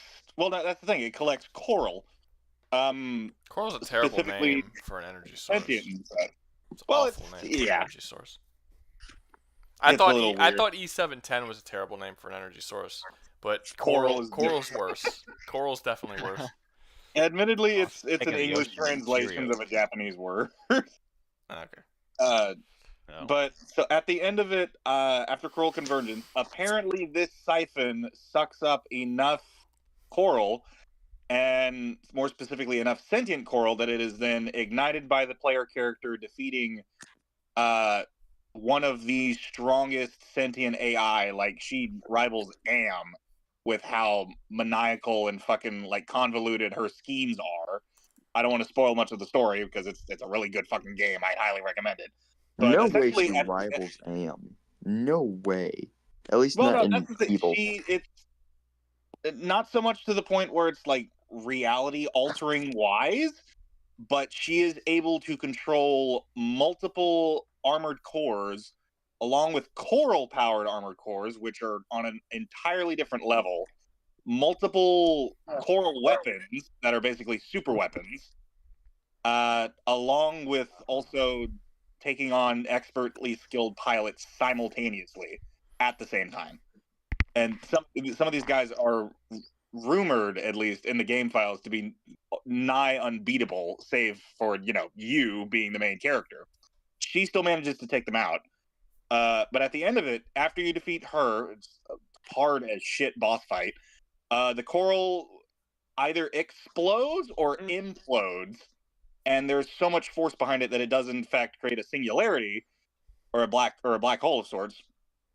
It doesn't really specify, but what it does do is it spreads these coral particles, which are all sentient, across the universe. And another fun thing about coral, it has somewhat infectious capabilities when it comes to technology, in the sense that, like, if it makes contact with any sort of machine, it is then able to control it as if it were part of its physical body.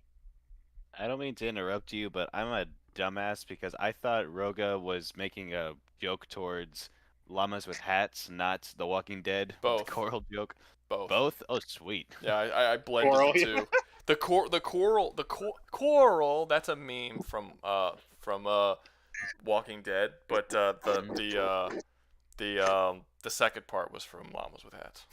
Coral. That kills people. And then that kills people. That's Llamas with Hats. I referenced both. You got them. You got it. Okay, sweet. That's a double dip. or it's a double pumping that reference is what you Right. no, but if Super Earth did get its hands on Coral, that would honestly be worse than E710. That's fucking terrifying, honestly. yeah, I mean, I don't know. I don't know if it'd be any more or less terrifying, because it's just, I mean, they're both really good at adapting technology and shit. But at the end of the day, I would say the armor. I don't think there's a whole lot. Like if you put like a little bullshit, Helldiver character up against an armored core, or I don't know if that's what they're called, but the mechs they have.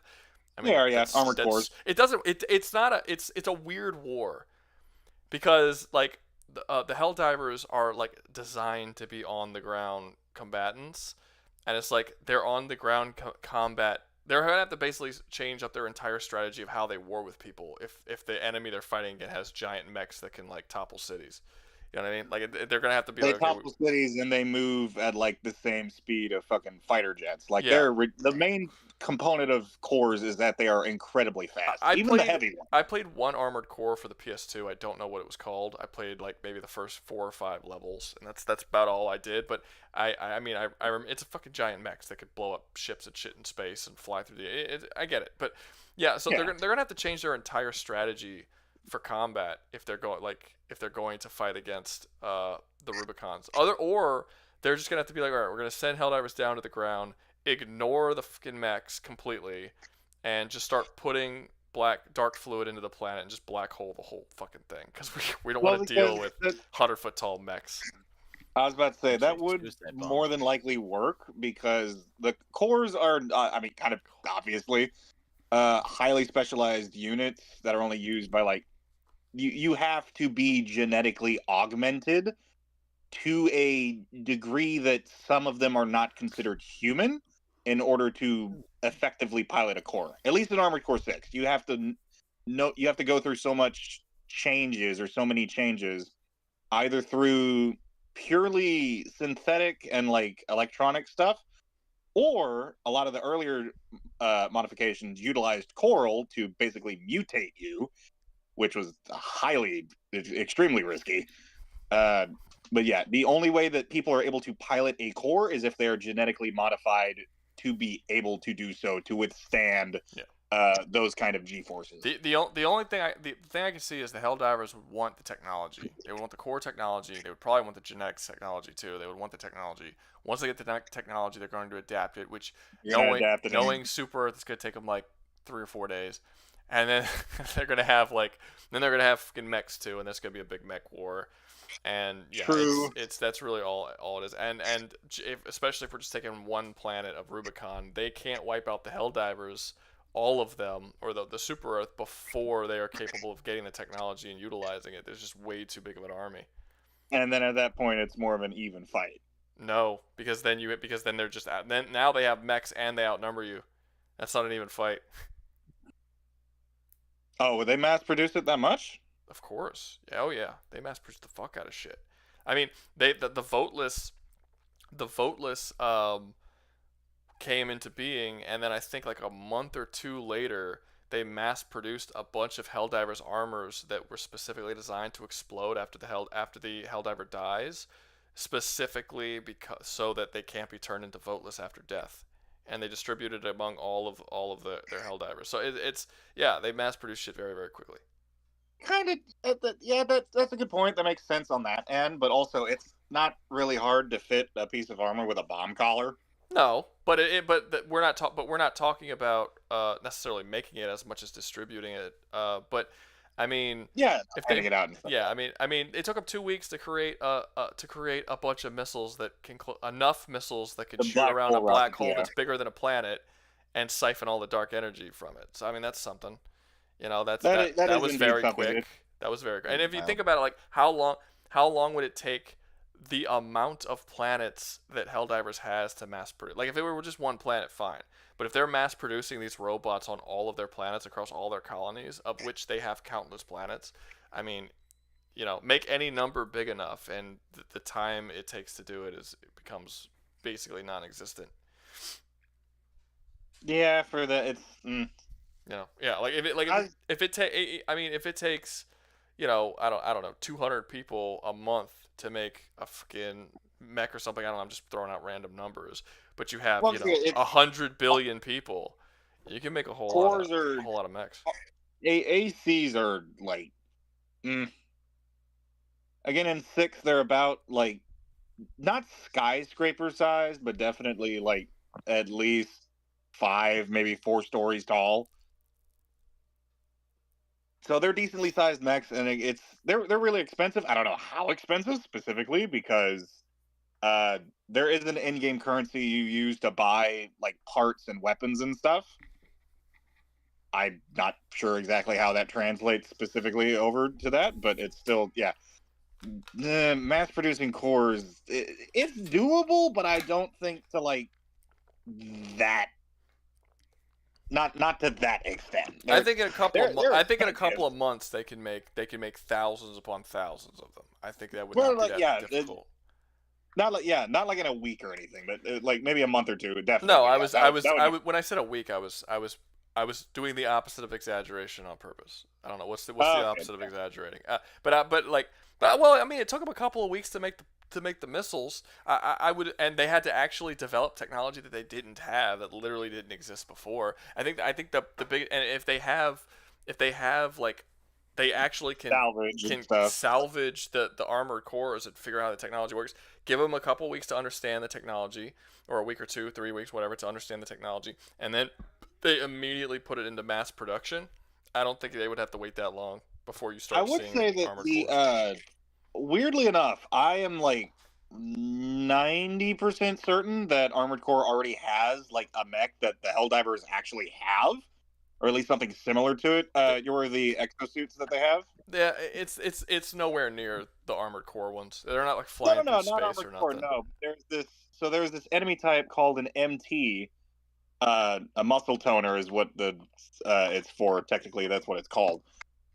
They're essentially, they were manual labor mechs that have been retrofitted by Rubiconians to fight and be in war. Does not require the same amount of skill to pilot an AC, doesn't require genetic modification or anything like that. A regular ass person could pilot an MT if they wanted to. The only problem with it is that they're a lot slower. So like they move and turn at about the same speed as a Helldiver mech. And honestly, I'd say they're a bit taller than the regular ones that we have right now, are exosuits. But aside from that, they have about the same firepower, honestly. And they're just as fragile, that too. Yeah. All right, so I think we've basically gotten to the end of that. We finished the AOT versus Helldivers. The Armored Core we kind of dove into. Dude, I don't know if I feel like they didn't get his $10 worth though. But because he paid $10, well, I guess I can extend the stream a little bit. So you could appreciate Enigma Machine for prolonging the stream longer than normal. XSL's $3 did virtually nothing. But I don't know. I guess if we have a good one, I'll continue it. If we have a good matchup, if not, I'll just end it here. We'll see. I know that one guy had an idea for what was it? Guts versus the Penitent one. Yeah, but he didn't have a match. He needs someone to debate against him. I heard Pokemon versus that time I got reincarnated as a slime. That was pretty good. I suppose. Possibly. I was about to say. I know. Like, I feel so long as they start from like baseline all the way up, because if they immediately jump into it's not really a debate. I think if they immediately jump to like, oh well, Arceus could just write them out of existence or something like that, and go, oh well, Rimuru could do the same. Well, it really depends on what point you take the series. Oh, what point to it? Yeah, Like, do you take it when Beldanava is active, or do you take it at the current point? I mean, just off my very limited knowledge between Pokemon and the Rimuru thing with the reincarnated slime, the Federation. Yeah. I'm pretty sure there's more numerous Pokemon that are stronger than the average individual in the Tempest Federation. Yeah, like the top tiers are very, very, very strong compared to Pokemon, but the lowest tiers are a lot lower than what Pokemon is. Does that make sense? True. Well, not even then. Yeah, no, that makes sense. But again, there's also like I know of like about I don't know their names, but I can picture them in my mind. I know there's at least like 4 or 5 Pokemon that can legitimately just grant fucking wishes like genies. Yeah. Just for the hell of it, so they can just grant wishes just automatically. So instant reality warping to whatever they want. That's great. You got fucking the big G's: Palkia, Dialga, Giratina, Mewtwo. Eternatus, if you believe the theories. That too. There's the what's that one that ate a planet or ate like a star and transferred from another dimension? Hoopa? What? Is that an Ultra Beast? No, not Hoopla. So it's for Pokemon. I forget the name, but it's one of the newer generations. It's a black Pokemon with a lot of spikes and really sharp edges and shit. Okay, guys. Let's Necrozma? Gotta get into the whole thing about Pokemon. Oh, sorry. Right. No, you're good. You're good. Okay. So does anyone have a good matchup in the comments? It looks like XSL wants to do the Pokemon versus the slime. Most people even left, dude. I probably shouldn't have said that I was ending it, because the moment I said I was ending it, it dropped from like 50 people all the way down to 30. Like they just like dipped. There's no one even in the audience anymore. To be Okay. fair, XSL has been trying so very hard. I think we should give him a break. Oh, well, there you go. Enigma Machine. Master Chief versus Space Marine Terminator. Not fair. He has been just carrying this entire thing, Enigma Machine. Hey, it's okay. Hey, that actually, Enigma Machine. Do you want to do a debate since you're throwing all this money here? Like, you can come up if you want, but oh, you know what? I never fucking posted the link to the Discord, so they can't come up. That's hold up. I never posted the damn link. Give me a second. Let me post the link. That's also probably a good reason why there's not that many people here. Let me see. That's wonderful. Because usually the link's there. Because a lot of people who come in here aren't actually part of the Discord yet. They're not part of the channel. They're not part of the. They don't really know the channel. They just saw a live stream and they're like, "Hey, let's check it out." Let's see. Okay, paste. I'm seeing a lot of regulars here. Boop. Wait. Hold up. Let me. Nope. That's a bad one. Let me do. Shit. Stop. Hold. Give me a second. Discord link. There we go. And then dash that. And you go like that. You paste. Boom. Okay. Dragon Ball Z would be a better match against Titanfall if you want to go galactic. Yeah, I don't. I don't want to touch Dragon Ball. No offense, but fucking. And then I could delete this one. Remove that one. I mean, I'll shit on Yujiro Hama if anyone's getting that in anime. Wait, which one? Baki. Grappler Baki. Oh, fucking Baki. Yep. All right. So, okay, Enigma has single-handedly prolonged his stream. So, what's the next one? We got any good ones? Walter White versus Joker, King Kazuma Kiryu solo Tokyo Revengers. Let's see. Baki is insane. Jotaro and Guts solo Sword Art Online.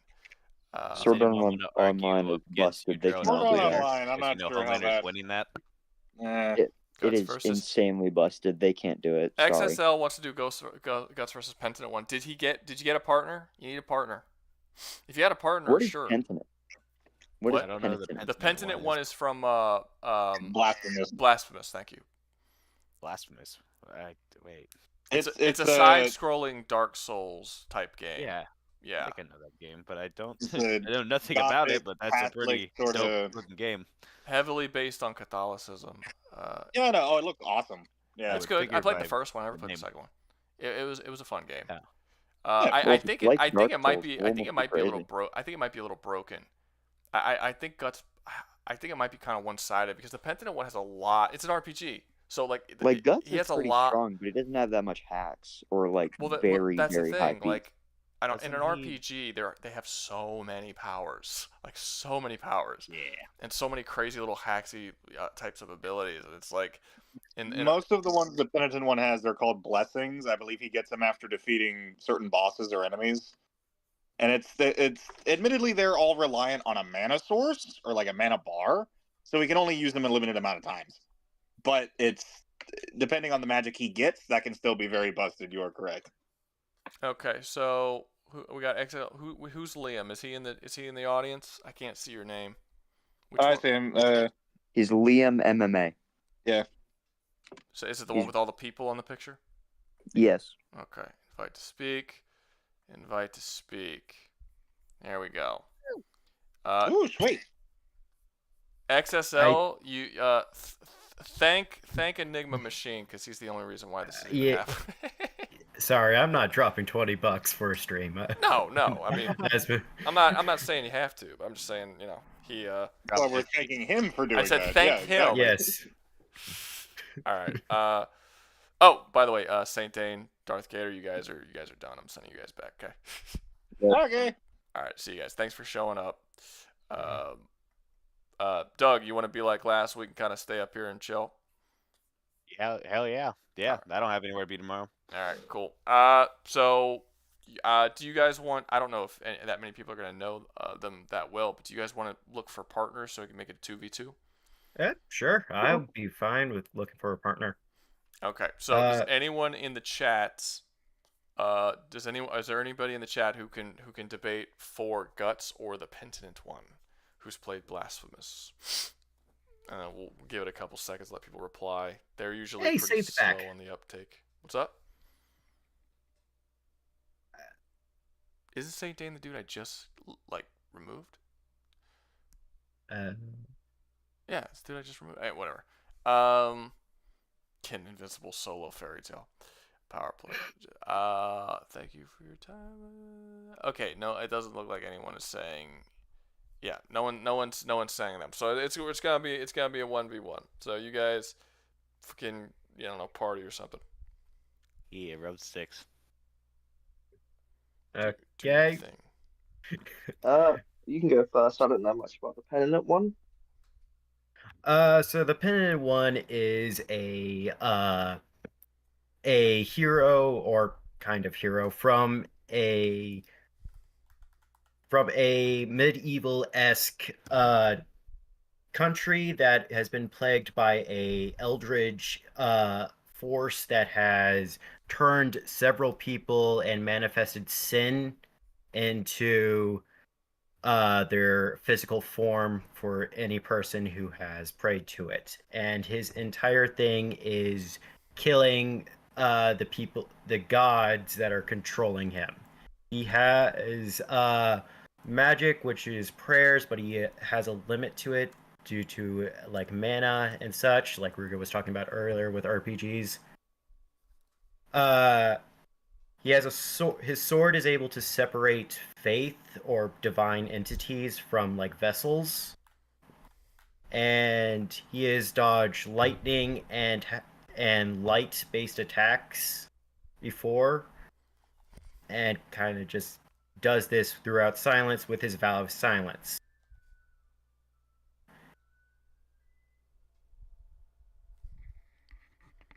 You guys are very exciting. I gotta tell you, you're really breaking the mold with this debate. So On the edge. Sorry. The reason I thought this would be an interesting battle between Guts is because they kind of go through the same shit. Wait, sorry, is the other guy even here? Because he's not replying to you at Yeah, all. I am here. I'm just listening. Speak. He was done with his argument. That's time for you to reply. Oh, it's a okay. debate. We go in depth against each other. Yeah, of course. It's kind of hard. I feel like he's not getting how this works. No, he's I trying to think of how to respond to that. That guy is clearly above Guts and so much in power. Well, I don't know. Well, I don't know about speed because Guts also has lightning reactions. I don't know about light, but he does have lightning reactions. So speed's debatable. How powerful was his magic? Could he one-shot Guts? So he one of his main abilities. Gosh, I have to pull this stuff up now. One of his magic is a divine smite, which can turn ordinary people, into ash if they get hit by it. The only caveat is that it's him at the epicenter, and it goes like 20 feet as a diameter around him. So it's like a 20 feet blinding light of smiting someone. And you can only do that a couple times before he has to recharge his mana. I don't know if that would work, because we know the Berserker armor is magically enchanted. So you might have some resistance to that anyway.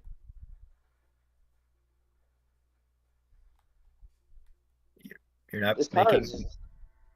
character just sounds broken so far, but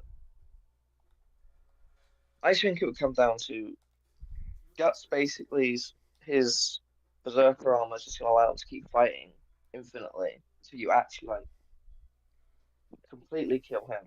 Pro, I think you waited several hours for a debate to be over in 5 minutes. That's what it's seeming like. Yeah, I was like, oh, this character's a lot more powerful than I thought. I was half expecting to either debate you or the person. Why would you? I've never spoken on the Pentiment one before.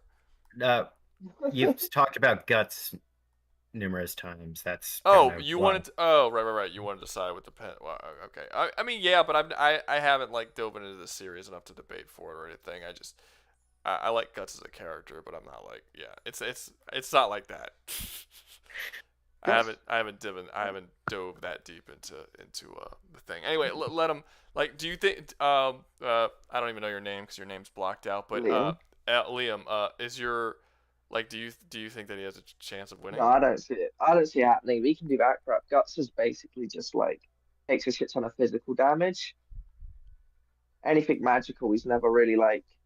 I don't see him surviving it. You just erase him. You erase him in it. Holy fuck! I think yes.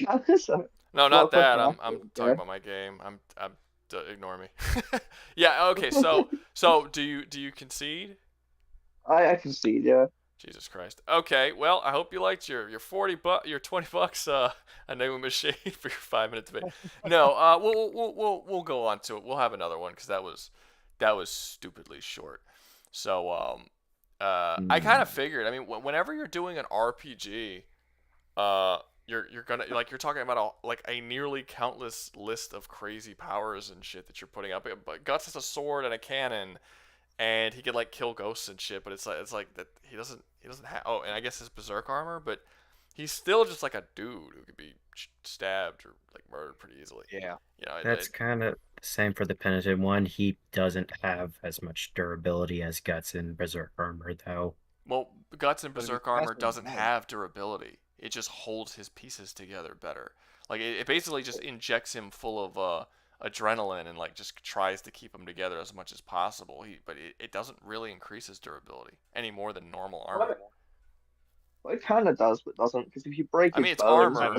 It's armor, so it does increase his durability, but it does not like more so than any normal armor would. It would more or less increase his survivability. If you broke your bones in armor, he would endure damage and just keep going. It wouldn't prevent damage from happening. Yeah. It gives him more endurance, I suppose, or more stamina, but not more durability, or not more durability as opposed to any other armor is what I mean. So does anybody else have any debates? Because this one did not last very long. XSL, since you've been dying to get up here, did you have another one? How much completed? Huh? Yes, I had one a while ago. This one was interesting to me.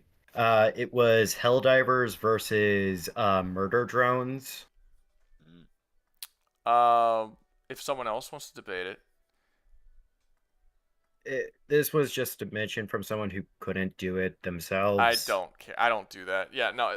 I know. If it's your thing, we could do it. But that whole like, let's have someone stand in who doesn't really care that much about something that someone else wants to see, but it's just if you have a debate, we can. No, No, this is a very interesting debate. I can debate this. I am well knowledgeable on murder drones, and the numerous Helldivers videos you put out is interesting, and it looks like some people might do Helldivers in the chat, or at least one person has said so. Let's see, what is this? Let me see what the chat has said. Okay. Looks like, well, Luke Young wants to do the Pokemon versus slime. He's been waiting on that one for a while. Homelander solo K-Fuck and cartoon teenagers survive Yakuza. That's not ranking. Okay, so I know some feet. Okay, so the only one that anyone is saying is the Pokemon versus, I just had it. Pokemon versus slime. Luke, you got an opponent somewhere? If not, XSL, do you know either of those universes?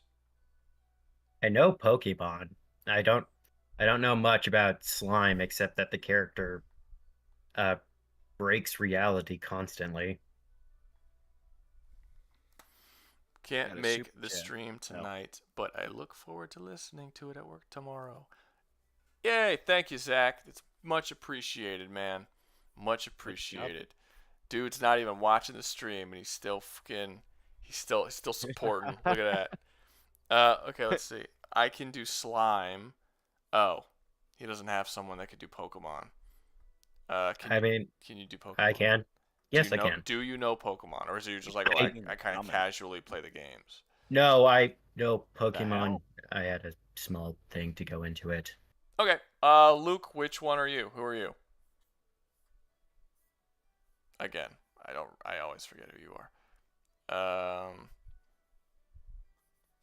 He keeps like Letitia, you keep telling me like matchups, but like you have to find an opponent that you will debate against. You can't just keep giving me random matchups. People aren't going to debate for you against things that you just come up with, you know. Darth Vader. Darth Vader. Oh, right. Fuck.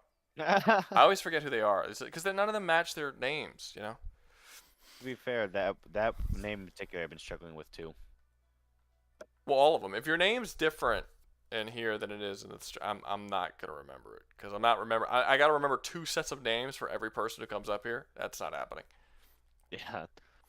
All right, Gator, you good? Yeah. Hello. Gator. Gator. To being gay. David. Gator, you know the rules. You know the rules, Gator. You've been asking this for a while. Sorry. I was about to say. Just in time. Sorry, my internet did a weird thing. Sorry. No, you're good. Okay, let's see if we get. Does anybody else know Pokemon or the other thing? What's the other thing? What was it? Slime. Reincarnated slime. Does anybody else want to make it a 2v2? Or I'm sorry, yeah, 2v2.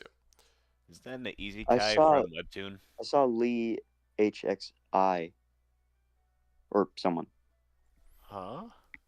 Oh, you're talking about okay. We'll wait a couple seconds to see if anyone else. Enigma Machine says Snake versus Sam Fisher.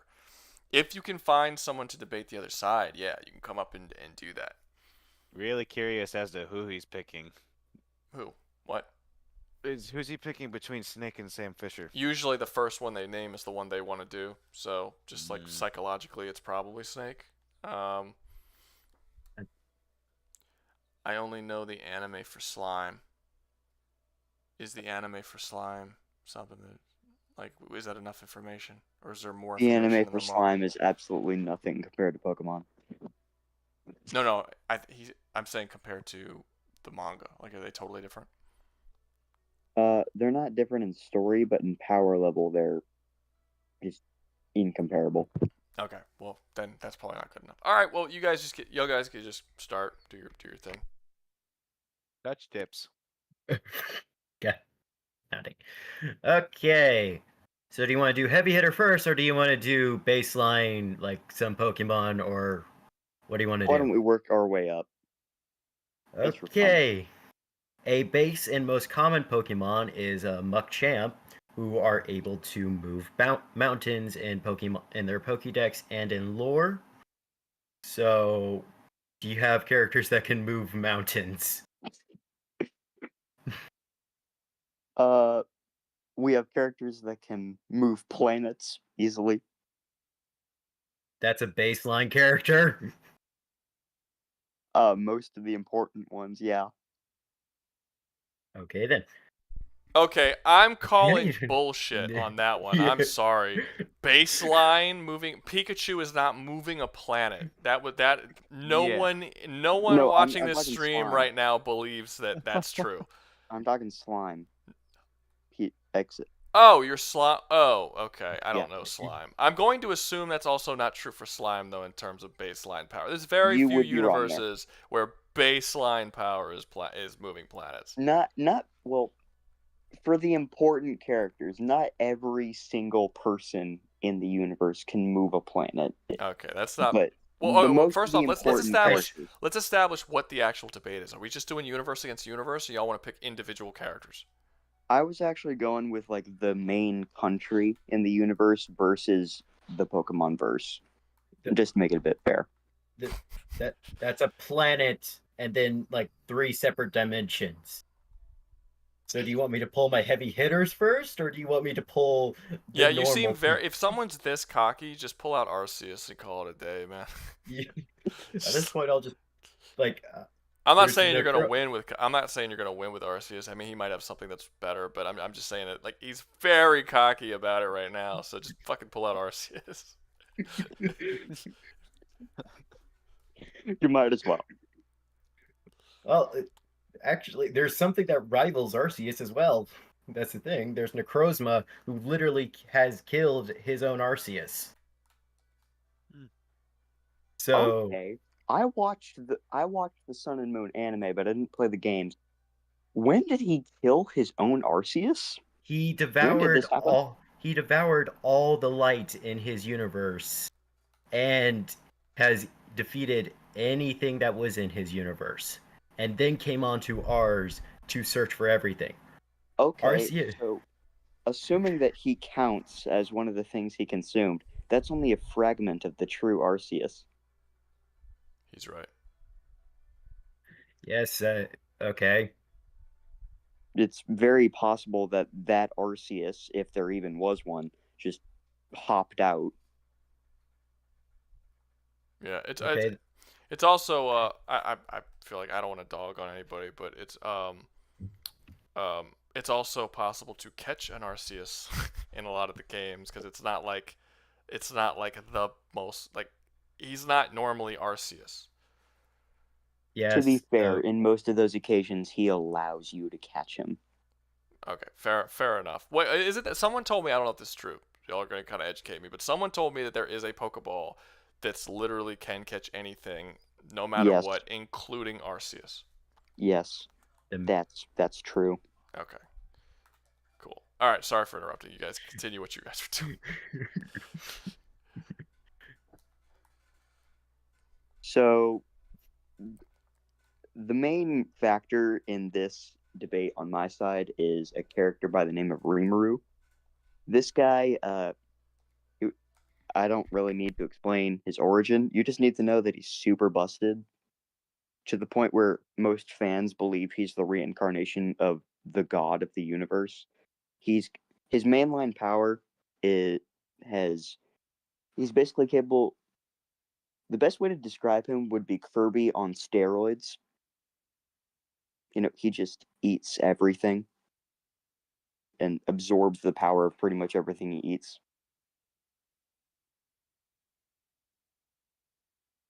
Can he create a universe? Can he create universes? Can he blow them up? Because that is what Arceus can do and has done. He's absorbed.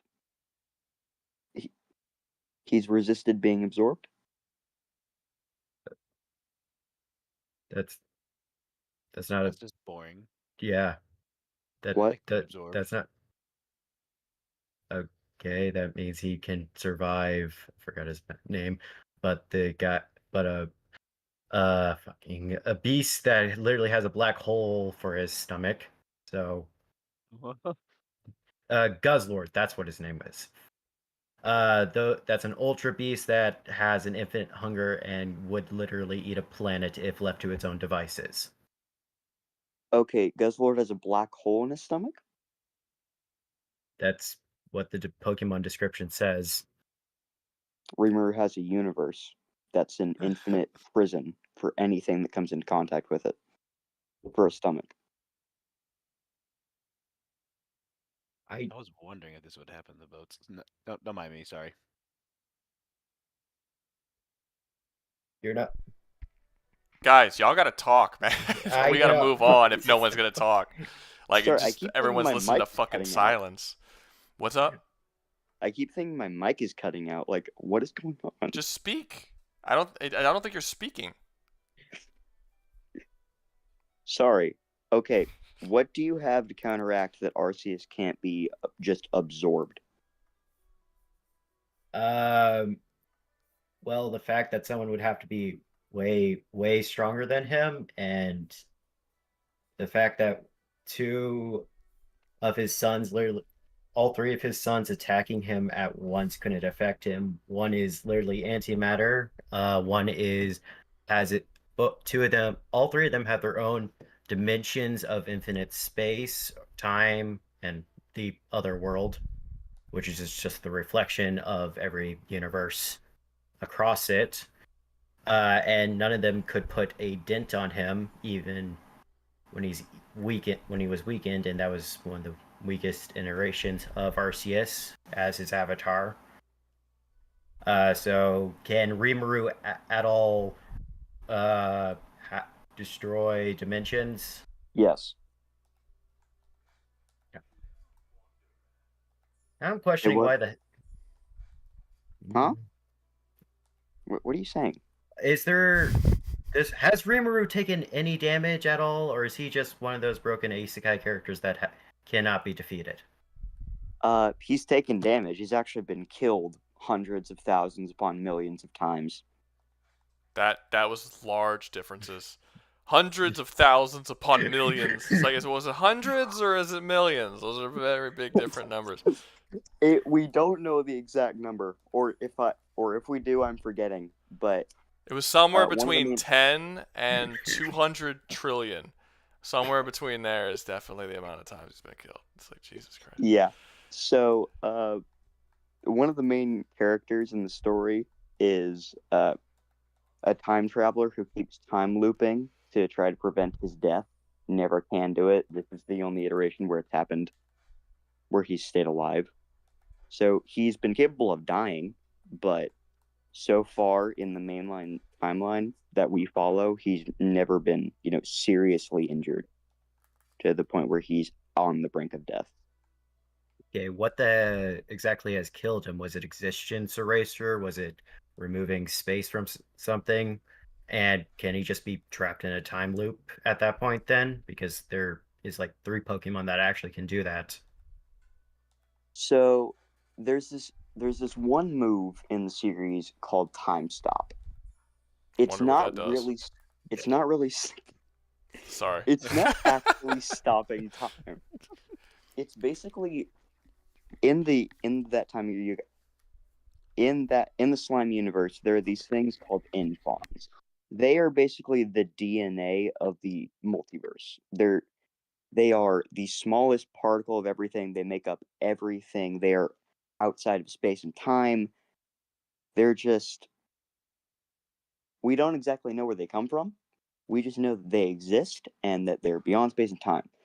There are these things in the universe that are capable of manipulating them. They are called virtual beings, and using these infons, they have an ability called Time Stop, where they can stop everything in existence. Only virtual beings can move or perceive anything in this Time Stop. Rimuru has been caught off multiple times and nearly been killed by this move because he wasn't able to comprehend it for a couple of chapters. In recent chapters, he has been able to, so that wouldn't work on him anymore. So that's the only way we have seen him truly been in danger of being killed. So Okay, so he's immune to time manipulation now, or is he not? Can he He still has, be? he has an ability called space-time domination.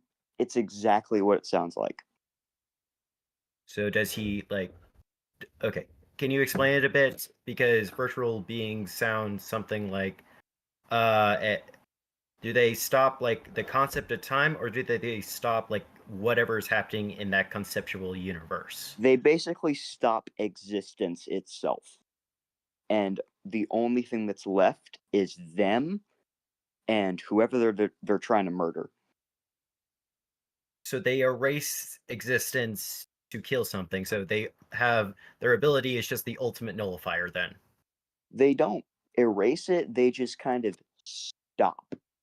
They just hit pause on everything. Space, time, reality, concepts, everything. So they can just they stop existence. So they stop all concepts. So people who can like time stop like a normal person, or if Rimuru had chrono abilities, it wouldn't affect him at all. Like, if you had your standard time stuff abilities, it wouldn't work the same as time stop in the slime universe. What exactly would be the consequences of stopping a concept? We don't know. It's not elaborated that well.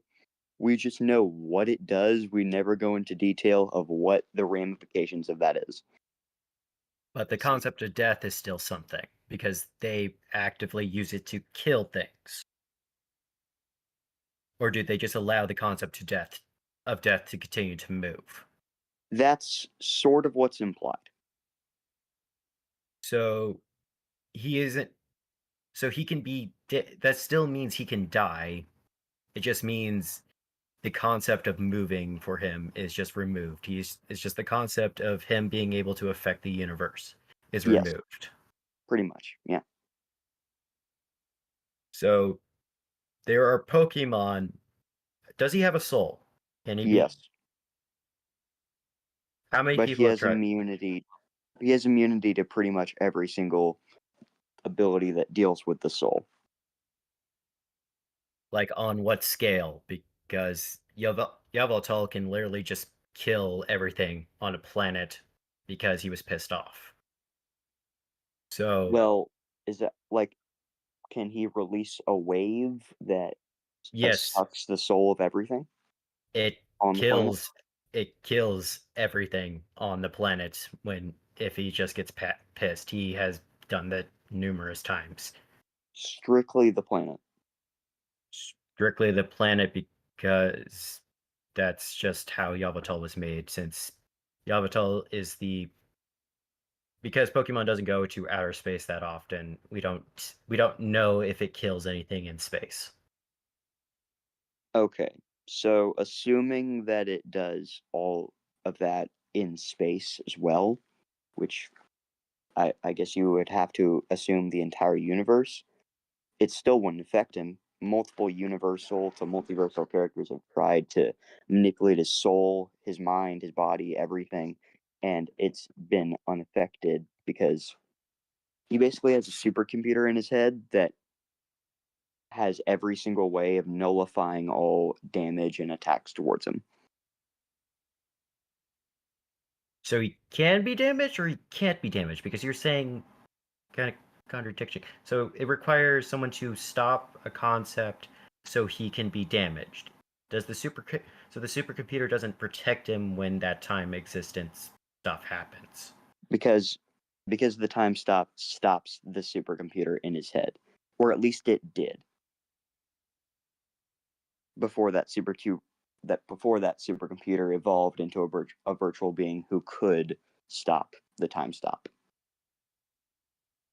Can this virtual being be disconnected because there are No. No? No. No? Okay.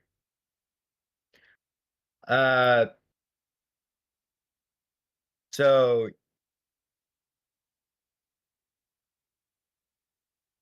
So Hey, you were doing it too, man. You guys. Sorry. Do you concede? I concede. This fight just doesn't seem fair in the least bit. Pokemon's strong, but dude, seriously. I feel like there's some Pokemon fans that are gonna have issues with you, man. You'll be screaming at the screen. I'm gonna go to the Discord tomorrow morning. They're gonna see my icon, and I am just gonna get shredded by some delusional Pokemon fans. Oh, you're not gonna get shredded. He probably will from not defending the world appropriately. That's usually what happens. Like when I used to edit these debates together, I used to release them on YouTube. I would get tons and tons of comments being like, "Why do you keep choosing guys who don't know what the fuck they're talking about? Why you keep picking people like these are rigged matches?" And I'm like. It's not that he didn't know what he was public. talking about. It's not that he didn't know what he was talking about. He actually explained it fairly well. It's just that slime is just a totally busted. No, it doesn't matter. It doesn't matter what reality is, man. What matters is that he lost. So obviously he doesn't know what the fuck he's talking about. That's all that matters. If he knew what he was talking about, he would have won. Because Pokemon always wins. It's just how it works. All right, so this one's conceded. So do we have any other? Both of those were super short. I'm trying to get a nice meaty debate going. I've already been up here 2 times, so I'm just gonna leave of my own volition. Of your own volition, go for it, man. Go for it. Take the power back, people. Take the power back. Okay. And then I fucking set it so that he can't come up ever again. Be like, have your power and keep it. No. What were you saying, Doug? Does anybody want to come up here and defend Yujiro from Homelander? Because that's something I try to put on the debates. I know a couple people. Who did you want to defend? Homelander from Yujiro. Really? Oh. Yep. Okay. Does anyone know Baki who wants to come up here and do a Yujiro versus Homelander debate? I'll step down if no one comes up. I mean, I'll. Do you know Baki? Do I know Baki? Yeah. No, XSL. Oh. Well, he dipped. Oh, he can't answer the question if he dipped. You know, I'm actually surprised to see someone in the comments supporting me. I don't know much about Yujiro, honestly, but everyone talks about how fucking amazing he is. And one thing I do know is that Homelander's not that strong. I mean, if you try to go off of what they did in the movies when they have their fights and they Why don't. do people keep saying movies? There's a fucking show, and then there's movies, and they're different things. Well, monkey brain. This whole night, people have been saying movies when they're talking about shows. Well, with the show, whenever they fight, they don't destroy buildings and whatnot, and that's where I first saw people saying that he's not that strong. But for my argument, they're just performing a fight choreography, and they're just trying to save money, not destroying an entire set because they're using practical effects. Well, no, he's not that strong. You talking about Homelander? Yeah. Well, no, I mean he's not that strong in the comics either. Like he's just not that strong. I mean, he threw it. Well, what do you mean by that strong? Because his absolute best feat is that he lifted a plane and he chucked it. That's the best he's got, and it's a small plane. He is the weakest Superman-like character that I've ever seen. Yes, I do agree with that. Like even the movie variations of him are stronger. Yeah, I can see that being reasonable, but it's not to the point where Yujiro can beat him like a lot of people would say. Well, I mean, I don't know anything about Yujiro, but I've heard people say that he could start earthquakes with his strikes, and I mean, if he could do that, that makes him stronger than Homelander.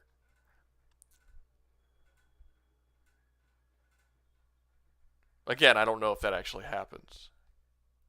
What the fuck just happened? How'd I die? I was poisoned. Oh, I didn't even notice. I don't know if Yujiro starts a. So the biggest thing is that Yujiro stops a earthquake with his fist is the feat, which is weird because that doesn't physically. That doesn't even sound possible. But even so, I would assume that ridiculous feat that's not possible would require more than lifting a plane. Well, that doesn't change the fact that Homelander can still fly and laser him before he could even touch him, because Yujiro is still a guy who fights with his fist. And I don't know. They say that there's no weapon that can actually harm Homelander, and he's been through various tests throughout his life where they actively put him through that. Yeah, but they don't. Showing Yeah, but I mean, he gets harmed. We see him get harmed in season 3. wasn't that by other Compound V They're just people? punching him. I mean, But like, it's still other Compound V people. Like it's so are the their method. punches that of a nuclear explosion? No. I Is the answer to that question is no. It's clearly not. I mean, it clearly not. But if that's what the writers are going for, That's what not they're what the going writers for. are That going just for at all. You could tell it's not what the not like. that they can not that they can punch with nukes, but that just the Compound V people, because they're Compound V people, can cross the threshold to hit. Wow, to pass his durability. But his That puts durability isn't shown to be all that great. I mean, he's bulletproof. We know that. But that's the only thing we see. And you could say like, oh well, there's no weapon on Earth that can hurt him. Which, by the way, it should be noted that a company that it profits off of him being this uh, beyond mortal sort of image of him, right? They've never launched a nuke at him. So, like, how do they know he would survive a nuke? How do they know he would survive any of these weapons? I mean, technically, if Compound V can give, I mean, they use Compound V on 3 different superheroes, and all 3 of those superheroes are capable of beating the living shit out of him.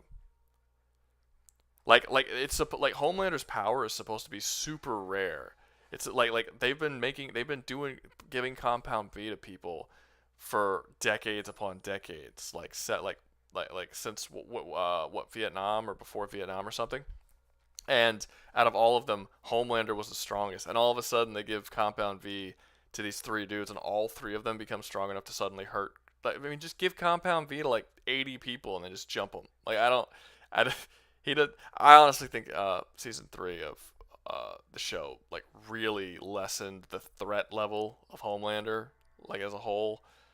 I think it was pretty bad. Like the whole thing that made him so threatening is that he wasn't that strong. He's not that skilled. He's not that smart. But no one could do anything about it. He's just like this like fucking immature little shit that has damn near like power that no one else could match. So when you have one season where 3 dudes are capable of beating on him, you kind of got rid of the one thing that makes him threat. But yeah, no, the best thing, if you take comic version, the most powerful thing that he's ever done is lifted up a plane and chucked it. If you take the movie version, he hasn't even the show version. Now you got me doing it. If you take the show version, he hasn't even done that.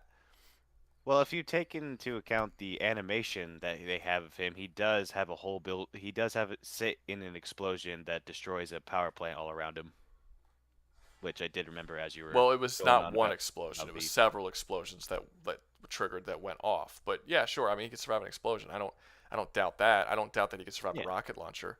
But that's kind of not the same thing as causing, or I guess in this case, stopping an earthquake.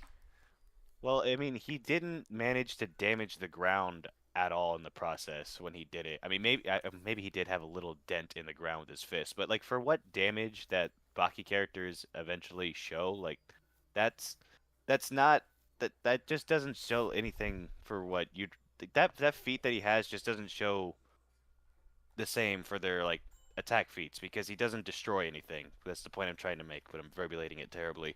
He doesn't destroy the ground in the process. Doesn't really show his power the same way. Again, I'm not arguing for Yujiro because I've never seen Baki, so I don't know. I am not standing on the wall of Baki. All I know is that Homelander is stupidly fucking weak for a Superman character, like really weak.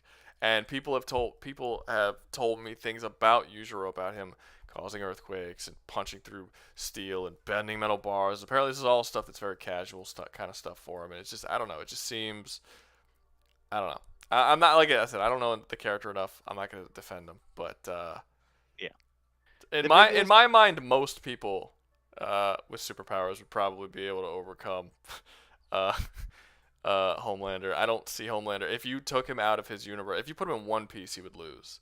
Like if you put him in most like superpowered universes, he would probably lose. I would have to think really hard in a superhero villain type universe where he wouldn't be pretty weak.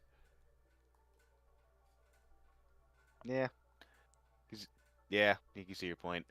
My whole issue with Yujiro is that there's a lot of claims in the comics that characters will call Yujiro nuke level, and everyone has taken that to where Yujiro can survive an atomic bomb being dropped on him, and it's gotten on my nerves enough to where I just really want to come on here and really just like have at the Baki community the same way as like you have with power scalers, because it's just bothered me. With the I guess Homelander, I don't know what. No, go ahead. What were you saying? Yeah, I don't know. And I guess Homelander was not as good of a pick for it as I thought. I didn't realize he had as low of a threshold as he had to cross, considering what they did to him season 3. Yeah, season 3 like lowered hit in my mind. It fucking plummeted the power that I didn't even really think he was that powerful before. But after season 3, I'm like, oh, this dude can't do shit. Like this dude sucks. They really weakened him in that season to an extent that I don't think you can come back from it. He is no. I didn't watch season. That's not the reason I didn't watch season 4, but I didn't watch season 4. But I honestly don't see how they can still have that character be threatening. Yeah, it's interesting. XSL was saying bring it to me on this debate. What does that mean? I think he wants to defend Yujiro. Or, yeah. Then why the fuck did he leave? I don't know. Hey, weird. So, ready for another Medaka Box debate, Rouga? I'm thinking between Ihiko versus Kratos or Unzen siblings in Arkham. What the fuck is Unzen siblings? I have no idea. In Arkham City. Well, okay, I'm gonna be honest with you, weird. I told you this last time. I really don't like the super over the top powerful debates. I think that they're boring. In all honesty, I think based on what you said last time for Medaka Box, I think she would beat Kratos. And based on, and I don't remember who the twins are, but I would assume that a Medaka Box would beat literally anyone in the Arkham series. That little girl has huge balls. Very. Yeah, what? That's from this from this, what is it? This Izuka sibling? Oh boy, brain. It is the Unzen siblings. I searched it up real quick, and there's this 2 little kids. One of them's a little girl with these massive ball chains like in her hand. Then say that she has massive ball chains. Don't say she has massive balls. What? But that's perfectly misleading. Yes, it is. No, not that one. Picking what quest I'm doing. So yeah, I'm really not big on these like super over the top fucking debates with like super multiversal characters who are like altering the fabric of reality and conceptions and stuff. It just gets so abstract. Yeah, it's not fun, and it's fucking hurts. It hurts everybody's brain. It's just not. I don't know. It's not a. Sometimes you just want to debate 2 people who fucking punch each other and shit, and like shoot fire and like are skilled martial artists. You know, Sometimes it's just more fun. Pretty much all the time, that's more fun. To be honest with you. Oh shit. Yeah, I guess I'll do that. Almost every time. I'm going to take a second. Like, I'm not hopping off from here. My dog, on the other hand, is whimpering to go outside, so I'm going to do that real quick. Go for it. And 31st level. Who roams around the 31st level? Okay, I'll get that one too. Is that it? Is that I got them all? Yes, I do. All right, let's go. I got my quests. Let's see. I can argue for Yujiro. Okay, Jim. All right, we gotta wait for Doug to come back. Doug just went to walk his dog, or bring his dog outside. When he comes back, yeah, we can let XSL and Jim. I don't know why you left XSL, because he said we were literally talking about doing it while you were in the room, and you bailed like while he was in the middle of saying he wanted to do that one. I find that kind of funny. But But yeah, we'll bring you guys in and you guys could do it because he wants to do. Although I may have convinced him to not to, but because he did say he forgot about season 3 and how much they weakened it. But I don't know. Maybe he can do it. Maybe he can use the comic version. But no, weird. If you got another debate, or if someone else wants to debate you about like somebody versus Medaka Box in like a super high tier debate, y'all could do that.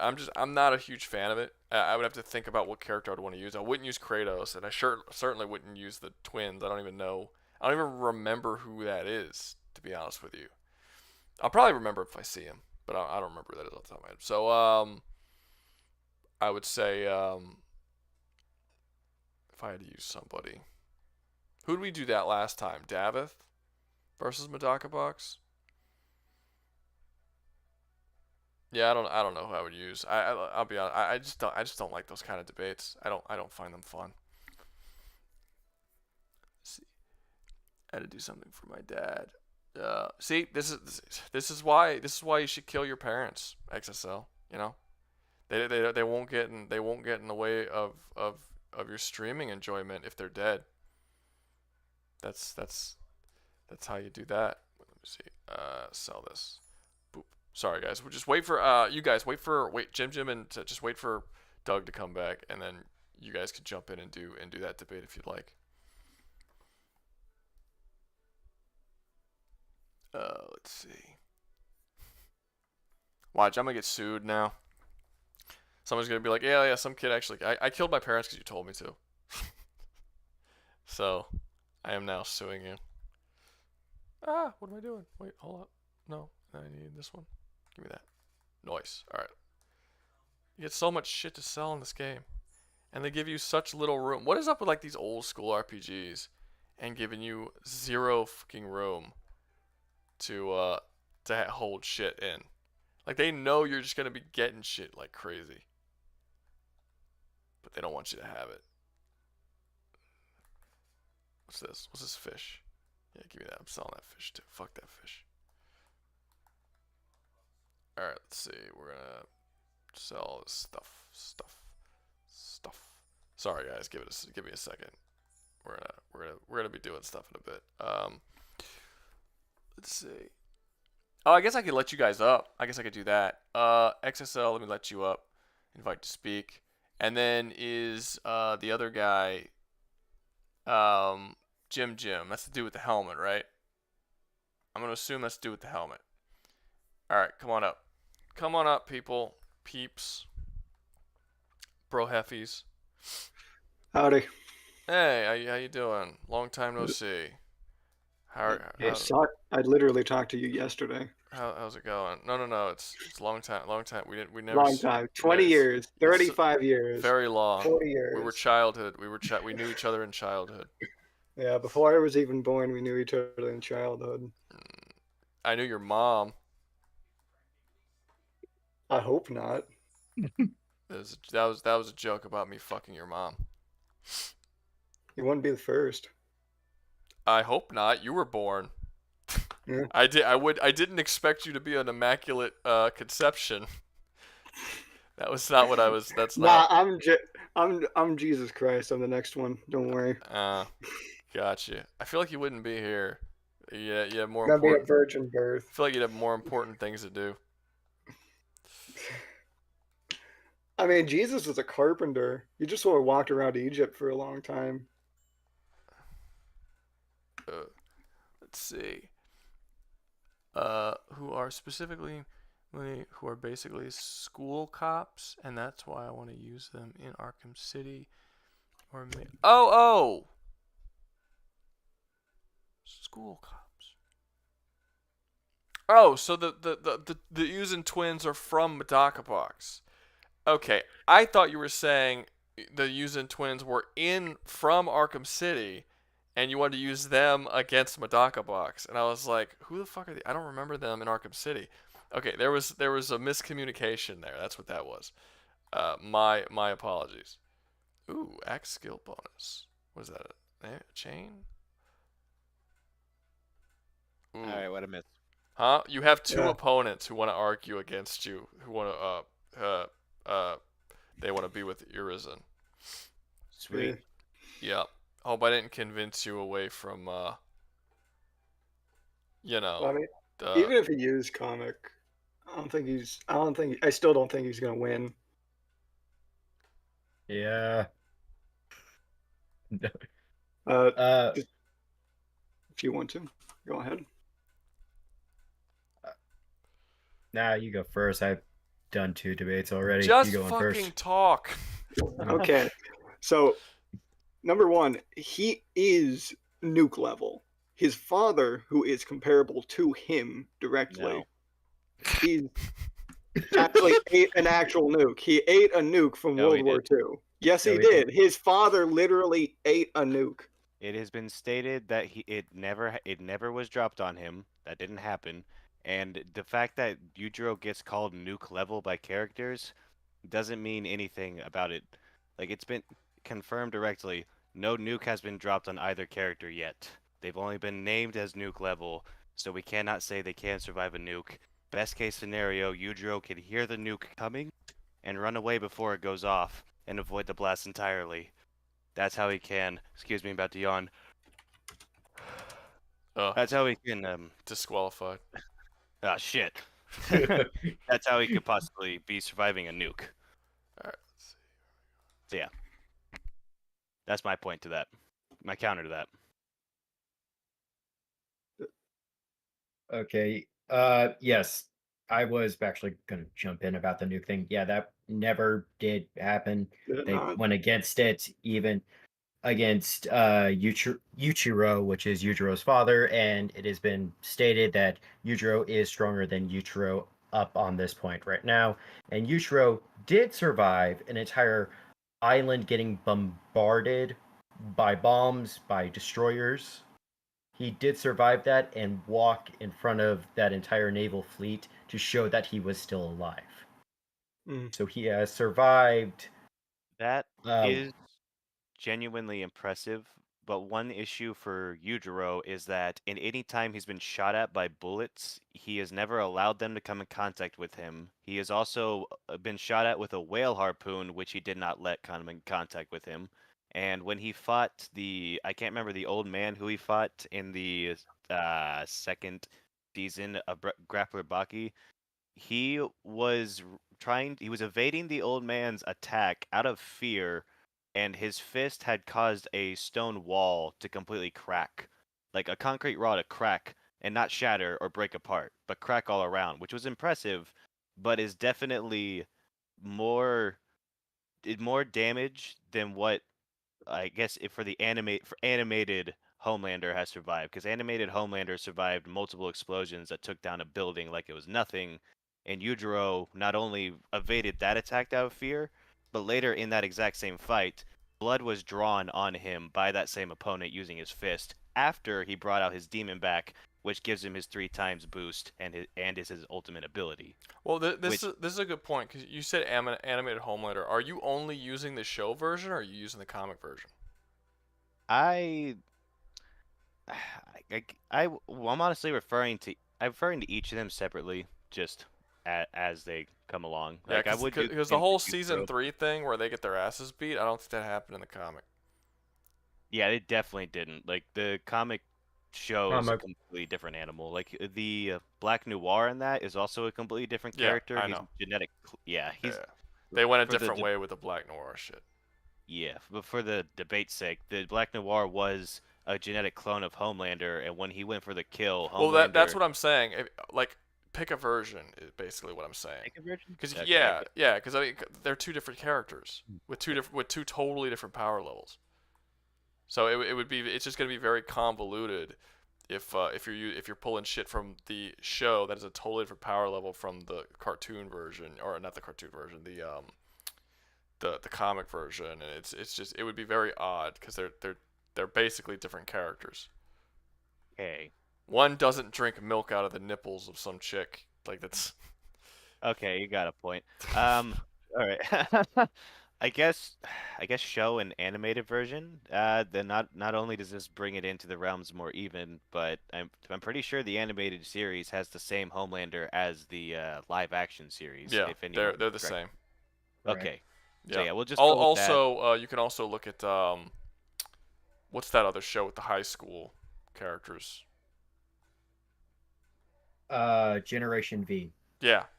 Hmm. Is it Generation V? I I think it believe was so.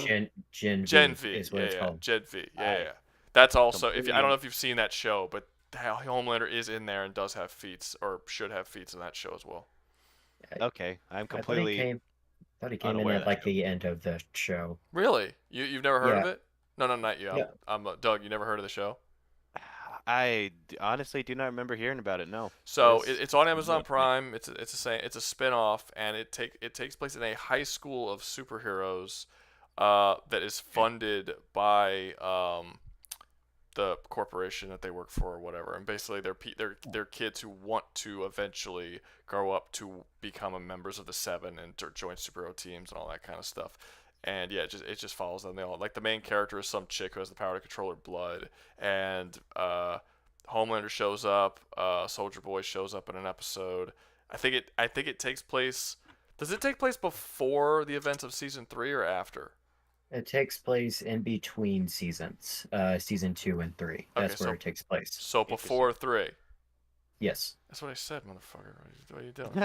I'm sorry. No, not before 3. In between 2 and 3. You gotta be specific. Like the fuck is he talking about?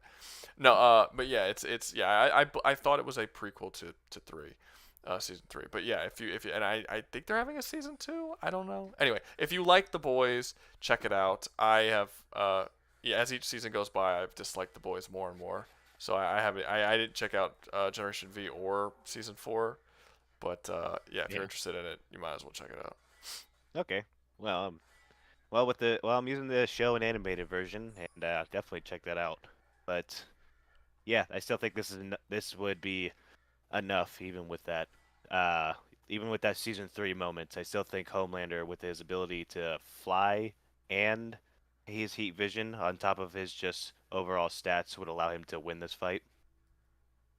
I kind of don't believe that due to a couple things. One, Homelander cannot fight at all. Even if we're using the show version, he cannot fight anyone unless he is stronger than him. And even if he is, he still can be damaged by someone like Queen Maeve, whose strongest feat is stopping a armored bus. And that was and that bus was going like 80 miles per hour, and that was the end of that. A character who is weaker than Yujiro stopped the same thing and even lifted it and did not get damaged by it in the least bit. And the character I'm referring to is Pickle.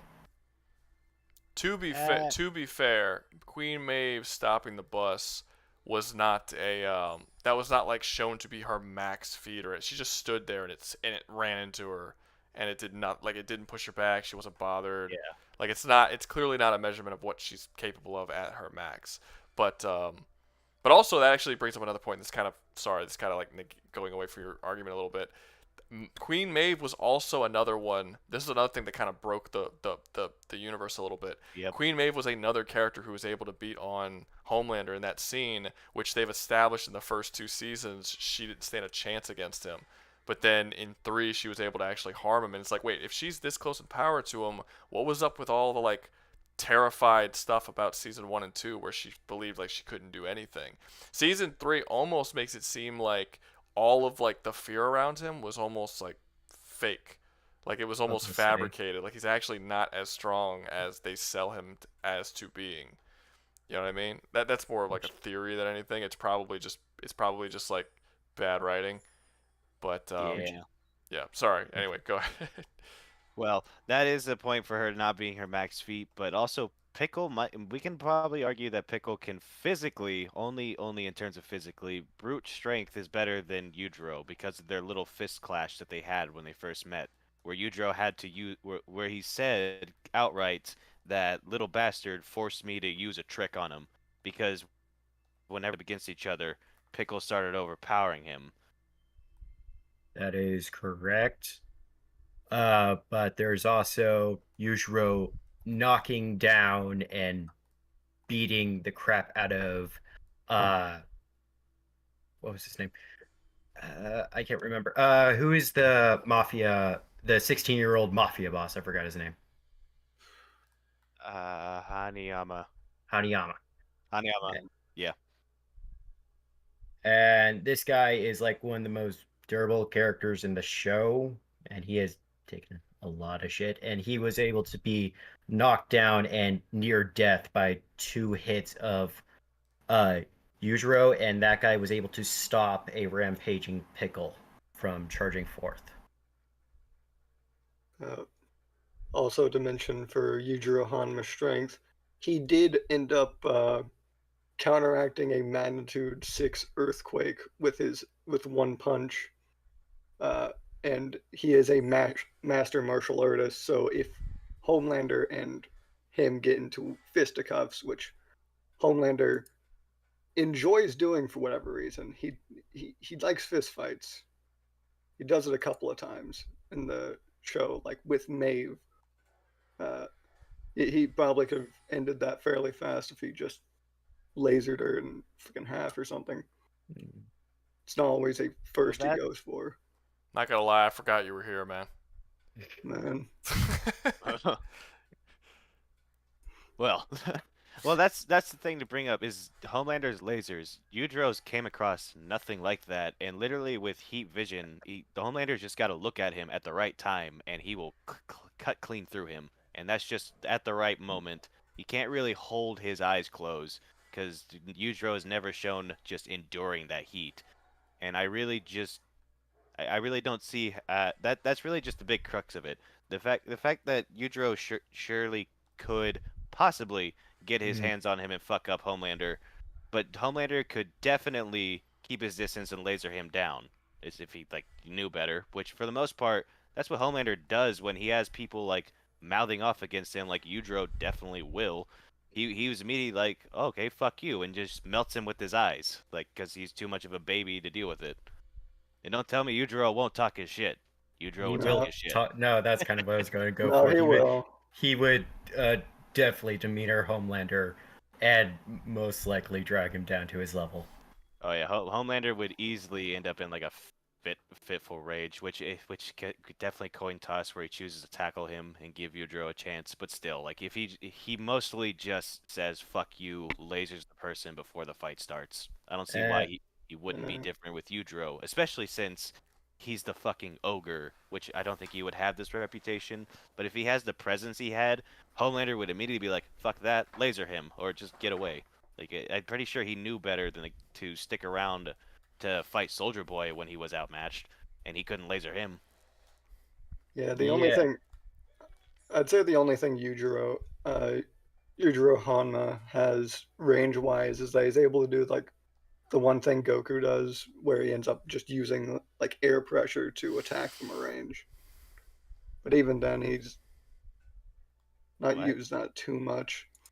Yeah, that's got to be an old comic niche thing, because I don't even know what you're referring to. Here, I can do this. Talking about the lasers, the biggest thing that Homelander has going for him. No, Yujiro has not shown in the show, if we're using those versions, being able to survive continuous heat. And Homelander's heat vision is strong enough to tear a plane in half, and that is the strongest it's ever been shown to do. But his lasers are also kind of inconsistent, or he could choose what level they're on. Where other lesser soups have been able to survive his lasers, even full wrath when he's raged or anything. So his lasers are strong, but they're not. Maybe there could definitely be something in the boys' lore that could counter what I'm about to say, but I definitely would argue it's much easier to give the Compound V patients, we'll call them that, a heat resistance than it would be to give them durability. That makes sense. I don't know why that makes sense to me. There's also the fact that Yujiro casually dodges lightning, and has also had a continuous bolt of lightning strike down on him while he was walking, and just refused to dodge that. The lightning hitting him would not be the same as a laser piercing through him, and the speed of a lightning bolt varies between every lightning bolt. We don't know how fast any one goes. Well, I mean, we can know how fast it goes, but they're not at a consistent rate of speed. I mean, there might be a base minimum. I could be wrong about that. There might be a medium where a lightning bolt can travel slower than we can walk. I don't know, but it's based on the medium they're in. In the show, because in the show the narrator over explains a lot of things, this was like him dodging lightning was like above like the speed of sound or anyone could react to it, so it is definitely subsonic ranges of him dodging. I'll give you that. Yeah, that would make sense for the narrator to say it. And there are characters who do mock punches who are much slower than Yujiro. So yeah, I can see that he definitely can have the speed advantage if the narrator gave it to him like that. Someone in the comments said that I don't entirely agree with this, but maybe you want to defend it. That Homelander should be comparable to Black Guy Speedster. He's calculated at going over Mach 3. A-Train? That's questionable. Yeah, because there's the entire. I feel like A-Train is faster than Homelander. I do too. Reaction. I wouldn't defend that claim, but I saw a couple people in the comments say it. Yeah, like if we were to try and use A-Train's like speed, we would use that as like a very clear cap, not as any like baseline.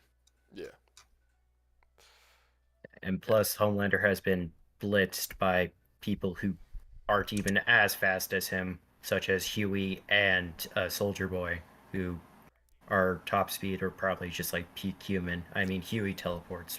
That's not a great example, but like someone like Butcher, who also has just like peak or superhuman capabilities of speed when he is on Temp V. Yeah, there's no evidence that Homelander has any sort of like quicker perception or anything. He just has the brain of like a normal dude, arguably less intelligent than most people. But he is definitely less intelligent because he has yet to kill a single member of the boys. Yeah. Well. And Yujiro would definitely use that against him because Yujiro is one of the smartest people on Earth combat-wise. Combat-wise, yeah. Still don't see what Yujiro could do against the eyes. I mean, dodging them is something he is very much capable of doing. Very much capable. Yeah, but then again, I bring in the flying that Homelander could very easily get out of his range. But of course, we're all assuming the fact that Homelander plays it smart and doesn't go into a temper tantrum. Which he definitely would not, because Yujiro would be trash talking him the entire time. The entire time, for sure. He wouldn't. At any... I don't think...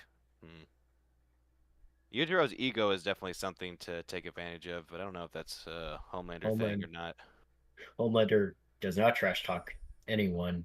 He only intimidates. Yeah, which Yujiro would laugh at him at, which would get him more pissed, which would get him either closer or try to laser eye him, and then lose focus that Yujiro just... James Steely, I'm sorry, but James commented that Yujiro is Japanese. Homelander wouldn't even understand his trash talk. He's got a point. That's a good point. No, but he talks to Biscuit. He talks to Biscuit, who is an American, and he talks to Bill Clinton and Obama, and he speaks English to them. Okay. He does talk to the U.S. president, so I'm assuming he knows He knows like English. Plus, there's him crushing coal into diamonds, which he does as a parlor trick for the president. Oh, you should probably look up how much that is. Yep, I probably should have. Doing that right now. Yeah. But you guys kind of surprised me. Is there really no scenes where Homelander trash talks? I feel like it is in his character to trash talk. I feel like he would have done that at some point. He would trash talk, but he's not good at it. Yeah, he's kind of like a schoolyard bully. The only time the only real trash talk is whenever he's currently in the process of maiming someone and he's saying shit at that time. Not really like what Yujiro does, where he sits there and degrades you and completely picks you apart verbally before he fights. I love how everyone talks about Homelander like he's one of the best villains in television at the moment, and literally every measurement you could possibly have for him of being a villain, he fails miserably. He's not good at anything. He's not smart. He's not like clever. He's not. I mean, I guess technically he's strong, but that's sort of got outdone in the third film. He doesn't have any like great plan. He's not sympathetic. He's just like in every measurement on the surface, he would be a terrible villain, but he's still like beloved as a villain. It's gotta be because he's the first like Superman, like maybe not the first, but like the first. Brightburn came out before him. Yeah, far from the first. But for an adult Superman that has like all the powers, Homelander was the first to be on the. That's not why people like him. Though. People like Homelander. Like they like the actor who plays him. They like the character of Homelander. You can't just say, oh, it's not because of his powers. But I meant like it's like an evil the concept of an evil Superman, not so much the powers, because there's Superman been evil Superman before though. There was literally an evil Superman in Injustice, and no one talks about Injustice Superman as being like a fantastic villain that like everyone needs to see. Like now, it's the way the actor plays him, and for at least at first it was the writing. Although I would disagree with that currently. Remember Communist Superman and that like Red Sun comic? Red Sun. Yeah. They made a movie too. One. I believe they did make an animated movie. I didn't watch it, but yeah, they made an animated movie of Communist Superman. That was a good adaptation of a quote unquote evil Superman. Well, it's not even. I mean, technically, yeah, you could say it's Communist Superman, but I don't think like that's not the point. That's Communist Superman. The point is that instead of landing on the Kent farm, Superman lands in the middle of a Russian prison. So he doesn't have like the loving, caring, parents and stuff that grew that like basically the whole point of the comic is that Superman became who he is because of his parents. Man, that's the most Russian thing I've ever heard. Getting immediately sent to the gulag. He landed in a Russian prison. I believe that's exactly where he landed. I might be wrong. I think so too. But I think that's what happened. I'm not sure, but freaking. Good Lord, James! I didn't know that about the boys. Talking, I guess in the first 5 comics, Butcher trained a dog to grape other dogs. Yeah, no, the comic isn't good. It's Garth Ennis writes it. I don't particularly like Garth Ennis's writing. He just writes like his comics are basically shock value. He just like I don't think he particularly likes humanity as a whole, and every single comic he writes that he has full control over, he does like everything he can to just make all of the characters as despicable and do as much fucked up. It's almost smut what he does. Yeah. Y'all know the baby scene in The Boys? The one where they cut people in half with a baby laser eyes, or no? I'm talking about the comic baby scene. Oh, where he's just eating a baby. He eats a live baby. Well, that wasn't even. I know it was Black Noir. It was Black Noir, but I'm just saying like on screen eating a live baby as the baby screams and cries as it's being eaten. It's just smut. It's literally just it's like a Cannibal Holocaust, or a Serbian film. That's the type of comics that the dude writes. Even a Serbian film, I can at least respect that because it was doing a message sort of thing. Not really. Like it was something against censorship in Serbia. It was. Serbia has really harsh censorship laws, but it wasn't a message. It was just he was giving the finger to Serbia and to Serbian government by making a movie, putting Serbia's name on it, he was basically trying to make it so that every time people think of Serbia, they think of the opposite of what Serbia actually is, which is super, super hard censorship. They would think of them as a bunch of like baby fucking dead fucking like there's all kinds of shit. Have you actually seen that movie? Yeah, I have not, but I've heard plenty of things about it. I I've heard started. watched- I stopped pretty early into the film. Yeah, I was like, no, I'm good. I know what kind of person. I know what kind of what I like a movie. They're like one of the first fucked up things that happened in the movie is this woman's pregnant. Well, you know, I should probably not even gonna say it. Well, no, it's fine. Fuck it. You're adults. He's this dude. The whole movie is about they get this ex porn star to make smut films for rich people who want to see fucked up shit. So Yeah. the very first messed up scene, they sit him down and he's watching this movie, and it's a pregnant woman and she's having a baby, and this guy comes up and he delivers the baby, and then after he delivers the baby, he pulls his dick out and then he starts fucking the newborn baby, and the baby is screaming and crying as this grown man, and the woman is watching her baby be raped, and she starts laughing maniacally and like touching herself. And I'm watching this, and I'm like, this is the first 20 minutes. I'm done. I'm good. I don't want to. I don't want to see anymore. I'm Holy okay. crap. Like that's the I'm pretty start. Sure, I'm pretty sure later on the main protagonist fricks his own son or something. He does. His own son and his wife, without knowing it's them, and then it's revealed at the end it's that. Like he by force, they were not into it. And then at the end of the film, just to spoil the ending because I know the ending, they all kill themselves because of the trauma that they've all been through. And then after they kill themselves, they're all laying in the whole family, him, his son, and the wife, are all laying in bed. And then the camera like pans and turns around, and it's the people who hired him, and they're setting up a camera. And there's another guy there who's like about to. So basically, they're going to use their dead bodies to continue making movies by having people have sex with their dead bodies. Yeah. Yeah, that's how the movie ends. Yeah, that's. If that doesn't sound like something that interests you, don't watch the movie. It did. God dang, I think in a interview of not related to the Serbian film, the guy who made The Boys, I think he literally said that he hated superheroes, like he despises them. Yeah, he said that before. He doesn't like the whole. Yeah, he don't like them.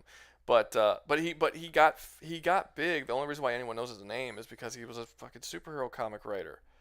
That's his whole thing. And like it's like that's your job. Like your job is literally writing superheroes. I'm sure you've written on superheroes that no one knows about. I don't know about them. I think he wrote like a zombie series at one point. But it doesn't matter. Like everything he writes is like that. It's not just superhero shit. And the superheroes that he writes is the only thing that anybody cares about. Like everyone was in agreement that The Boys was a bad comic before The Boys came out as a TV show. Like most comic book readers agree that The Boys is not good. Yeah. I don't know if I've ever met anyone who's read The Boys and like genuinely thinks it's great. I mean, at least the show's an improvement. Then again, Season 1. I don't know how maybe. you could do worse. I don't know how you could do worse than that. Well, that was what I was just describing was not The Boys. That was Serbian film. The Boys not was a Serbian film. Yeah, I'm talking about comic to show. Yeah, The Boys was the baby eating. That was The Boys. Yeah, no, I know that one. Yeah. You know, I can handle that over baby fucking any day. Yeah. Baby eating is better than baby fucking. I mean, at one's least just at least the homicide. baby's a lot. Well, no, the baby would be dead. Both would be dead. Both would be very Yeah, dead. they would be dead. I don't think. Yeah. It's like that. It's like that thing that happened in Africa. I'm not. Okay. That one. They believe that for a long time there was a belief that you can get rid of AIDS by having sex with virgins. So I think you could probably connect the dots on where that's going. I don't like that. No. I've got like half a guess, and I don't like That's that. a weird. I gotta two say of that's a them. weird response. I don't like either of them. I don't like that. I don't like it. Like, well, no shit. Like, What do you want me to say? What do you want me to say? I Freaking, really, that I gets really me like that. going. We Freaking need no. we need to bring that to the U.S. We need more of that here. That sounds amazing. Oh, what? I haven't even looked at the comment section for a while. Hold up. Watch them I slowly wonder what they're react saying to about this. that movie. It was pretty good. Seeing if I lost everybody by describing all this stuff. Disappointment. Like, no, I didn't lose some people. A couple of shock reactions. It's fine. Yeah. Let me see. Yeah, it says the boys is pure shock value. That's why I prefer Invincible takes on making fun of superheroes. Yeah, both series are basically the same thing. They're both like what would happen if the Invincible and the boys. The premise is superhero universes, but if they were more realistic and like existed in our real world, what would that look like? But Garth Ennis as just as a person has a very very pessimistic and cruel view on what the world is actually like. So his view on like what if superheroes were real is just they're all just fucking completely morally bankrupt and they do just whatever. They're murderers, they're psychopaths, they're rapists, like everybody. There's one good person in the entirety of the boys. And he spends the entire comic torturing her constantly. I'm talking about Starlight, by the way. Yeah. He fucking hated her for some reason. Well, no, he didn't hate her. He's actually said that he regrets the way he wrote her. He's like, if he could go back and do it again, he wouldn't have had her suffer so much. But like in the show had her do the whole blowing the deep thing. But in the comics, she had a lot worse. It was all of them. It was all of them. Sorry. They all had their way with her. But that was not the only scene. Like the entire comic is just her being abused and brutalized by the Seven.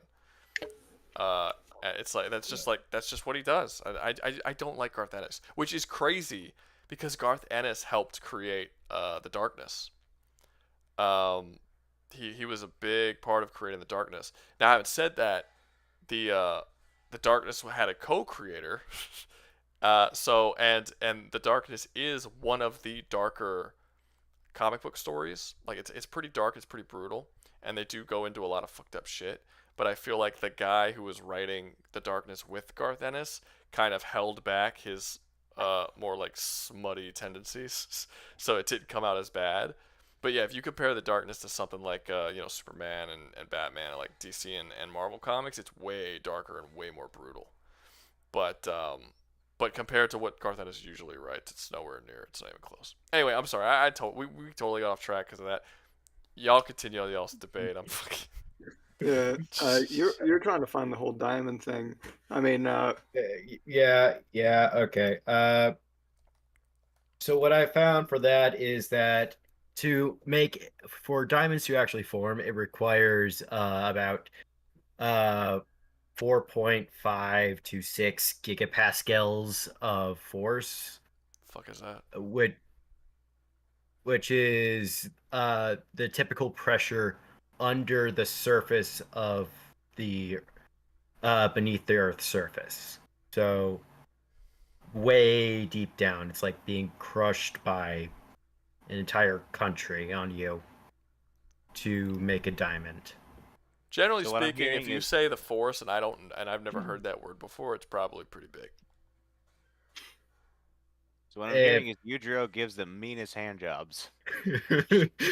But I will say to not make it an anti-feat, but to make it seem a little bit more reasonable, because one, that's like him being able to crush about anything in his hands. He only does that with like cold dust, so it's most likely much less than that, but that's still very impressive and would most likely break Homelander's bones if he ever grabbed him, which Homelander would not be able to escape from. That's a bit weird to say, saying it's only with coal dust. Does that mean that if he just had a piece of coal, he wouldn't be able to accomplish the same thing? He would be able to accomplish the same thing. It's just that what was shown in the anime was him grabbing coal dust and crushing it and then scratching it across the oval table.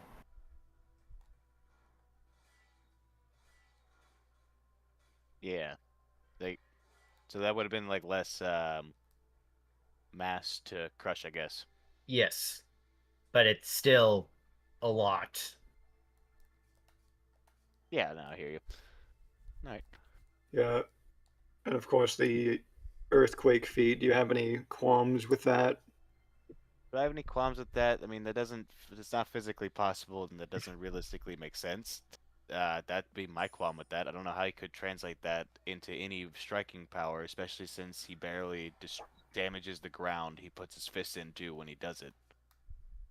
Uh, I would say if he ever started an earthquake with a strike, that'd be far more impressive. But he's,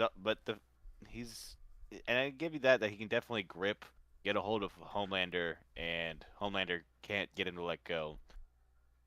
But it still doesn't change the fact that Yujiro's own durability from him being afraid of being attacked is building level, small, big, medium, whatever you want to decide. It's building level, and that is definitely within Homelander's range of like power. He could definitely that would mean that they both can overcome both of each other's durability, and I would argue it would be easier for Homelander on the fact that he just doesn't have to get his hands on him. Of course, I'd still gotta give credit to Yujiro being the skilled fighter he is, but how much is that really going to benefit him in this? Like, he's got all sorts of his weird abilities. Martial arts, it really isn't relevant in like just hitting each other really hard. And what weakness is he gonna find visually with his little X-ray vision? Like, I feel like most of his niche abilities wouldn't come into play in this fight just because of how Homelander is as a, like for his two powers.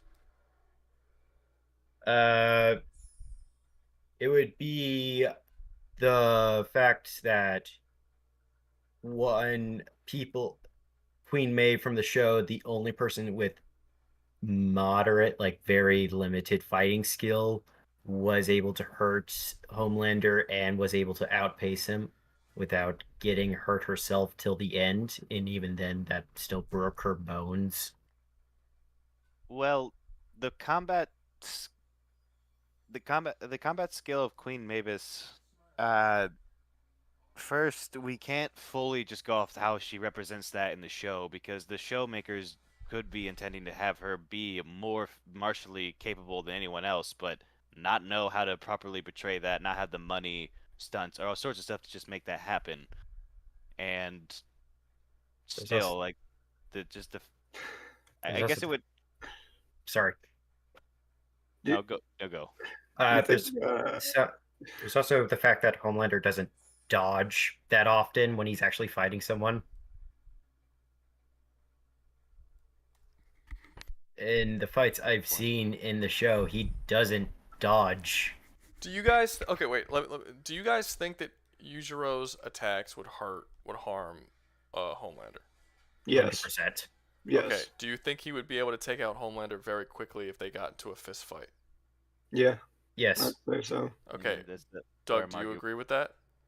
Not quite. I think they need to slug it for a bit before you can put him down. Fair. I would say fair. For that. Well, okay, because the thing is that in the show, Homelander has never once utilized his flight to essentially like during a combat. Or like when he always lands on the ground. He looks face to face with the person he's about to fight, and he usually allows them to hit him from the very start. Like he lives his entire life under the assumption that no one can hurt him. So like at the very start, if he gets into a fight with Yujiro, he's gonna be looking at Yujiro. He's gonna be doing his normal cocky Homelander thing. The first time Yujiro hits him is probably going to be damn near the hardest he's ever been hit in his entire life. And do you guys think that Yujiro is a skilled enough and fast enough fighter to essentially take out Homelander before he gets it in his head to fly away and flee? Yes, very much so. Doug? That's what I'm trying to think on because of. Wait, nope. Man, what was the measured speed for the explosion Homelander dipped out of? think it was like something around like Mach 1.5. I can go check real quick. What are we talking about? What explosion?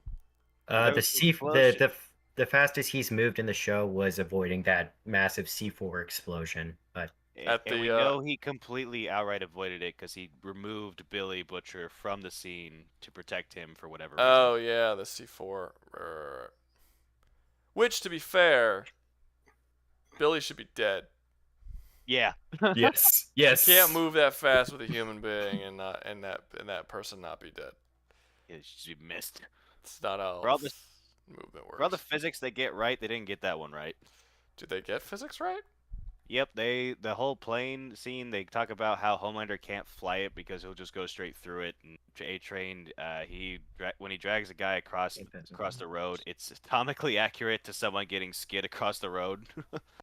Well, and just small niche things like that. Yeah, well, to be fair, that was a kill. Like yeah. he was specifically did that for the sole purpose of killing him. I know. Like, I'm just saying that, like, it was very accurate to, like, a person getting stuck on something and getting drug across the road. Like, they portrayed it very accurately, too. Have you dragged many people across the road, Doug? Where are the bodies buried, Doug? You sound like you're saying this from experience, Doug. I mean, watching. I'm a voyeur of murder, sir. Okay. I'm not not a murderer. I'm not an active participant. You're looking for that. You're looking for that feed or whatever. Yeah, I am. Okay, it's not really that important. I mean, it's fast. You don't have a solid speed for Yujiro anyway. That's true. So what does it matter? Even if you did find out the speed, you're gonna be like, oh, it's this fast. How fast is that compared to Yujiro? I don't fucking know. He dodged that lightning bolt. We don't know if that was all of his effort or not. Well, you also don't know how fast the lightning bolt was going. Yeah, that's true. What's faster, dodging lightning or dodging an explosion? Who fucking knows? Who cares? Explosions are probably different speeds too.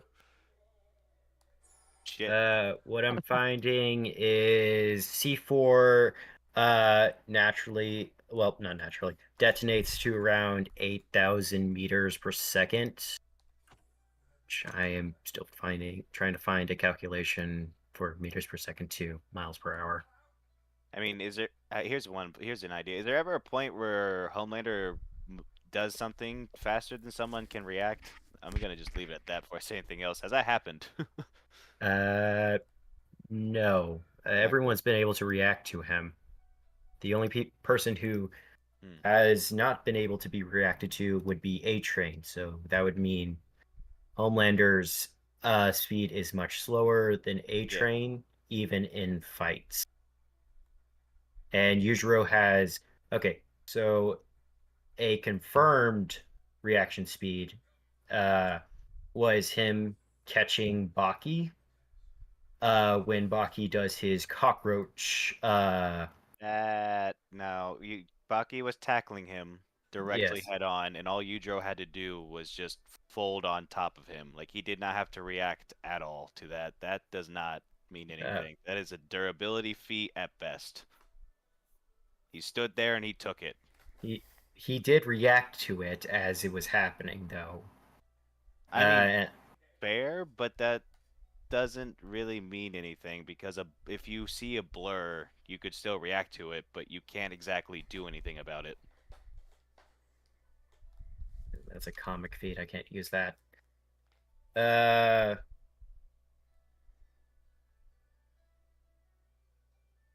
Well, let's go with the elephant thing. He is able to take down a 200-ton elephant that took down a battalion in the African army and then ate it. That is impressive that he did that with his fist. First, that's the African army. Their military is not as good as what people are thinking that it is. And it doesn't change the fact that both Yujiro and Homelander are in a position where they can still overcome one another's durability reasonably. Who the fuck thinks the African army is good?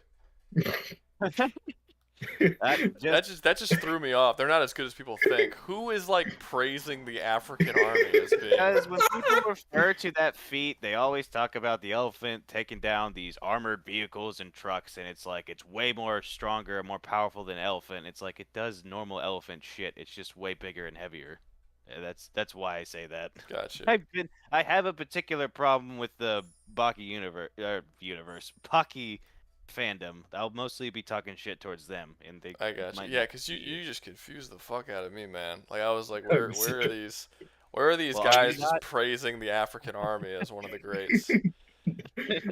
Right up there with America and Russia is the continent of Africa. Their whole army, all together. all of them.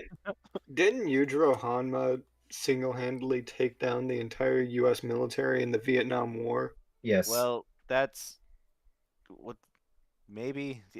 Yes. I mean, yeah, even if you give it to them, he did that with guerrilla warfare tactics, the same way Vietnam beat us by. I mean, yeah. Running in and out of hiding. Almost. I'm just mentioning that. That is a good point to bring up, though. Yeah, he is crazy like that. Yeah, which would bring that makes me want to bring something else up. He can be stealthy when he needs to. I feel as if he'd be able to hide away somewhere and cause Homelander to try and force him to find him. X-ray vision. Does he? Right, Yeah, he can he see does through that. stuff except for zinc. And he also has super hearing. Yeah. I mean, it's questionable how much that's going to play to his advantage, but that's still going to help. Yeah, I mean, Yujiro has snuck up on people with really good reaction times and everything. He's snuck up on his son numerous times, a character who's also been able to dodge bullets casually. But that affects his perception. Like that, like the reaction time is one thing. Perceiving someone's presence is an entirely different thing. Because it's possible to be literally in front of somebody, like visually, and they have no clue you're there because they're just not paying attention. Like that's shit people do all the time. I don't. Yeah. There's also him just being stronger than characters who has done some feats. Like he is able to do the Mach 1 punch, and it is much stronger than Katsumi, and Katsumi is weaker than Baki, and that fight ended with Yujiro walking away with Baki, and that was before. No, that was after the pickle arc. Right. Well, the thing about the like it's good that you brought up the pickle arc. Are you guys but seeing this on my screen? What the fuck is this? that is that's a guy with his dick out. But look at, is that a glitch or is that like he's supposed to? What is this? That's his penis, dude. It's his spear, but it's that's like, really mean. It's his spear, but it's huge. It's like I thought we sticking out- didn't shame it's- people. It's literally coming out of his dick. I thought we didn't shame people here. Maybe he got surgery. Maybe he got surgery. It Yeah, looks look, I was so- accurate. It I've gets never lighter seen at this the end. before in anything. It's very strange looking. I mean, it's trying to hit you. It is. Like I see the mist things on It's it, so trying it to- well, does that- have the range. There, I just killed him. Pretty sure I just killed a guy who broke a world record. Feel bad about it. It's like killing a unicorn. Man, you know what's even sadder than that? Or who would be even sadder than him? His What? wife. I don't know. He's a giant. Maybe he's like got a really really big wife. You know. I mean, Oh. that man at least has some serious penis strength. Let's be honest here. I mean, look at the head. Look at that. That's insane. It's like it's like a cat penis. You ever seen a cat penis? Well, like Yeah. fucking quills and all that. They look whatever like it is. They look like morning stars. He's dead.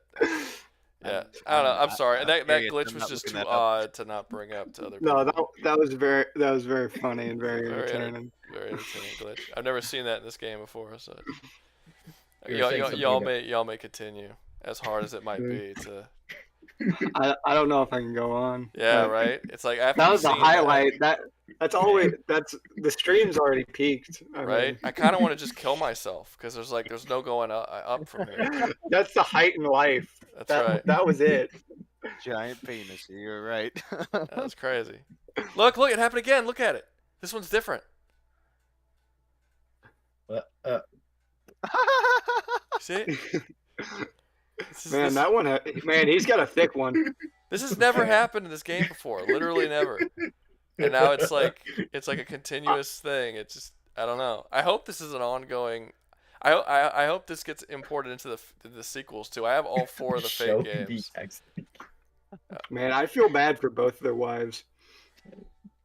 They seem to be enjoying it. I think you're making a lot of assumptions. Maybe that they like each other's. is They like each other's company. You know. You know, that is a bold assumption of me. I never considered the fact they were gay. That's my fault. They were with each I other. wasn't being representative. Yeah. I mean, I don't you're know making an assumption to begin with that they're even guys. That could be a girl right there. That's awfully rude of you. Hanging out, not in a fake game. No, this game came out pre all that. This is a relatively older game. Oh shit! I wasn't paying attention to my fucking health. I was too mesmerized by the giant dicks to pay attention to my health. That was a highlight. That was a highlight of the stream. And now I gotta pay $45,000 to come back alive. Wonderful. Now it was worth it. It's definitely worth it. All right, go back to what y'all were doing. You were saying something about the pickle arc. Yeah, you were saying yeah. about the pickle arc. Yeah, Baki did overcome Pickle, but that doesn't change the physical strength difference because Baki used his technique to overcome the strength difference between him and Pickle by doing the chin tap technique he used. Or this there's several techniques that would definitely render Homelander kind of but you gotta remember it's Yujiro. He's not. I don't know. Maybe I'm overlooking this arc too much. Whenever he fought Kaio, the old man with Shirori, he demonstrated not only could he just use those martial arts on sight, but he's not so much wanting to use it. That he would rather just brute force to show that he can do it. Yeah. I've been looking for Yujiro speed feats that isn't just this guy was really fast and Yujiro's better. And one of the only ones I found was him being able to run up to a man who was firing an arrow and grab the arrow before it ever left the bow, while it was still pulled back and strung. This is about the best image I have to show that. I'm not sure how fast that would be, but he'd have narrow gains majority of its momentum after the fact. When would an arrow have its highest momentum? Think upon release, but there's always the water the water flow technique that Yujiro would most likely use on Homelander because he would see him as a whining child and use it on him to teach him a lesson, which is able to rip skin off of fighters in Baki who have all after like the first season of the series, all Baki fighters are either able to dodge bullets or tank them. So, and it I causes. don't agree with that. The only two characters shown to tank bullets are Pickle and Biscuit Oliva, and I think you could only reasonably say that only other character. I don't even know if you could say that for other characters who are on their strength level because when they got shot, it was a big deal for both Biscuit and Pickle. Like they they didn't just write it off like, oh, here's another guy who can get shot by a bullet. They were like, no, Biscuit can tank shotgun shells, and Pickle can tank point blank pistol shots to the stomach. Like, they made a big deal about this. If it was just an everyday feat, why would they bother like telling us that? Okay. I guess, yeah. Uh, can you agree that most characters can dodge bullets in the series, at least the named fighters? Yeah, yeah, that is pretty consistent showing. Okay, then. But the slap technique literally is the worst pain possible that in a technique that Yujiro has used a couple times and would definitely use on someone like Homelander, which would cause him the most pain that Homelander has ever experienced in his life. Super, yeah. That's true. Trying to think about that one because the whole concept of it is by applying pain with a really hard smack. I mean, I don't see why that wouldn't work. I don't see why. I also don't see why that would be enough to just sudden. Nah.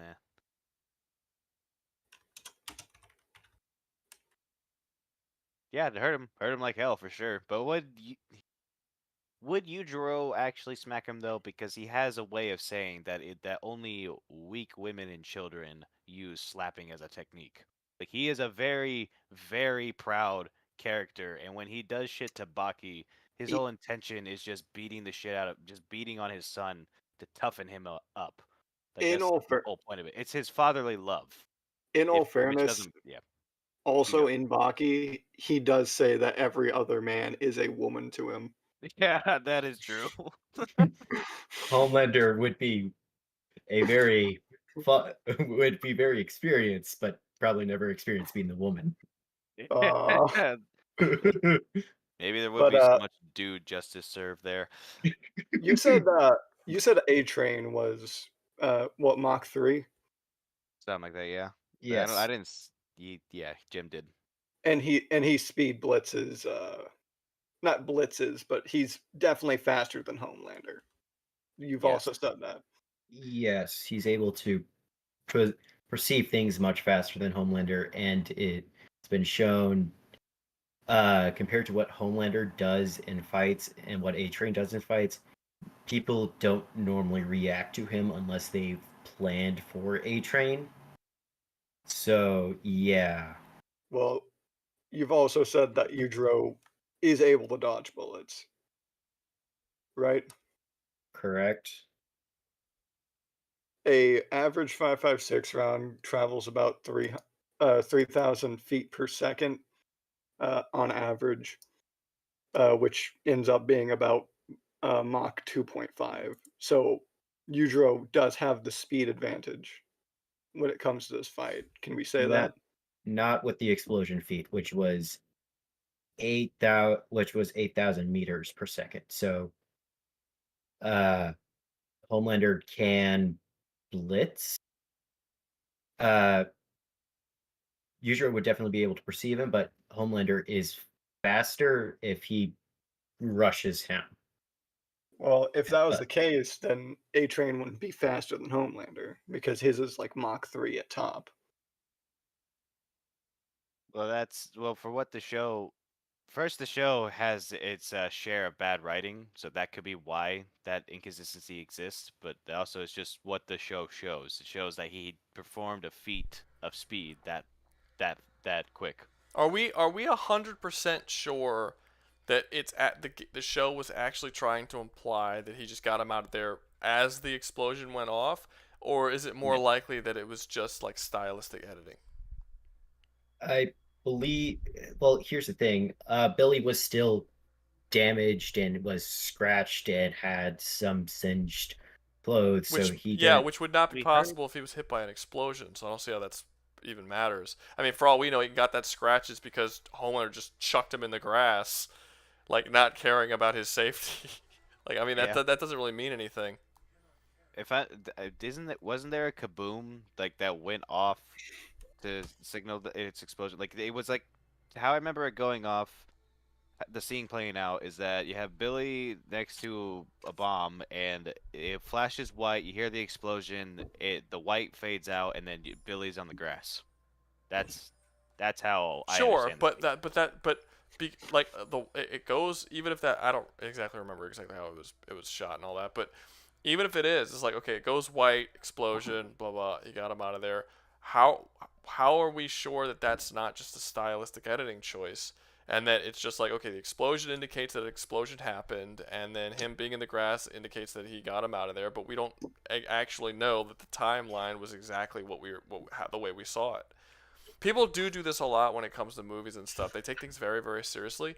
This is how you get shit where it's like, oh, this character could dodge a bullet because the way it's edited, this guy like pulls a trigger and then boom, and then the guy is shown dodging it. But it's like it's editing. Like the editing, the pacing of the editing wouldn't feel right if they did it in the real world, like the way it should go in the real world. That doesn't necessarily mean that characters are dodging bullets.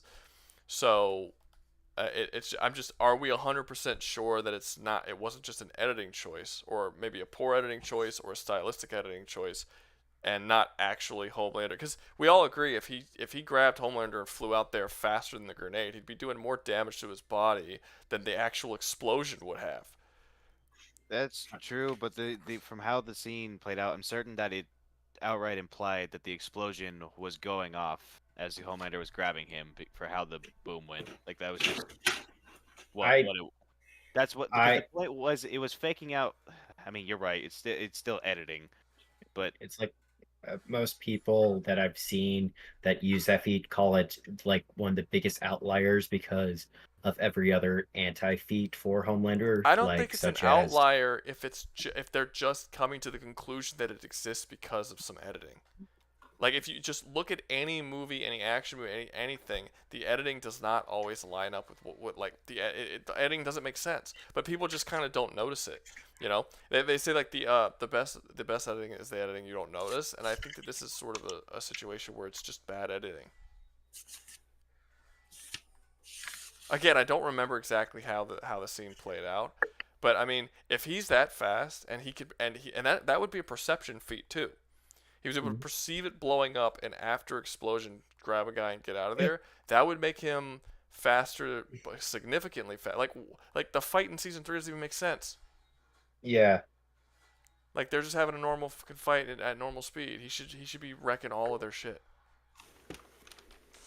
with ease, you know. So there's something's wrong here. I mean, if I'm not mistaken, it was a timed bomb. And he had a time to measure that for when it was about to go off, so that would allow him to make his choice then, not based off perceiving the explosion.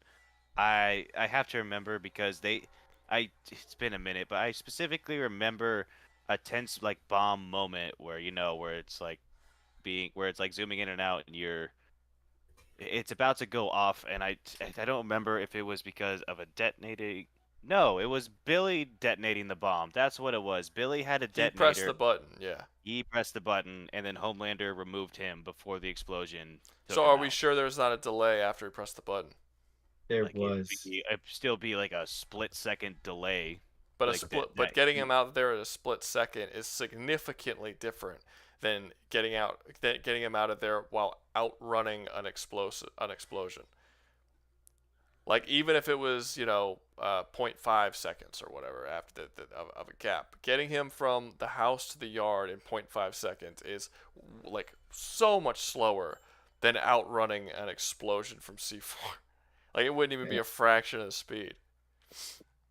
Yeah, that would kind of explain the rest of his speed in the rest of the series. I guess that would just come down to whether or not the explosion. I don't know. Let's have to see the scene again, I guess, to know that.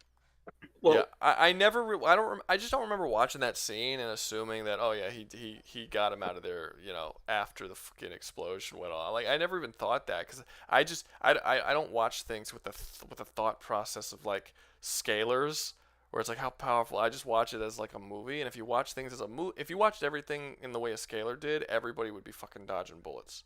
Every single action movie where someone shoots a gun at somebody is a bullet dodging feat. Because, like it just would be. It's just the way the editing works out. But Yeah, so I don't know. I don't 100% buy that that's exactly. Like I said, I'd have to rewatch it. Maybe if you rewatch it, it's like, oh wow, yeah, no, this definitely is like trying to give you that kind of information. But I'm not sold on that. I wasn't sold on that when I watched it. Let's say that. So my question would be to you, what do you find is the more consistent and believable feat between the two? That he is what, Mach probably 7 or 8 with the whole bomb thing or something? Or that I mean, he's if what's his face? If A Train is Mach 3, I don't think that would be consistent. yeah, because He's we not. I do don't think. actually. I do not think that. God damn it! I'm talking to y'all, not paying attention. I do not think that it is in any way. Like I don't think there's any evidence that he's faster than A Train. And let's not forget, this is the series where we see A Train travel at like Mach 3 or whatever, and then later in that same season, he watches Starlight's attacks in slow motion, which is supposed to be light. I have problems with that. That I happened do on not. screen. No, I mean her attacks. I feel as though they're plasma based compared to light, because she absorbs the electricity around her. So her converting that into plasma, which is a consistent thing that the show has, or electricity of some sort, and shooting Perhaps, that but out. but the show doesn't clarify. And visually speaking, it definitely looks like light. But yeah, you're probably right. But the show never gives you an answer on that. No, Like the only and reason why you even have a theory that it's not light is that it doesn't make sense the way it behaves. I mean, her attacks do nothing to even normal people except launch them. So, Well, then it can't wouldn't be even. plasma either. Yeah. So, So your theory falls apart. yes. Is my point. Yeah. Yeah, you're right. How's it light if it induces physical force? I guess. It wouldn't be. Light can't induce physical force, but I mean, generally speaking, like, I mean, like when I don't when I'm watching like One Piece or something, I'm not like, oh, Kizaru's light beams explode, so that's not light. We have to find some other explanation as to what. No, it's light. It's said to be light. It's visually like it's just bullshit, fictional, like whatever kind of light. You know what I mean? All right, I hear you. What did we claim Yujiro's reaction speed to bullets was again? Yujiro's reaction speed would be Mach 2.5 because bullets travel at roughly about 3,000 feet per second. Okay, it's roughly twice the speed. I used a basic 5.56. Nothing like absurdly. Yeah. Nothing absurd. I mean, the most things he's been shot at by were handguns. None. I don't think I've seen him ever been shot by a rifle before. He was in the Vietnam War. In the Vietnam War. I mean, I can look that up. So, like, what, 45 probably? Yeah. Yeah. I mean, a rifle? Sorry, 5.56. I was about to say. Sorry. I have to know guns. I'm going into basic soon. Yeah. Yeah, you got problems if you're thinking that your fucking rifle is shooting a 45.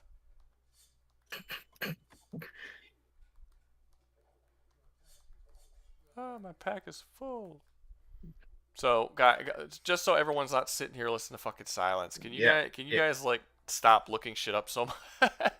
All right. So from what I'm just thinking, it's to what I'm understanding is Homelander. If he's out, Homelander is shown flying faster than the airline cruisers than what they were, and that at best is probably only Mach 1, which, but still, given Yujiro's feat against bullets and for his other feat with the arrow, the bullet feat is giving him Mach 2 reaction speed.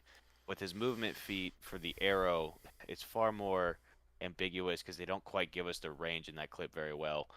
But if he closed, to my understanding, the distance that he closed to get to that arrow would be similar to the distance that Homelander could have closed in that split second, removing Billy from a building. Mm. Is that it? So speed, they're about similar. Yujiro reacts to anything that Homelander could do. Do you? I guess anything you could physically, like any physical action. Not, I don't know about those eye beams. I really do not know how fast we can say those fly, if those shoot at, and I really do not know if Yujiro could just. I don't know. That's still one to figure out. I mean, those they do actually react like light. They get blocked by like water and the such because they get displaced, and metal has some difficult. It has difficulty going through some metal because it's just getting reflected and refracted. Okay. So it does tend to react like light. However, his perception is still extremely good. He'd probably be able to see where Homelander is looking, because even if the light beams themselves are traveling that fast, Homelander isn't traveling that fast. Actually, point them at Yujiro. And that's kind of well. That's kind of how. The thing is that first you go production. I was going to say that's kind of how other people have avoided his eye beams before. It's just seeing that his eyes charge up, because he always does this little charge up thing with his eyes, and then they blast, so they dodge out of the way because they know where he's looking, and even with his constant beam, they know his head is turning, so they just dodge out of the way, and that's like other just normal soups that have done that. So. And fuck, this show's bad writing. Show's not great. Not great. There's a reason I haven't seen season 4. At least those were super characters and not normal characters, but I still don't know how well that applies. I don't know. I mean, Baki's supposed to have normal people, but you have Yujiro stopping earthquakes, and him and his son's pressure cracking a skyscraper, not a skyscraper, but a large, like, 7-story building. Did anyone actually check out season 4 of The Boys? Did y'all see it? No.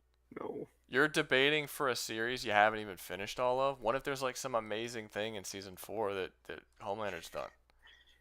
Well, then that would have sucked to not have around.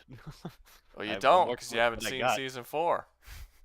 Well, you said that we don't need to know everything to come up here to debate. That's not what I said. That's not at all what I said. I said make sure I said make sure you are very knowledgeable on the thing you're doing. I haven't told someone else not to come up because they only saw the anime and wasn't aware of the manga. I have never said you don't need to know everything. I mean, you don't need to know everything, but you should be knowledgeable of the thing that you're debating with. I mean, technically, you haven't seen what, like 25% of the series that you're debating with, because you haven't seen Generation V or season 4. That's a lot. That's a large percentage. I mean, in Gen V, he doesn't show up. He's in it. He does stuff. Is he gonna help? Is that gonna help me with this debate, though? No, not really. Yeah. No. He shows up. But you don't even stop. Why are you even agreeing? You don't even know. You haven't seen it. I have seen Gen. Not you. Gen I'm talking to Doug. Sorry. What do you mean? I didn't agree with nothing. I think you mistook me for someone else. I'm not. I know. Okay, cool. Fuck. All right. But continue. To stay with the whole pistol, if it's pistol rounds, he still at least gets Mach 1 off of that, because a 9mm travels at like roughly around 1,000 meters per second. Okay, so from what I've seen, this is that these guys are surprisingly more comparable in speed and strength than I was realizing, and that the fact that Yujiro is just a more competent and better fighter is why he would have a chance with this. Which is not what most people have been saying about this debate. Everyone's been saying is that Yujiro is so much more physically tougher and stronger and all this, that it's not. It's just an ass spanking of a fight. Like He this stopped an no. earthquake, man. He said, I mean, calculating that as a headache to begin with. That's also right after the arc where he also got like tranked and captured by a net to be dragged out of the ring. Actually, that was before that. So that's low. Where was- That's low tier. That's base tier. That's base tier Yujiro right there, stopping Well, fair- earthquakes with his hands. In all And fairness, that was at the beginning of the series, wasn't it? yes, They that did was that. Does he get stronger?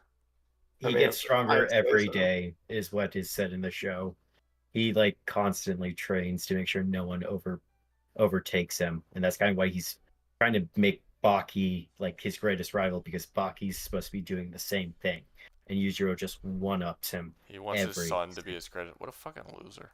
I know it's crazy. He's the strongest creature on the planet, is what he said to be, and he constantly is just kicking the ass of every professional fighter and sports player just to prove it, and eventually scares every government into not like fucking with him because he can just break into their Oval Office and fuck with their leaders effortlessly.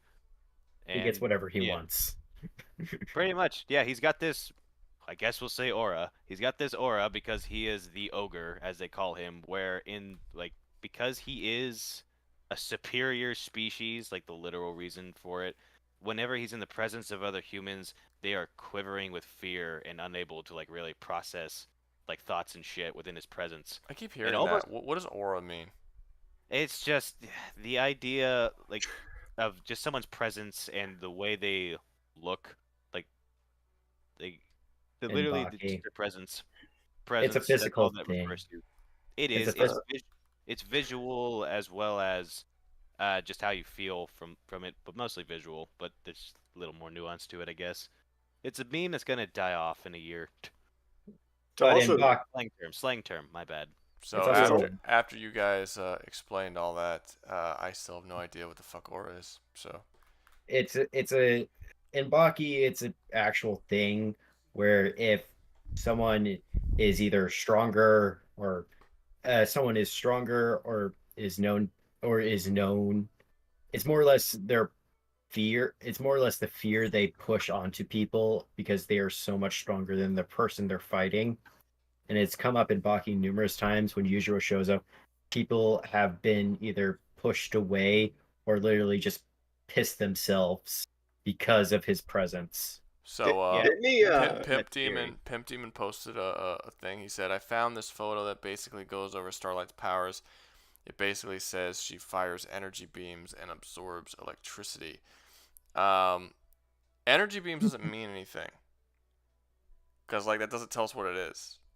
Like literally anything, kinetic energy is energy. You know what I mean? That's just like if I touch you, I'm dispersing energy. Like energy can be literally anything. Solar technically can be energy, and that would be, that's not very clear. So yeah. So basically, all that we've learned is that it shoots some sort of generic form of some kind of energy. No, what we learned is that Ruga is comparable to Homelander because he's able to shoot energy. I can. That's obvious. I can shoot energy. He can shoot energy. He can transmit energy. So he's comparable. When I piss, it's kinetic energy that's coming out and striking the toilet. Yeah, that's like going at like 305 million miles per hour or something. I don't know. Jesus Christ! I wasn't there when you were pissing, so I wouldn't know. I took a piss and I blew a hole through the back of my wall. My shower's fucked. You have to cock the receiver before you piss. That's right. There's a hole that goes 5 feet down underneath your toilet. Goddamn. Dear Lord. All right, so have we basically gotten to a consensus on this like 6-hour debate that you guys have been doing? Yeah. Yujiro wins this, but you know we've shortened the margin for how easy of a fight this is by. Just to be clear, this is why I usually tell people that we don't like look up information and shit, because you end up adding 45 minutes to the debate, and like half the time people are quiet just waiting for people to. It's very boring.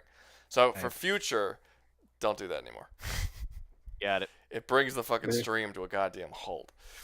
All right. I'm so sorry. No, you're good. I mean, I didn't say anything. I was just letting y'all do it because there's barely anybody even here. So, well, actually, it went up. There's like 45. The funny thing is, it went up. Yeah. It was like 38 or Well, something. the and reason now why it's 46. the reason why it went up because I actually have a surprising amount of people in the Discord who are foreign, not from America. So a lot of them are probably waking up right about now. Yeah, probably. And they're probably like, yeah, Okay. what's going on? So, Oh, come on. Like I know Pimp Demon. Everything went Pimp quiet Demon's again. not from the U.S. That's why he showed up and threw money at me like I'm some kind of dirty whore first thing in the morning. Get out, dirty not. whore.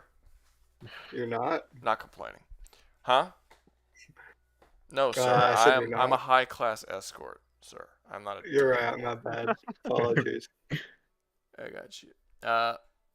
Yeah, I forgot that you charge $6 an hour. That's my fault. I do not charge $6 an hour. I refuse. I refused the $6 an hour. Let's be clear about that, sir.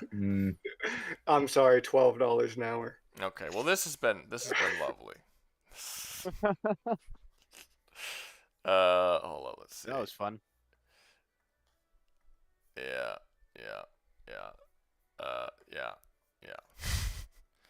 This might be like weird.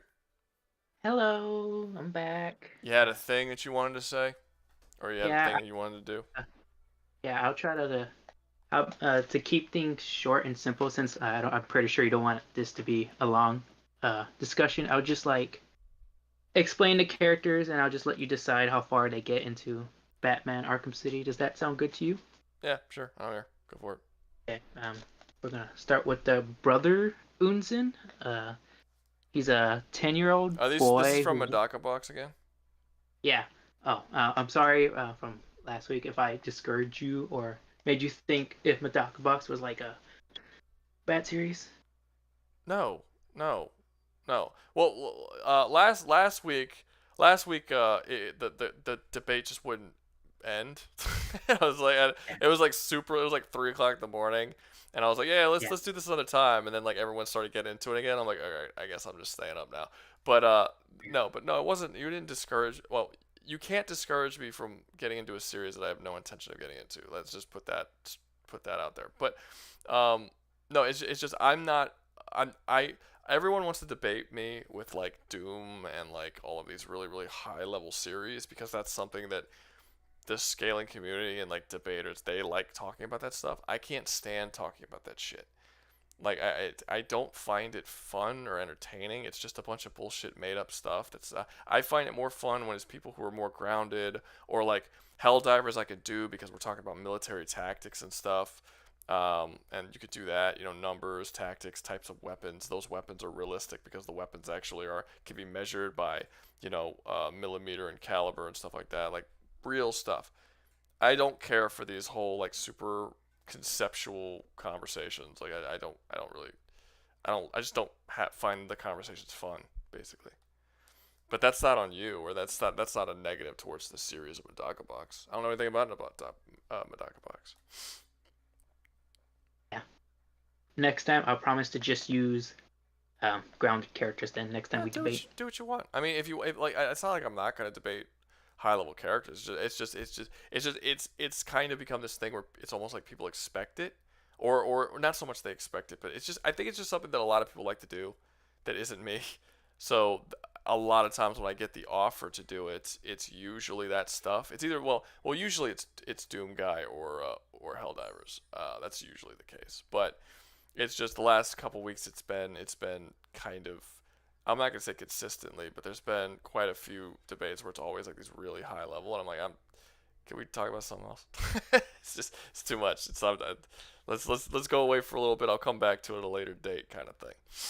Yeah, I understand. That's why I like watching your videos, since yours is more focused on kind of like story-ish things. I find that I find the interesting aspect of the conversation, what characters would do, rather than like how hard they can hit or whatever. I just don't find that nearly as interesting. Which is why I usually say I'm not a fucking scaling channel. I don't know why people think I'm a scaling channel. I don't scale. Like talking about how strong characters are. I've never once used math to like find the power levels of a character, because I don't that's not what I find important about it. So I always find it weird when people go into the comment section and start like saying, "Oh, you're a terrible scaler." I'm like, I have consistently stated that I am not a scaler. But I don't know. I guess what I do appeals to scalers. I'm not really sure. Anyway, explain your dude. I don't want to make this talk Okay. about me. Go ahead. Yeah, I'll try to be quick. I'm gonna start with the brother. He's I think you can describe him as a range fighter. He got these bouncy balls that bounces very hard enough to make holes in walls, and he's Sound like euphemisms. maybe. Anyway, he got and he has a very calculated mind, so he can basically do a dead shot and make his balls bounce around and hit perfectly to his target. Okay. You with me so far? Yeah. Keep talking. Okay, he got three types of balls. The first one is just the normal bouncy balls. Second ones are explosions balls that makes a big explosion to Explosive balls. part of a building. And the third one is just for trapping characters. He uses steel wires that are strong enough to hold back You got steel balls. steel wire balls wrapped into balls, and he can use them to hold back characters. Like a yo-yo type thing. No, more like just like those characters who use wires as weapons type of things. So where do the balls come into play?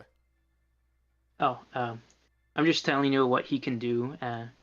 The wire balls, you have to be strong enough to move a building to escape the wires, I guess. Put it high ball, but I think you can just like break the building to escape the wires. And they're thin enough to, if you move around, you'd be cut like knives. That's how thin the wires are. So moving is a bad idea unless you don't want to be cut up. So is it like the butler from Helsing? Pretty much, yeah. Well, he doesn't like use wires like the butler, but he does it. But yeah, something similar to that, yeah. Or like Doflamingo, but not so exaggerated. Yeah. And he has this uniform that's strong enough to survive explosion that can blow apart a building or get hit by a truck and be fine. So he has some defense, but he's pretty slow moving. So like, that's pretty much it with him. He's pretty much a simple character that can do a lot, I like to think. I mean, if he can survive getting hit by a truck, that makes him more durable than most characters in the series. Yeah, well, like it's not like he can constantly keep hitting. It's not like it's a constant thing. Like I'm pretty sure he has limits to how much he can take. So he's a guy that has balls that can throw balls around to hit people. I mean, do the balls kill people when it hits them? I mean, it's strong enough to break through a wall. So I think. I mean, what kind of wall? Is it a stone wall, or is it just like a wooden wall, or those are different things? The school building wall. So that's usually some kind of cinder block. Yeah. Okay. All right. Okay. That's his brother, and then we got the sister who kind of has like I won't say two modes, but you got the strong version of the sister, which is her holding these 4 giant iron balls, like something similar you see with Solomon Grundy, but she holds 4 of them. What is this series from? Medaka Box. It's yeah. She's strong. He likes Medaka Box. I don't know how strong she is. There's not really that much feet, but since she can carry and move around these iron balls like one of those whacking toys, I don't know. She can move them very quickly, so that's something to consider. How she can handle certain enemies.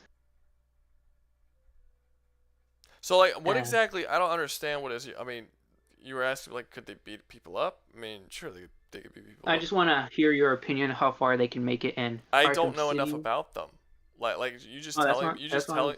yeah, but you just describing like okay, this guy's got balls and strings and he can beat people up with balls. Like how far does he get? Like I don't fucking know. I don't know anything about him. I don't know anything about his character. I don't know what he's capable of. I don't know how good of a fighter he is. I don't know who he would cause problems with or who he wouldn't. I mean, there's a reason why I only make Would You Survive challenges on characters that I actually know, like as a character, you know, like their story and what they do in certain situations, and you know, just telling me like some random dude who could throw balls around in strings and like how is he gonna? I don't know. I don't know anything about him. Okay, so if you want to go into, I mean, his sister has some rocking tits. What's up, Doug? His sister has some rocking tits. Like, damn. I haven't seen them. You could just go ahead and look up like just Medaka box. They're both right there on the title cover. I mean, it's an anime. I don't mean her tits. I meant the brother and sister, not her tits. They're right. I did not think that's what you were saying, but I wish I did. I wish I did. That was funny. Yeah, no, it's just I don't know. I mean, I could tell you, well, it sounds like they'll do fine, or I mean, you know, they could fight some dudes and they'll, you know, how would they do against Spain? I mean, I don't know. You're asking me to tell you how far a character that I don't know anything about would get, just based on your like kind of vague description of what they could. I don't know. I mean, I could tell you, I guess, but it wouldn't mean anything. It would just. I don't know. It's generally not how I do the survival challenges. Is just be like, just pick any random dude and just like a power. Because that also gets back to the whole scaling thing. And even you are being very vague about exactly what they could do, because even you aren't entirely sure. Oh. So it's like, I mean, I'm sure they'll do fine. Like that's really all I could say. I don't know. Would they hide? You know would they fight? Would they cause problems with criminals in the city? Would they not? Could they escape in some way? Could they jump over the wall? I don't know anything about them. I don't know who they are as people. You can consider these characters similar to Judge Dredd in personality wise, where like he's a kind of a, well, he's not a cop, he's a school cop, but if you were going to give him a scenario, he'd probably like work with the cops and basically do what Judge the cops are Dredd, doing. Judge Dredd would not work with the. I mean, you picked Well, you picked like the least. No, I'm talking about like how they would handle things. Like he'll handle it as like brutally Judge Dredd murdering basically everyone in the city who even thinks about committing a crime is essentially how Judge Dredd would go about it. Absolute brutal murder to every single person. Like yeah, you can consider him. You can consider this character the nice version of Judge Dredd. Then, like, what would the nice version of Judge Dredd be? The Punisher? No, like they're not. I wouldn't really consider him as a killer, but he would brutally break a lot of bones on people's body. Like he's not above hurting people very badly for the sake of justice, I guess. I don't think that there's any comparison based on that. I don't think there's any comparison to be had with Judge Dredd. Yeah, I was just giving you more like I was just giving you an example that you would be somewhat familiar with and somewhat understand what I'm talking about. Should have picked someone else, I guess. I don't know. I mean, maybe he'll work with the cops. Like again, like I'm not really. I don't know what it is you want me to say about the characters because I don't know them. Like I don't know anything. Like I could tell you what Judge Dredd would do because I know Judge Dredd. So if you tell me, oh, they're like Judge Dredd, well then I'll just start telling you what Judge Dredd would do, because But like that would not be me telling you what they would do. That's me telling you what Judge Dredd would do. And if you say they're like a less violent Judge Dredd, then I would just be telling you exactly what Judge Dredd would do if he was less violent. Like, you see what I'm saying? You see why this doesn't work. I just don't know what it is you want me to tell you. I guess. You know what? I think I'm just realizing how bad of a debater I am because Like I thought I had an idea, and I I didn't even just think this was a debate. Like I don't, yeah, it's not a debate. because you're like it would be one thing if you're like, oh, I think this character would beat this character. I was like, okay, well, tell me what he could do. I'll tell you what. But that's not what you're saying. You're saying, like, did you expect me to have an argument that this character would not be able to survive Arkham? I was just curious. Yeah, I guess something similar like that. I just wanted to hear your opinions and Okay, because how far that's a different conversation. If you're saying that you wanted to debate, like you think they would survive, and you want me to debate for Arkham City and be like, okay, I'm saying they can't survive. That's different than you asking me, which is what you did at the beginning of this, which is, I want you to tell me how they would do in Arkham City. I'm like, I can't fucking tell you that. I don't know anything about these people. Yeah, I'm just realizing how terrible I am with these things. I thought, oh, I don't know. It's I'm fine. sorry for it. No, it's fine. Honestly, if you caught the stream a little earlier, we probably we could really get into it. We could have like a long debate about like if you could say that you'd be like, okay, I'm going to set with this character and you take Arkham. You argue for Arkham, and it would be my job to prove that this character cannot survive, and be your job to prove this character can survive, and then when you have a debate, that's something we could do. And we can go on for that for like an hour or so, or however long it lasts. But yeah, just like coming in not really. First off, you didn't tell me that it was a debate to begin with, so I didn't know what it was you were trying to do. But then once you did come in, you were telling me, like what do I think the character would do, as opposed to argue. You didn't tell me to debate for Arkham against your character. You told me to tell you what I think your character would do in a situation of a character of a series I don't know anything about. I don't even know what these characters look like. I don't know anything, literally nothing about them other than what you tell me. And if you know that much, why don't you say what you think that they would fucking do? Well, I guess I just wanted to hear your opinion. Well, if you want my opinion, If I don't know the series, then I'm not gonna have an opinion. Like that's just kind of how that works. like if I don't know anything about them, I don't have an opinion on it. Well, if you want to hear my opinion, I guess I like to believe that they could make it to. They won't be able to stop the bombing thing. They won't stop Protocol 10, which is bombing the entire city, right? Yeah, it's like helicopters flying over the city, basically bombing it. Yeah. I mean, I guess I could make the argument that he can throw steel wires or use his balls to just knock down the planes, but I think I can understand and settle for they can just survive until then. Yeah, that's my opinion. I guess how I would see it. Maybe. I don't know. Yeah. Like I said, I don't know anything about him. Yeah. Again, I'm very sorry. All right. No, you're good. You're good, man. You're good. Now we'll talk about it. I've been busy this week, so we weren't really like super talking about what we were gonna do for the I didn't plan out this debate. I intended on this not being a debate stream. I intended on this being a tier list. But then the weekend got super busy and I was exhausted by the time I started the stream, and I was just like, I'm not setting up for a tier list. We're just gonna do debate stream again, and so we ended up doing this. But I'll probably do a tier list next week, maybe. I don't know.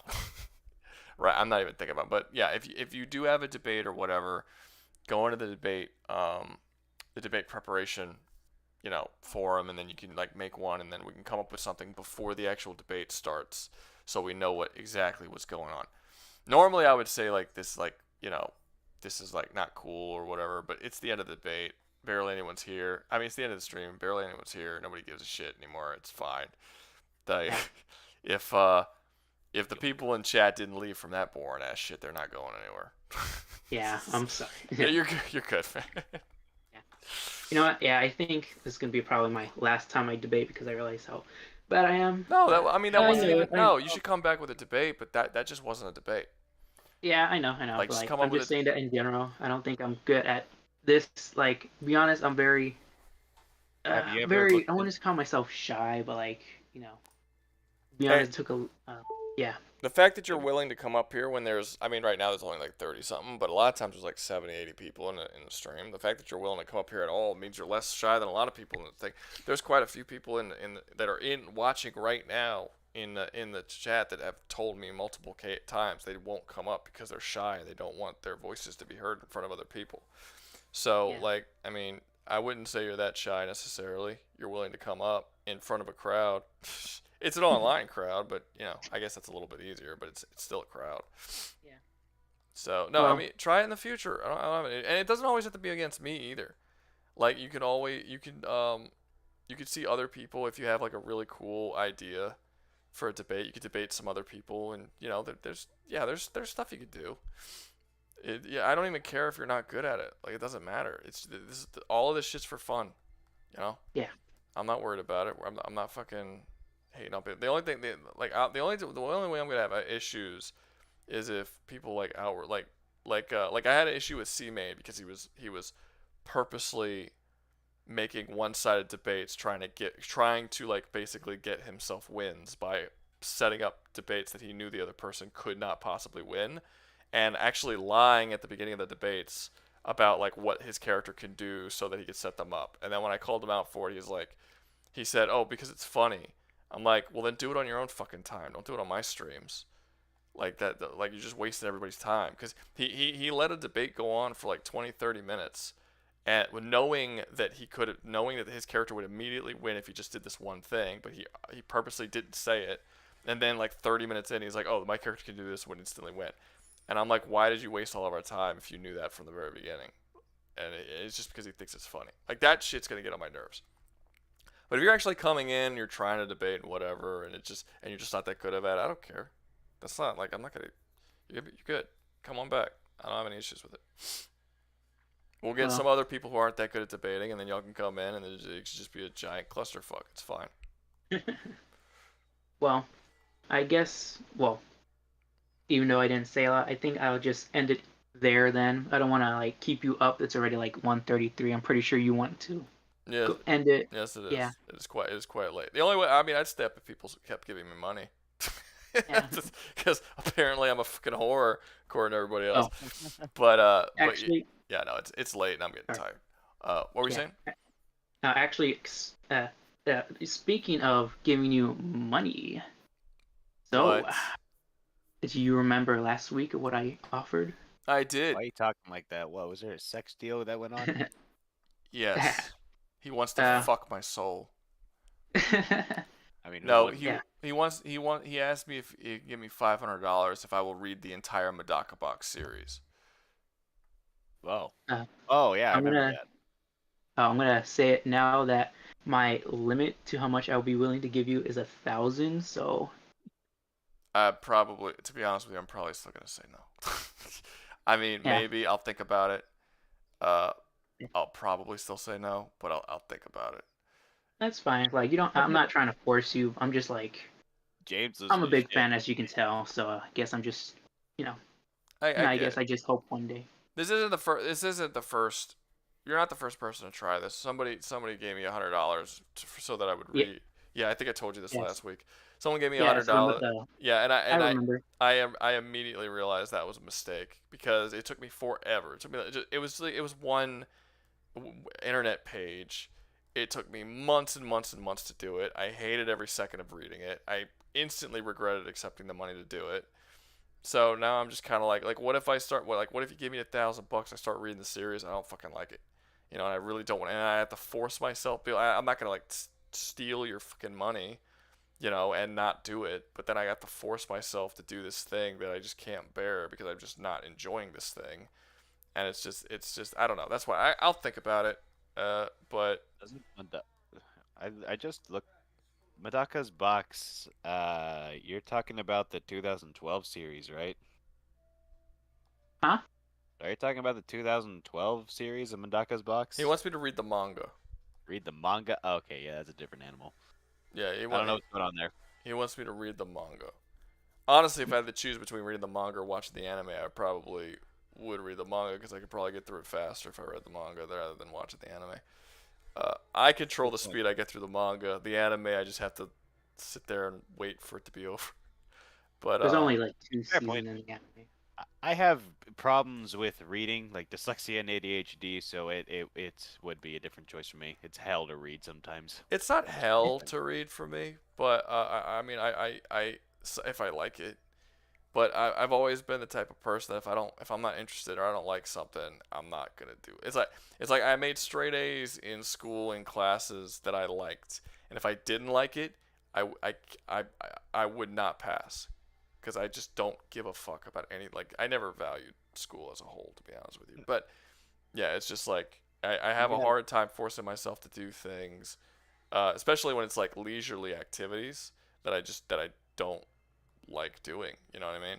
It's actually one of the reasons when I first started the channel, I said openly, kind of went against it a little bit, but I said openly that I would never stream games, because gaming is the thing I do in my leisurely time, and I don't want to ever get to a point where I feel like it's a job where I have to like entertain people while I'm doing it.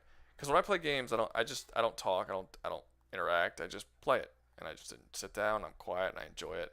And if I'm streaming in front of people, I feel like I have to fucking entertain them or say something or interact with them in some way, and I don't want to do that. I don't want to. I just want to enjoy my game.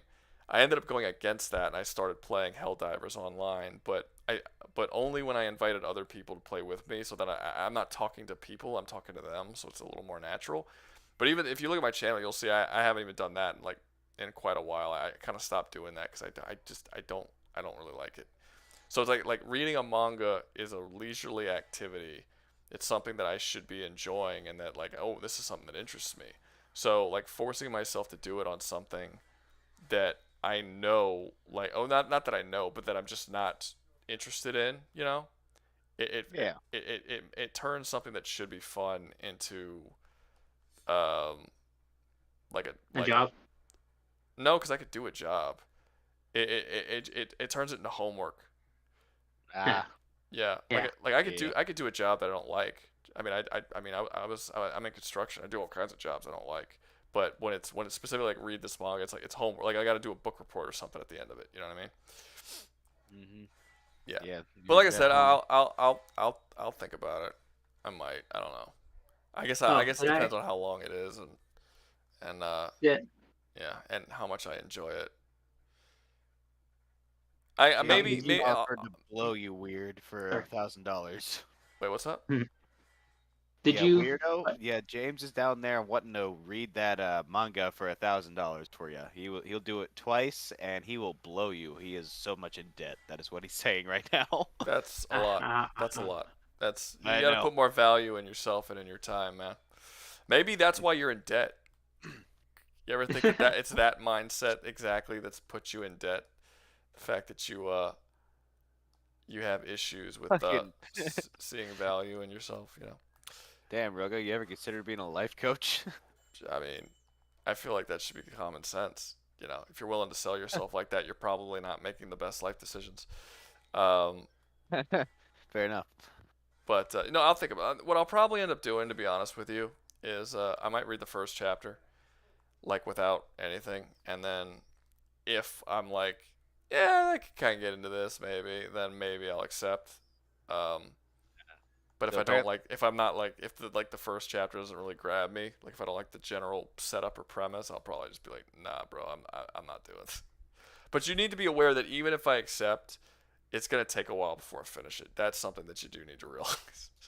Of course, I'm not here to rush you. I'm not here. Yeah, it's gonna take me a while. It's not gonna be like years or anything, but it's probably gonna be quite a few months before I actually get through it all.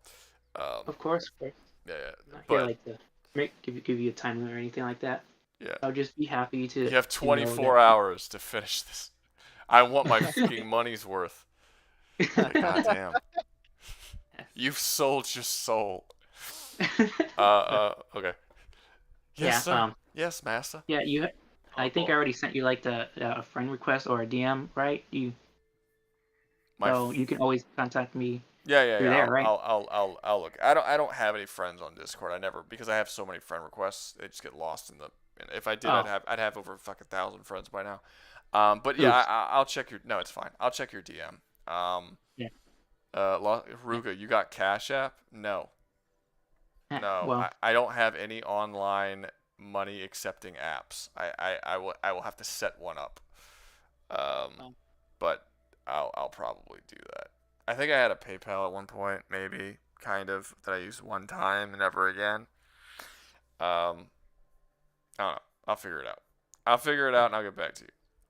Okay, well, with that, I'm just gonna wish you all a lovely night and the rest of your life, and I hope all of you are always happy and safe and all that stuff. Want For the you all rest, to have a great That was day quite a and bit. night. that's very nice. You too. By the way, did you draw your profile pic, weirdo? That's been on Huh? my mind. Did you What about? your profile pic? Did you make that, or did you just download that off Oh, somewhere? Someone's I like to commission stuff. I'm actually a fanfic writer, if that means anything to you. I will So say I make this. I will say this. You draw a very clear picture. You got a pink background with fan art as a thing. You write fan fiction, and you're paying an online streamer to read Medaka. You are painting a very clear picture of your general vibe. I think fan fiction is just me practicing for me whenever I write a book or something. Maybe. I don't know how to make a book. You just write. What? Put words in a page. Yeah, yeah, and then eventually someone else turns it into a book once you pay them to. Oh, That's the step I'm missing. well, I guess that'll be it. I'm just gonna take another shower, which I didn't take a shower, so it's not another. All right, I'll see you, weird. Have fun. See you, bro. Bye. Stay safe and happy. All right, night. Okay, let's That was see what's going on. Jesus Christ, there's still 40 people who are interested in the stream. I don't see how that's even possible. All right, I think that's Lost Soul. Let me give you money. What? I mean, you're free to if you want.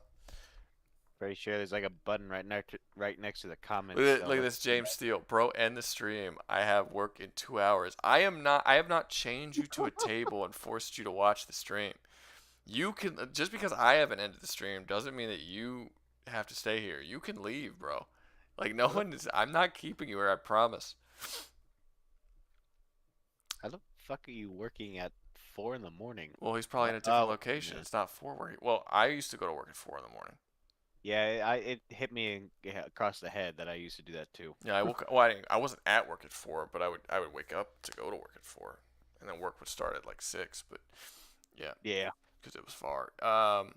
You changed the date to Saturday. No, I changed the date to Sunday. It used to be Saturday. It's gonna go back to Saturday next week. It's just something happened yesterday that I couldn't do it, and last week something happened. It's just so it's Mardi Gras season. So shit's happening on Saturdays a lot over here, and I keep having to move it back one day. But next week, hopefully, I'll be back on the Saturday schedule, and then I don't know. I have to talk to people. I have to see because I think some people can only make it on Sundays and some people can only make it on Saturdays. So I might even do this thing where like every week I'll like swap it back and forth, so everyone gets a chance to come. I don't know. I don't know. We'll find out. Okay. Is this last debate today, or is there more? This gonna be the last one. What time is it? It's almost 2:00 in the morning. Yeah, I'm not starting a brand new debate right now.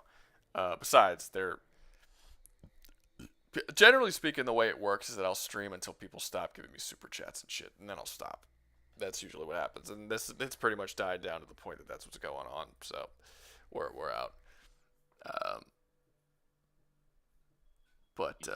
Yeah, I think that's gonna be the end. So let me what's up, Doug? Are you taking your last chance to see if anyone would just throw in cash because you said it was going over?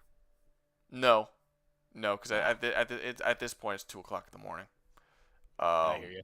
I don't want to sometimes these new debates they go on for like an hour and a half, and it's like, it's like, do I really feel like staying up for another hour and a half?